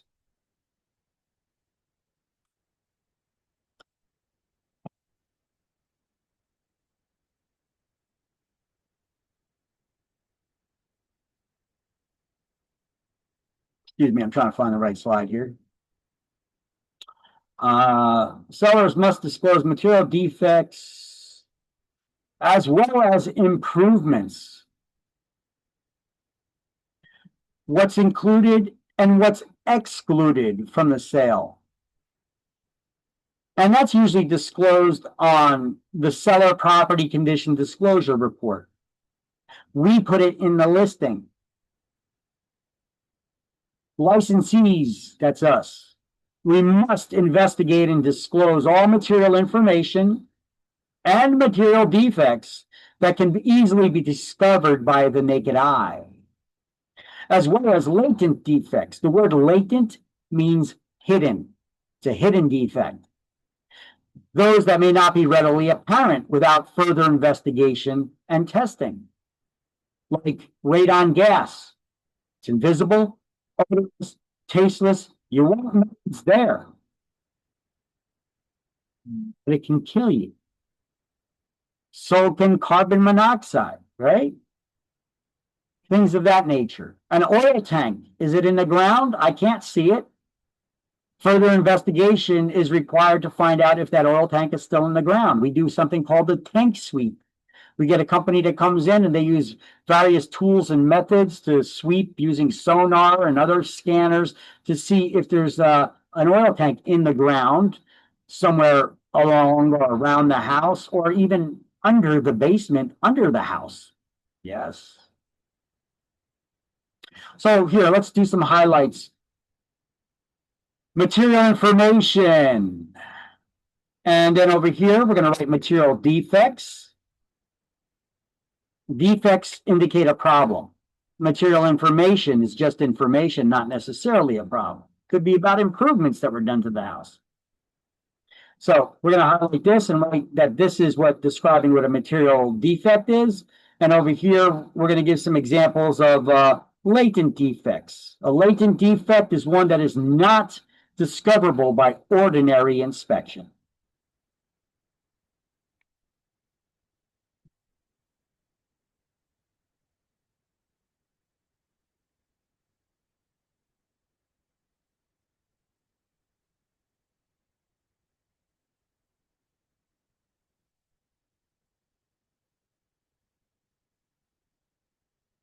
You guys got that? I got it.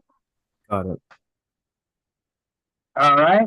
And here on the next slide, let's write these. Let's do these. Let's put brackets around here and write these things, these notes, and make the highlights here. I'm going to be right back. I'm just going to go get a drink really quick. I ran out. I need to stay parched, or I keep my mouth wet here. So I'll be right back.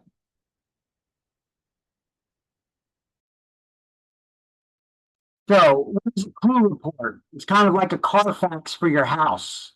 You want to find out if there's an insurance claim that was paid out on a house that you want to buy? Well, get a clue. It's clue report. Actually, buyers can't request these. Only the homeowner can, really, and insurance companies. And buyers do need to get homeowners insurance before they can close on a house. So, if you're shopping for a house, you can tell your purchaser, your buyer that you're working with, to call up their insurance company, tell them that they're considering purchasing this house, and tell them to ask the insurance company when they try to get a quote for a copy of the clue report.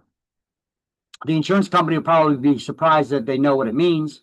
Or heard of it even. Has any of you ever heard of a clue report before? You know, this is like a Carfax for a house. If there was ever an insurance claim paid out on a house, it'll be in the clue report. Now, buyers' material defects would be their inability to be able to go through with the purchase because they can't get the loan, for example. That would be important to a seller.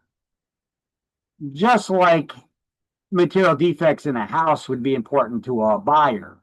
For a seller, they only care about if the buyer is able to buy it, if they could afford it, they could get the loan, if they have the cash and the means, right? So we have to disclose immediately financial problems. And this money check that bounces, for example. I've told you that example before. Now, stigmatizing factor is interesting. Do we need to disclose? Oh, here, let's see. New Jersey Administrative Code says social conditions and psychological impairments are not considered physical conditions. We are only required to investigate and disclose physical conditions about a property. So, noisy dogs or unpleasant neighbors, those are social things. We're not required to investigate or disclose those issues. Do we have to investigate or disclose if somebody ever killed themselves on a property or was murdered on a property? What do you think? Probably have to. Does it affect the physical condition of the property? No, it doesn't. Then we're not required to investigate or disclose those things. Unless the buyer asks and you have knowledge about it. We're not required to start investigating these things. It's not a physical condition. If the buyer asks, hey, did anybody ever die on this property? Kill themselves or die or get killed? I don't know. Unless you actually do have knowledge about it, then you have to be honest and disclose. But are you required to start investigating and looking into it and trying to get them that information? Hell no. I wouldn't even know where to get it. I would tell them, you know what you could do? You could probably contact the local police department and they can look into that for you. Otherwise, I really don't even know where you'd get that information. Right? That's not our job. That's not our job to start doing stuff like that. Okay? Do we have to tell people if a house is haunted?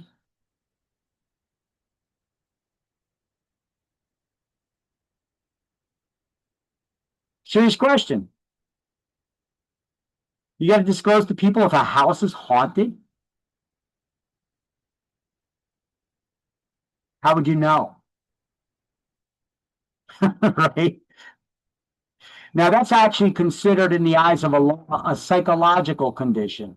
Now, I'm not going to start going down that rabbit hole about religion and such, you know, the Holy Ghost and things of that. I'm not going to start disparaging anybody or doing anything like that when we say that it's a psychological condition. I'm just saying in the eyes of the law, the court, hauntings, ghosts, things of that nature, those are psychological impairments.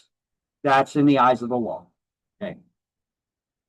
So, a stigmatizing factor is a non-physical condition that could affect the value and saleability of a property. They're unpleasant events, rape, suicide, home invasion. They don't affect the physical condition of the property, but they create this stigma where somebody may not want to buy a house where a guy just murdered his wife and children in it. You follow where I'm getting at this with this? Okay, I mean, every town has a house like that. You know, there's going to be a property like that where something happened at some point in time. Are we required to start investigating and disclosing this stuff? No, we are not. But if we have knowledge and somebody asks, we can't lie. We have to be honest and disclose. But we don't have to go looking into it. So I put together this slide for you with I have a question. Yeah. Can you explain the clue report thing again? The what? I'm sorry, I didn't quite get you. The clue report. The first one, the clue report. Oh, the clue report. Okay, I'm sorry, I didn't understand what you were saying. Yeah, it's basically like a Carfax for your house. If there was ever an insurance claim made and paid out on a house, whether it was for a flood or a car drove through the side of your house or there was a fire or something, whenever there's a payout, it'll be in this clue report that insurance companies usually have access to. Like when they're looking to see if they're going to sell you homeowners insurance, they're going to do a clue report to see if there was ever a claim on the house, like if there was ever a flood, if there was ever a fire in that house, etc. Kind of like they do before they give you car insurance, right? They do a check on your driving record. They check to see if that car was ever in an accident before, you know, things of that nature. Okay, it would be great if a buyer can get access to that. Now, really, the only way for you to get access is to get the owner to request it and get it somehow, but that's probably not going to happen.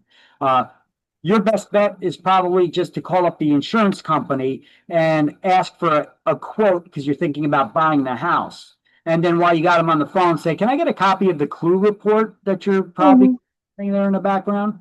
You know, so I'm giving you guys a little tool there. Most agents don't know about this for some reason. I mean, they're taught about it in school. I guess they forget about it when they actually get out there in the industry. But this is actually a pretty good tool. I had a client that did this, and we found out that there was a fire in the house previously, or actually it was outside the house. There was buildup, and the clue report was pretty detailed. It was talking about how there was a bunch of dried leaves outside, and the neighbor's barbecue, whatever, caught the leaves on fire, which ran up the side of this house, so the vinyl siding got melted, you know. And so then we need to look into it to see if they did the proper repairs, you know. How bad was the damage? Did wiring behind the walls have to be replaced? Because heat can melt the plastic on the electrical wiring, and if that wiring is not replaced, it could cause a fire, a possibility of a danger for future fires, you know, things of that nature. So those reports can be pretty useful for you. Okay, thank you so much. You're welcome. Which, by the way, here I got the definition of a clue report again. I have material, all the stuff from the previous slides, and then some. The definitions that I spoke to you, I have written here instead of just what to highlight. Material information, material defect, latent defect, clue report, and what a stigmatizing factor is. Now, because stigmatizing factor is not written anywhere in the book, they give you a few clues about things like non-physical conditions, but they never use the word stigmatizing factor in the book. They do give it to you on exam, though. So you need to be able to distinguish what is and what is not a stigmatizing factor. So look at my definition here. Stigmatizing factor could affect the value and saleability. Unpleasant events like rape, murder, suicide, home invasion, robbery, that are not physical conditions that affect the property, so the agent is not required to investigate or disclose them. However, if asked and the agent has knowledge about it, they must be honest and disclose. But they should not volunteer the information, as it could affect your fiduciary duties to your client. Think about it for a second. You're a seller's agent, you don't go volunteering information that, hey, somebody was killed here in the kitchen, or, you know, somebody was raped and murdered, or there was a home invasion, you know, somebody committed suicide there, you know. What are you trying to do? Chase them away? No. It creates like an uneasy feeling in some people. Would you want to buy a house that someone just killed themselves in, or where a guy just murdered his wife and children and the dog? A lot of people wouldn't want to, right? For me, I would be like, how much you asking? Can I get a deal on it? You know, over time, people will forget, you know, and so, yeah, but some people, that's a very stickling point. They will not, under no circumstances, no way, absolutely not. It's just bad. It's bad karma. It's bad. No, I don't want to be anywhere near that. Ghosts, hauntings, evil, you know, that it's stigmatizing. It doesn't affect the physical condition of the property. Just, it's an unpleasant event that people do not want to be associated with. It definitely can affect the value and the saleability of the property, especially if it just recently happened. Take a look at that, that New York property. For years and years and years, nobody wanted to buy that house that was in a movie. Was that Poltergeist? No, not Poltergeist. Which one was that? Where the house was haunted. You remember that movie? It's an old movie from the 70s. There was a movie where a house was haunted and supposedly based on a true story. And nobody wanted to buy this house for years.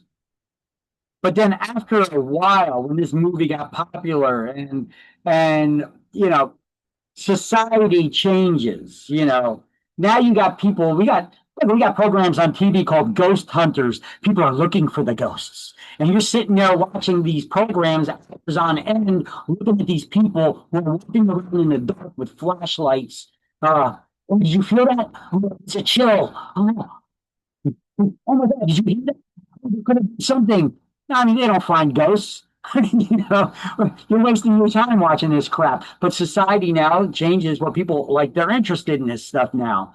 They'll actually go back now, and that house that was unable to be sold in New York, people trip over each other to pay top dollar for it because it was in a movie and because there were ghosts there and they want to experience it. And, because society changes, the people change, their mentality changes, But could it affect the property? Yeah. And it happens everywhere. You could find properties like this in rich neighborhoods. We could find them in poor neighborhoods. So stigmatizing factor is an unpleasant event. Rape, murder, suicide, home invasion does not affect the physical condition of the property, but it can affect its value and saleability. All right. Now, it is not considered a stigmatizing factor if a house does not appraise for the purchase price. That's just unfortunate, but it's definitely not a stigmatizing factor. It's unfortunate. It's not unpleasant.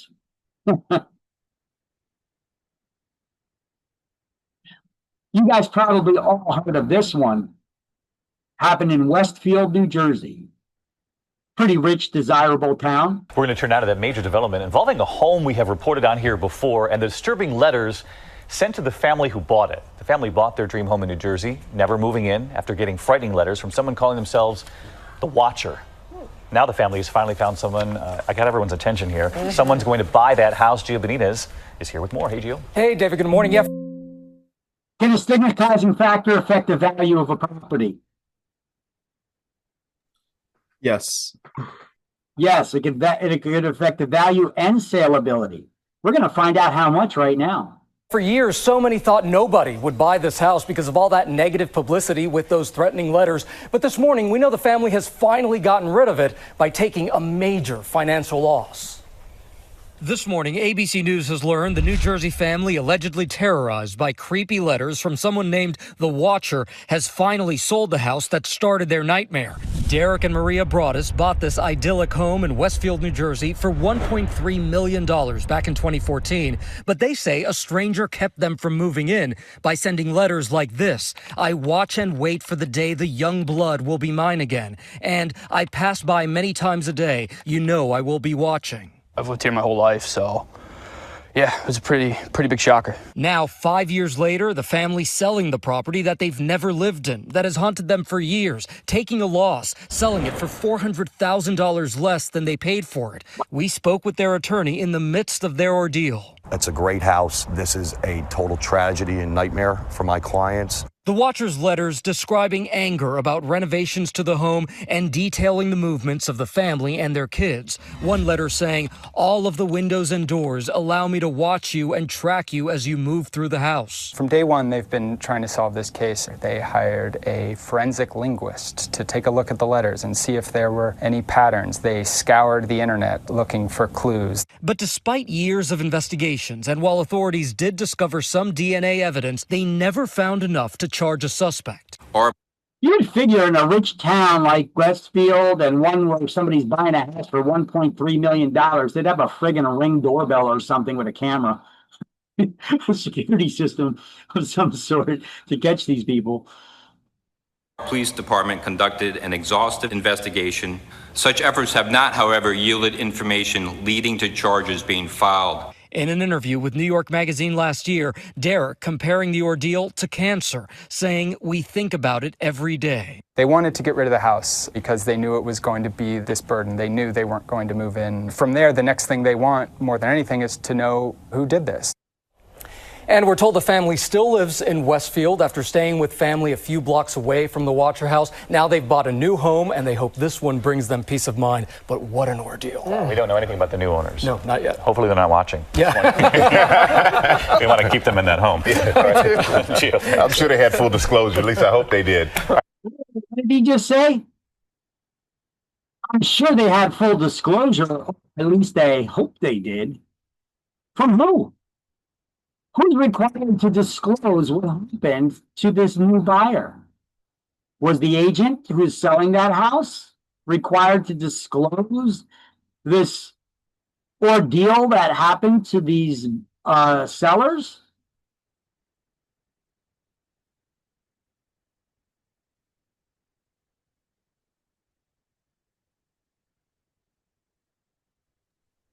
The buyer's agent? So that's if they know it, right? Well, they said they hope that there was a disclosure here to these buyers. Did the seller or the agent have an obligation to disclose that? Yeah, only if they know it. Right. Well, I'm sure the seller's agent absolutely knew about it. Are they required to disclose to these buyers this ordeal that they went through? If they ask. Only if they ask. Because it is not a physical condition, does not affect the property. We're not required to investigate or disclose that, but we need to be honest and disclose if they ask and you have knowledge about it. You shouldn't go volunteering up that kind of information. Now, if you're a buyer, how would you inquire about stuff like this? What are you going to say?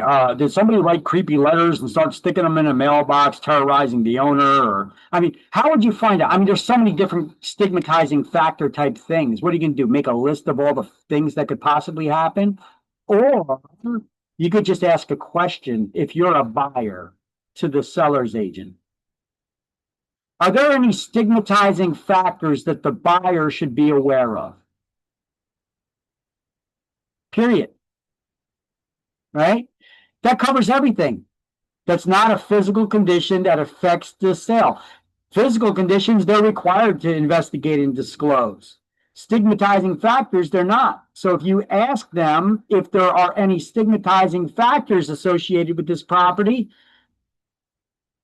and they're aware of it, they have to disclose. They're not required to investigate, but they have to disclose if they were. That's probably the best way. If you're a buyer's agent, you want to look into things like that, go ahead, you know. But I wouldn't look for making problems or trouble where there isn't any otherwise in the transaction. Now, this is another example of a stigmatizing factor. I will just play a couple minutes of this. I'm not going to play the whole thing through. This is pretty long. This is a pretty long one, this video here. And this is something that happened in California. I would definitely say it counts as a stigmatizing factor. What say you? It needed work, but don't we all? When the single-story house with a pool in San Diego's Carmel Valley came up for sale, a lot of families wanted it. Married couple Jerry Rice and Janice Reuter got it. This woman, Kathy Rowe, then a 50-year-old unassuming wife and mother, was among those who didn't get the house. That just didn't seem right. At least if you were Kathy Rowe, it didn't. I had put so much hope into this house. I walked in, it was my house. Yeah, but it wasn't your house. No, but it felt like the house I always wanted to own. And when I found out we didn't get it, it was devastating. It was heartbreaking. It was almost like the loss of a loved one. It was that critical to me. Kathy Rowe had a job with the county, had a very ill husband, she said, and had a Mother of the Year award for being the sole caregiver looking after their severely disabled daughter, Rachel. That house, though, it had more significance than just a structure with four walls. When I lost it, I cried and cried. Kathy Rowe also had enough bank to offer $100,000 more for Jerry and Janice's home. When they failed to respond to the note she sent them, she launched a harassment campaign, stopping their mail, relisting the house on Zillow, sending those phony Valentines. Oh, and at the outset, coming by the house with her daughter on Halloween. You wanted to see who was in the house, didn't you? I had no interest in them. I was more curious what they had done to the house. Who came to the door when you trick-or-treated? The wife. The wife, Janice, whose photo Kathy Rowe would later put on this Carmel Valley freak show online ad, inviting men to stop by anytime. I was jealous, destroyed, and devastated with pain and depression and... Why did that result in your lashing out at innocent people? That's the form that it took. You enjoyed this, didn't you? No. You enjoyed making these people suffer. Well, I thought it was funny. I did not view it as suffering. But when men responded to the ad, Kathy Rowe wrote them back, fueling the fire, providing specific and perverse encouragement to one 25-year-old male looking for fun with a totally unaware Janice. I'm going to leave out the dirty words here. This is someone pretending to be you. I'm pretty much home all day, every day, bored and incredibly horny. I love to be surprised and have a man just show up at the door and force his way in the door and on me, totally taking me while I say no. Janice, what is the person who is writing this trying to do to you?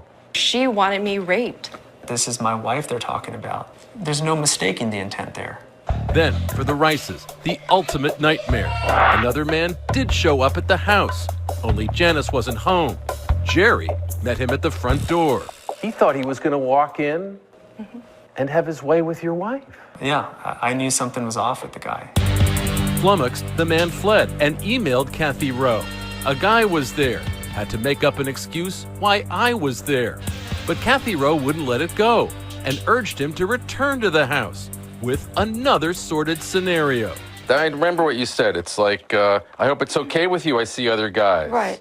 And you ask about threesomes. Well, he had no interest in being involved if there was any other man involved. You're the luckiest person in the world because of that, aren't you?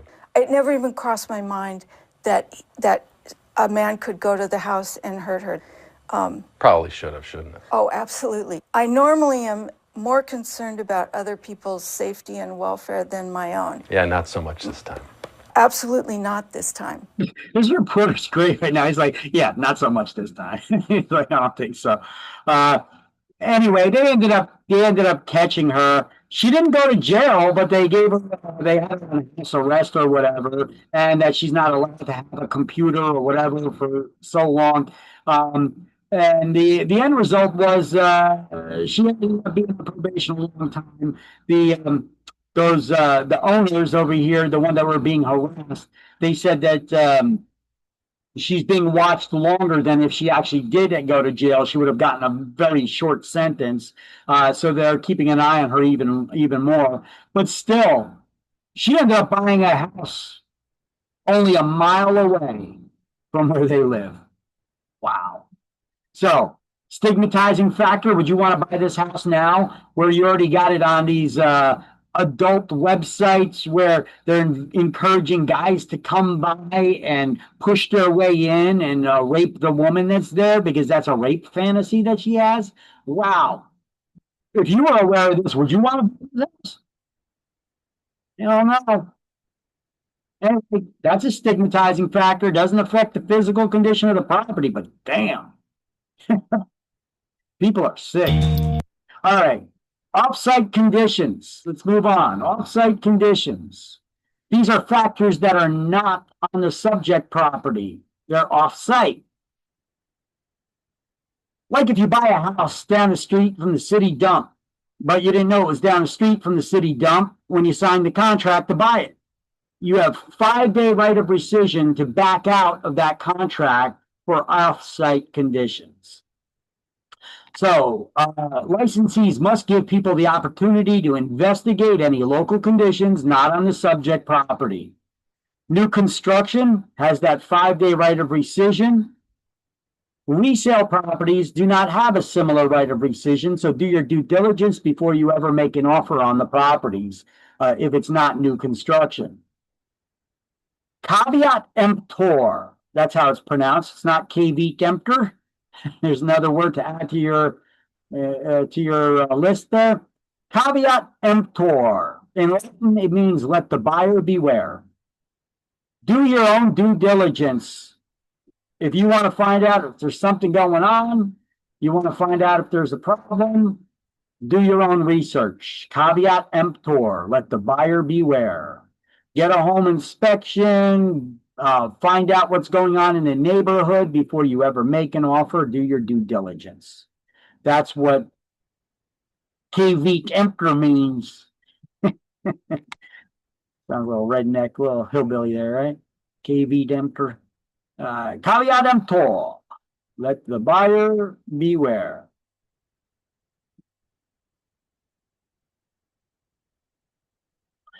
All right, so let's highlight now.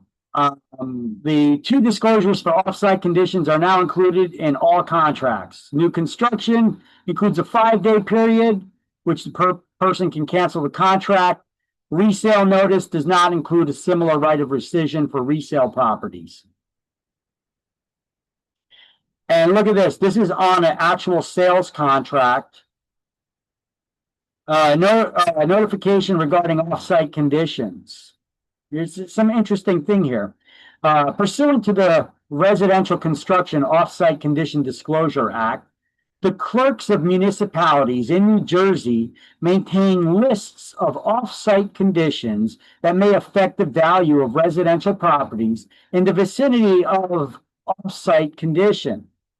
Buyers may examine the list and are encouraged to independently investigate the area surrounding this property in order to become familiar with any off-site conditions which may affect the value of the property.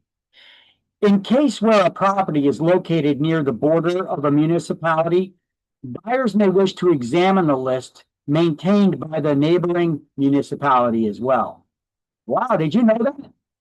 You know that your town, your municipality, they maintain a list of off-site conditions that could affect the value and saleability of your house? Where do you get that from? The city clerk.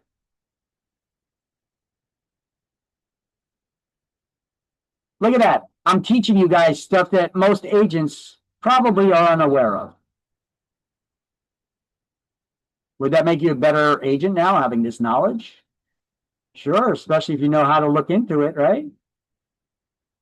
Now, where did this come from? Where did this all stem from? Well, back in 1995, wasn't that long ago, but back in 1995, several families sued a developer and a broker, alleging that both had known that the development was located a half a mile away from a hazardous waste dump site, and they failed to disclose that fact.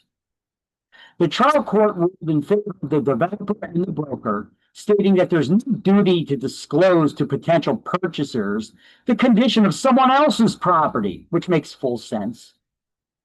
An appeal, however, because not all judges rule the same, the decision was reversed. The New Jersey Supreme Court ultimately held that conditions beyond the limits of a specific property may be considered material facts that must be disclosed to prospective purchasers. Where does it end? Well, off-site conditions for new construction, there's a 5-day right of rescission for buyers. Resale properties, there's no similar right of rescission. You know, I found a similar case. I think it was even older than this one. I can't find it, though, because I would love to put that article here. It was, I think it was somewhere in Monmouth County. There was a developer that bought a bunch of land. They were putting up a whole condo complex like this, townhouse or condo complex. And they bought this large property next to somebody who had a similar large property next door. And the guy just had his house there. And he owned a large piece of land.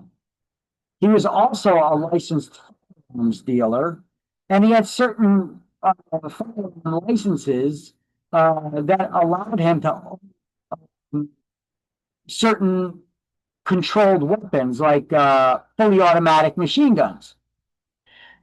And he was allowed to have a firing range in his yard on his huge property. So on Sundays, he'd like to go out in his backyard and squeeze off a few hundred rounds with his machine gun.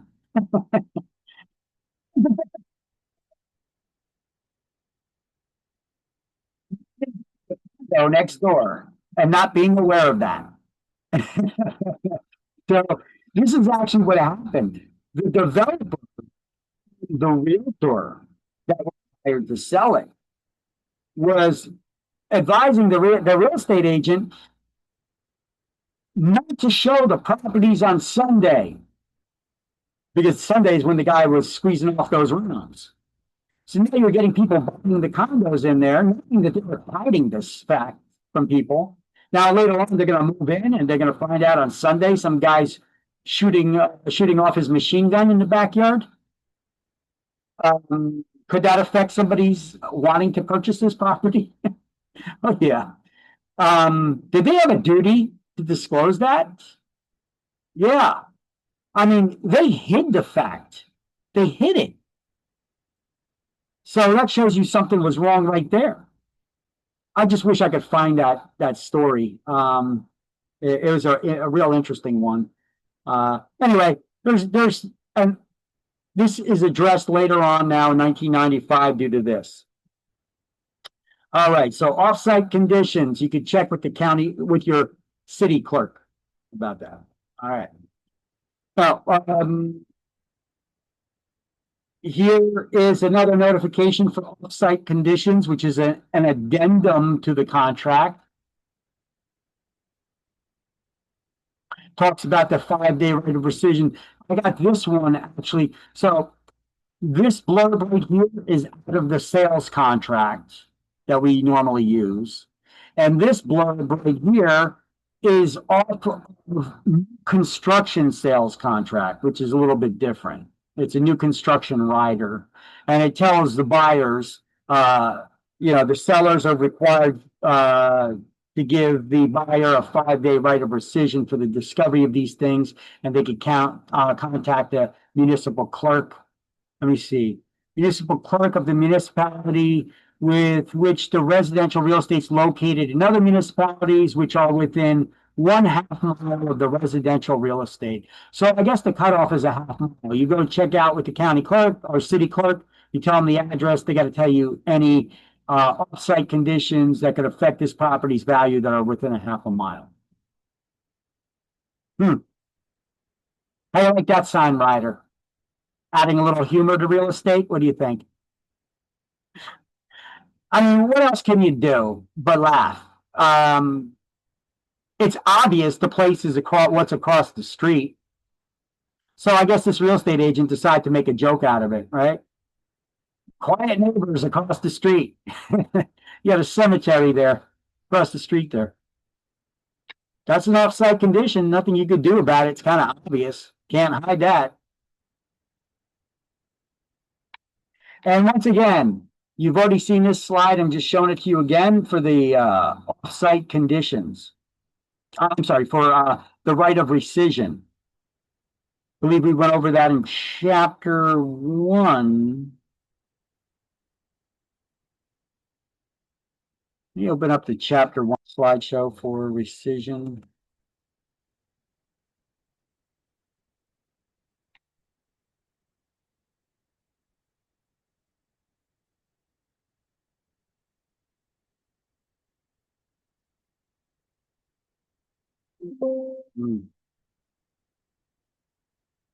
Spelling it here. Probably Rescissi. And C.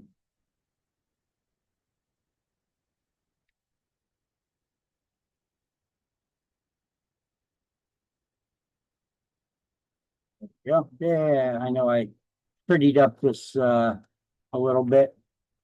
I'm going to replace this slide on this.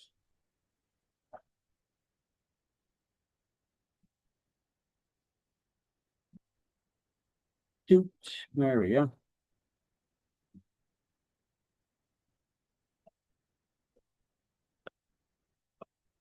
I think I prettied it up a little bit somewhere. So here's those right of rescission.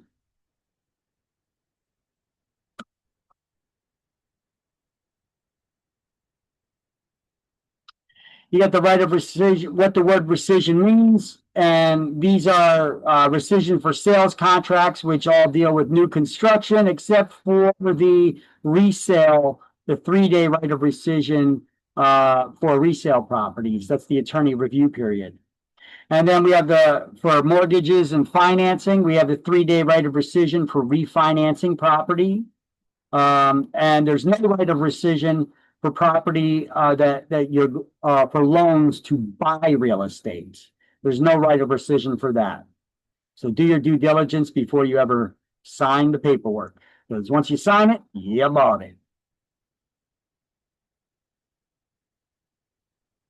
How's everybody doing? Everybody, anybody got questions on any of this stuff?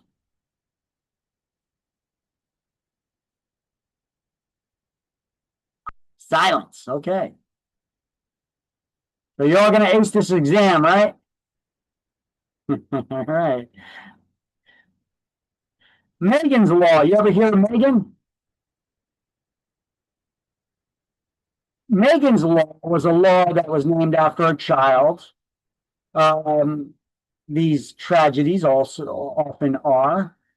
It alerts the community to the presence of convicted sex offenders in the neighborhood.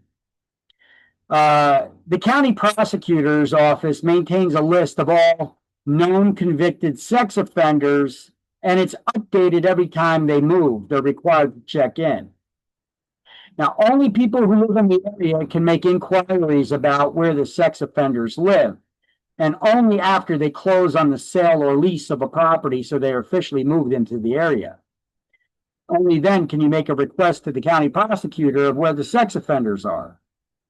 However, real estate agents can refer a concerned buyer or renter to the Megan's Law registry on the state police website, where they can search themselves. Licensees are not permitted to inquire about or give any information regarding the presence of convicted sex offenders in the neighborhood. Don't go printing out any lists. Don't go to this website and make out any lists or print anything yourself or disseminate this information. You're not allowed to. It's illegal for you to. But you can direct people to go to the state police website to see the Megan's Law registry and do a search.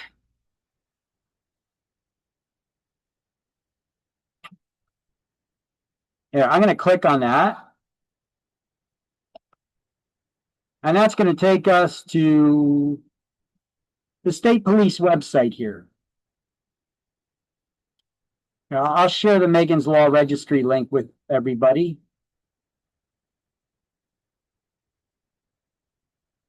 There you go. Now, if you have or things of that nature, you're not going to be able to search this registry. So turn those things off first, because they do track who is doing searches and inquiries in case one of these people end up with broken legs or necks or dead or whatever, or they start getting harassed. The sex offenders have rights too. They serve their time in prison and they're released, and so they should not be harassed or abused by you. So this is what these prohibitions of misuse of the registry go over. Important information about the sex offenders. They talk about the risk of them reoffending. They're ranked tier 3 offenders, tier 2, tier 1 offenders. Anytime a sex offender moves, the county prosecutor, they need to check in with the county prosecutor, and they update the Megan's Law registry. So here you go. If you misuse the registry, it could cost you thousands of dollars in fines and possible imprisonment, depending on what you do. So let's click here, accept that, and let's go into the registry. And when you're in the registry here, you could click here to search the offenders in your area. And you plug in your address, and it'll show you all the sex offenders that live around you.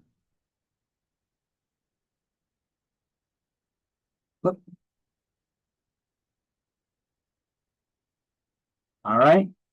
I'm going to open up this instead of the registry because we're not allowed to disseminate this, and I am recording this. I'm recording this, and I don't want to have this recording out there, and I don't want to get in trouble for disseminating any information here. So I'm going to click on the state police slideshow here that explains about the Megan's Law Registry. They tell you that 45% of sexual assault victims are under 12 years of age. That's sick. 75% of victims know their attacker.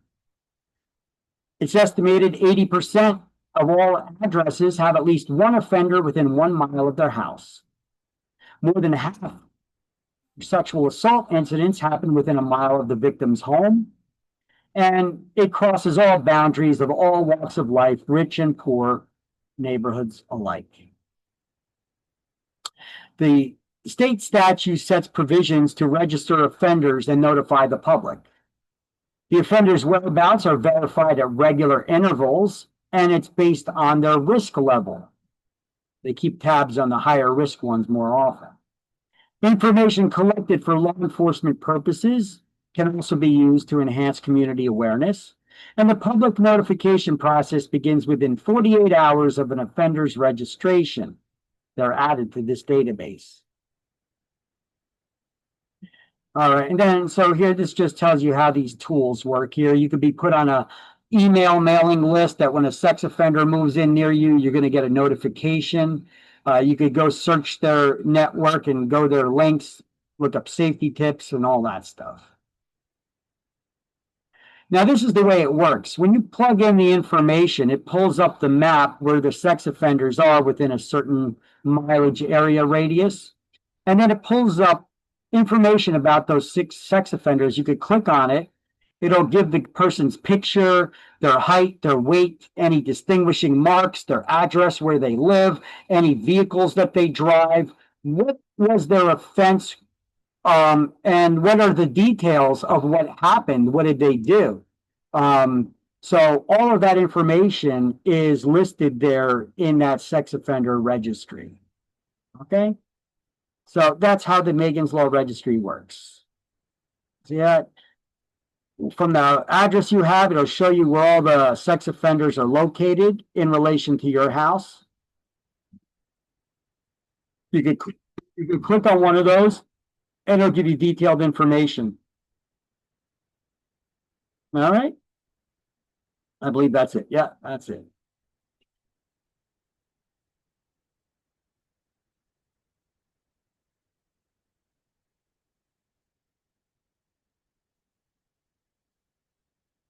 So let's highlight this on Megan's Law, and then I think that's the end of class for the day. So we're highlighting Megan's Law requires communities be alerted to the presence of convicted sex offenders. Buyers and lessees can obtain information from the county prosecutor's office after the sale or lease of the property is closed. Or they could check the Megan's Law Registry. Yeah, I think Megan's Law was named after a guy who kidnapped this this girl Megan. I think he lived across the street from them, and she went missing. You guys can do a Google search and find out the story and read up more about this tragedy about Megan's Law. Let me see if I got it right here. That opens it up.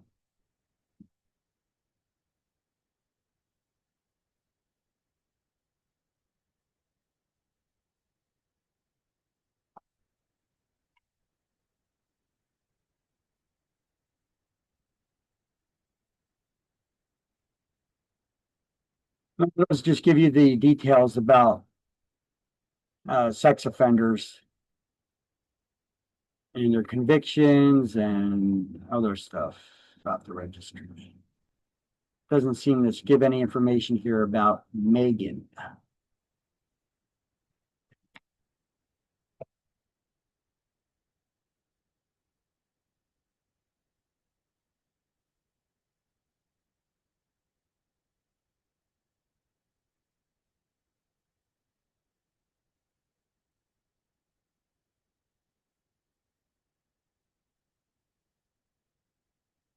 All right.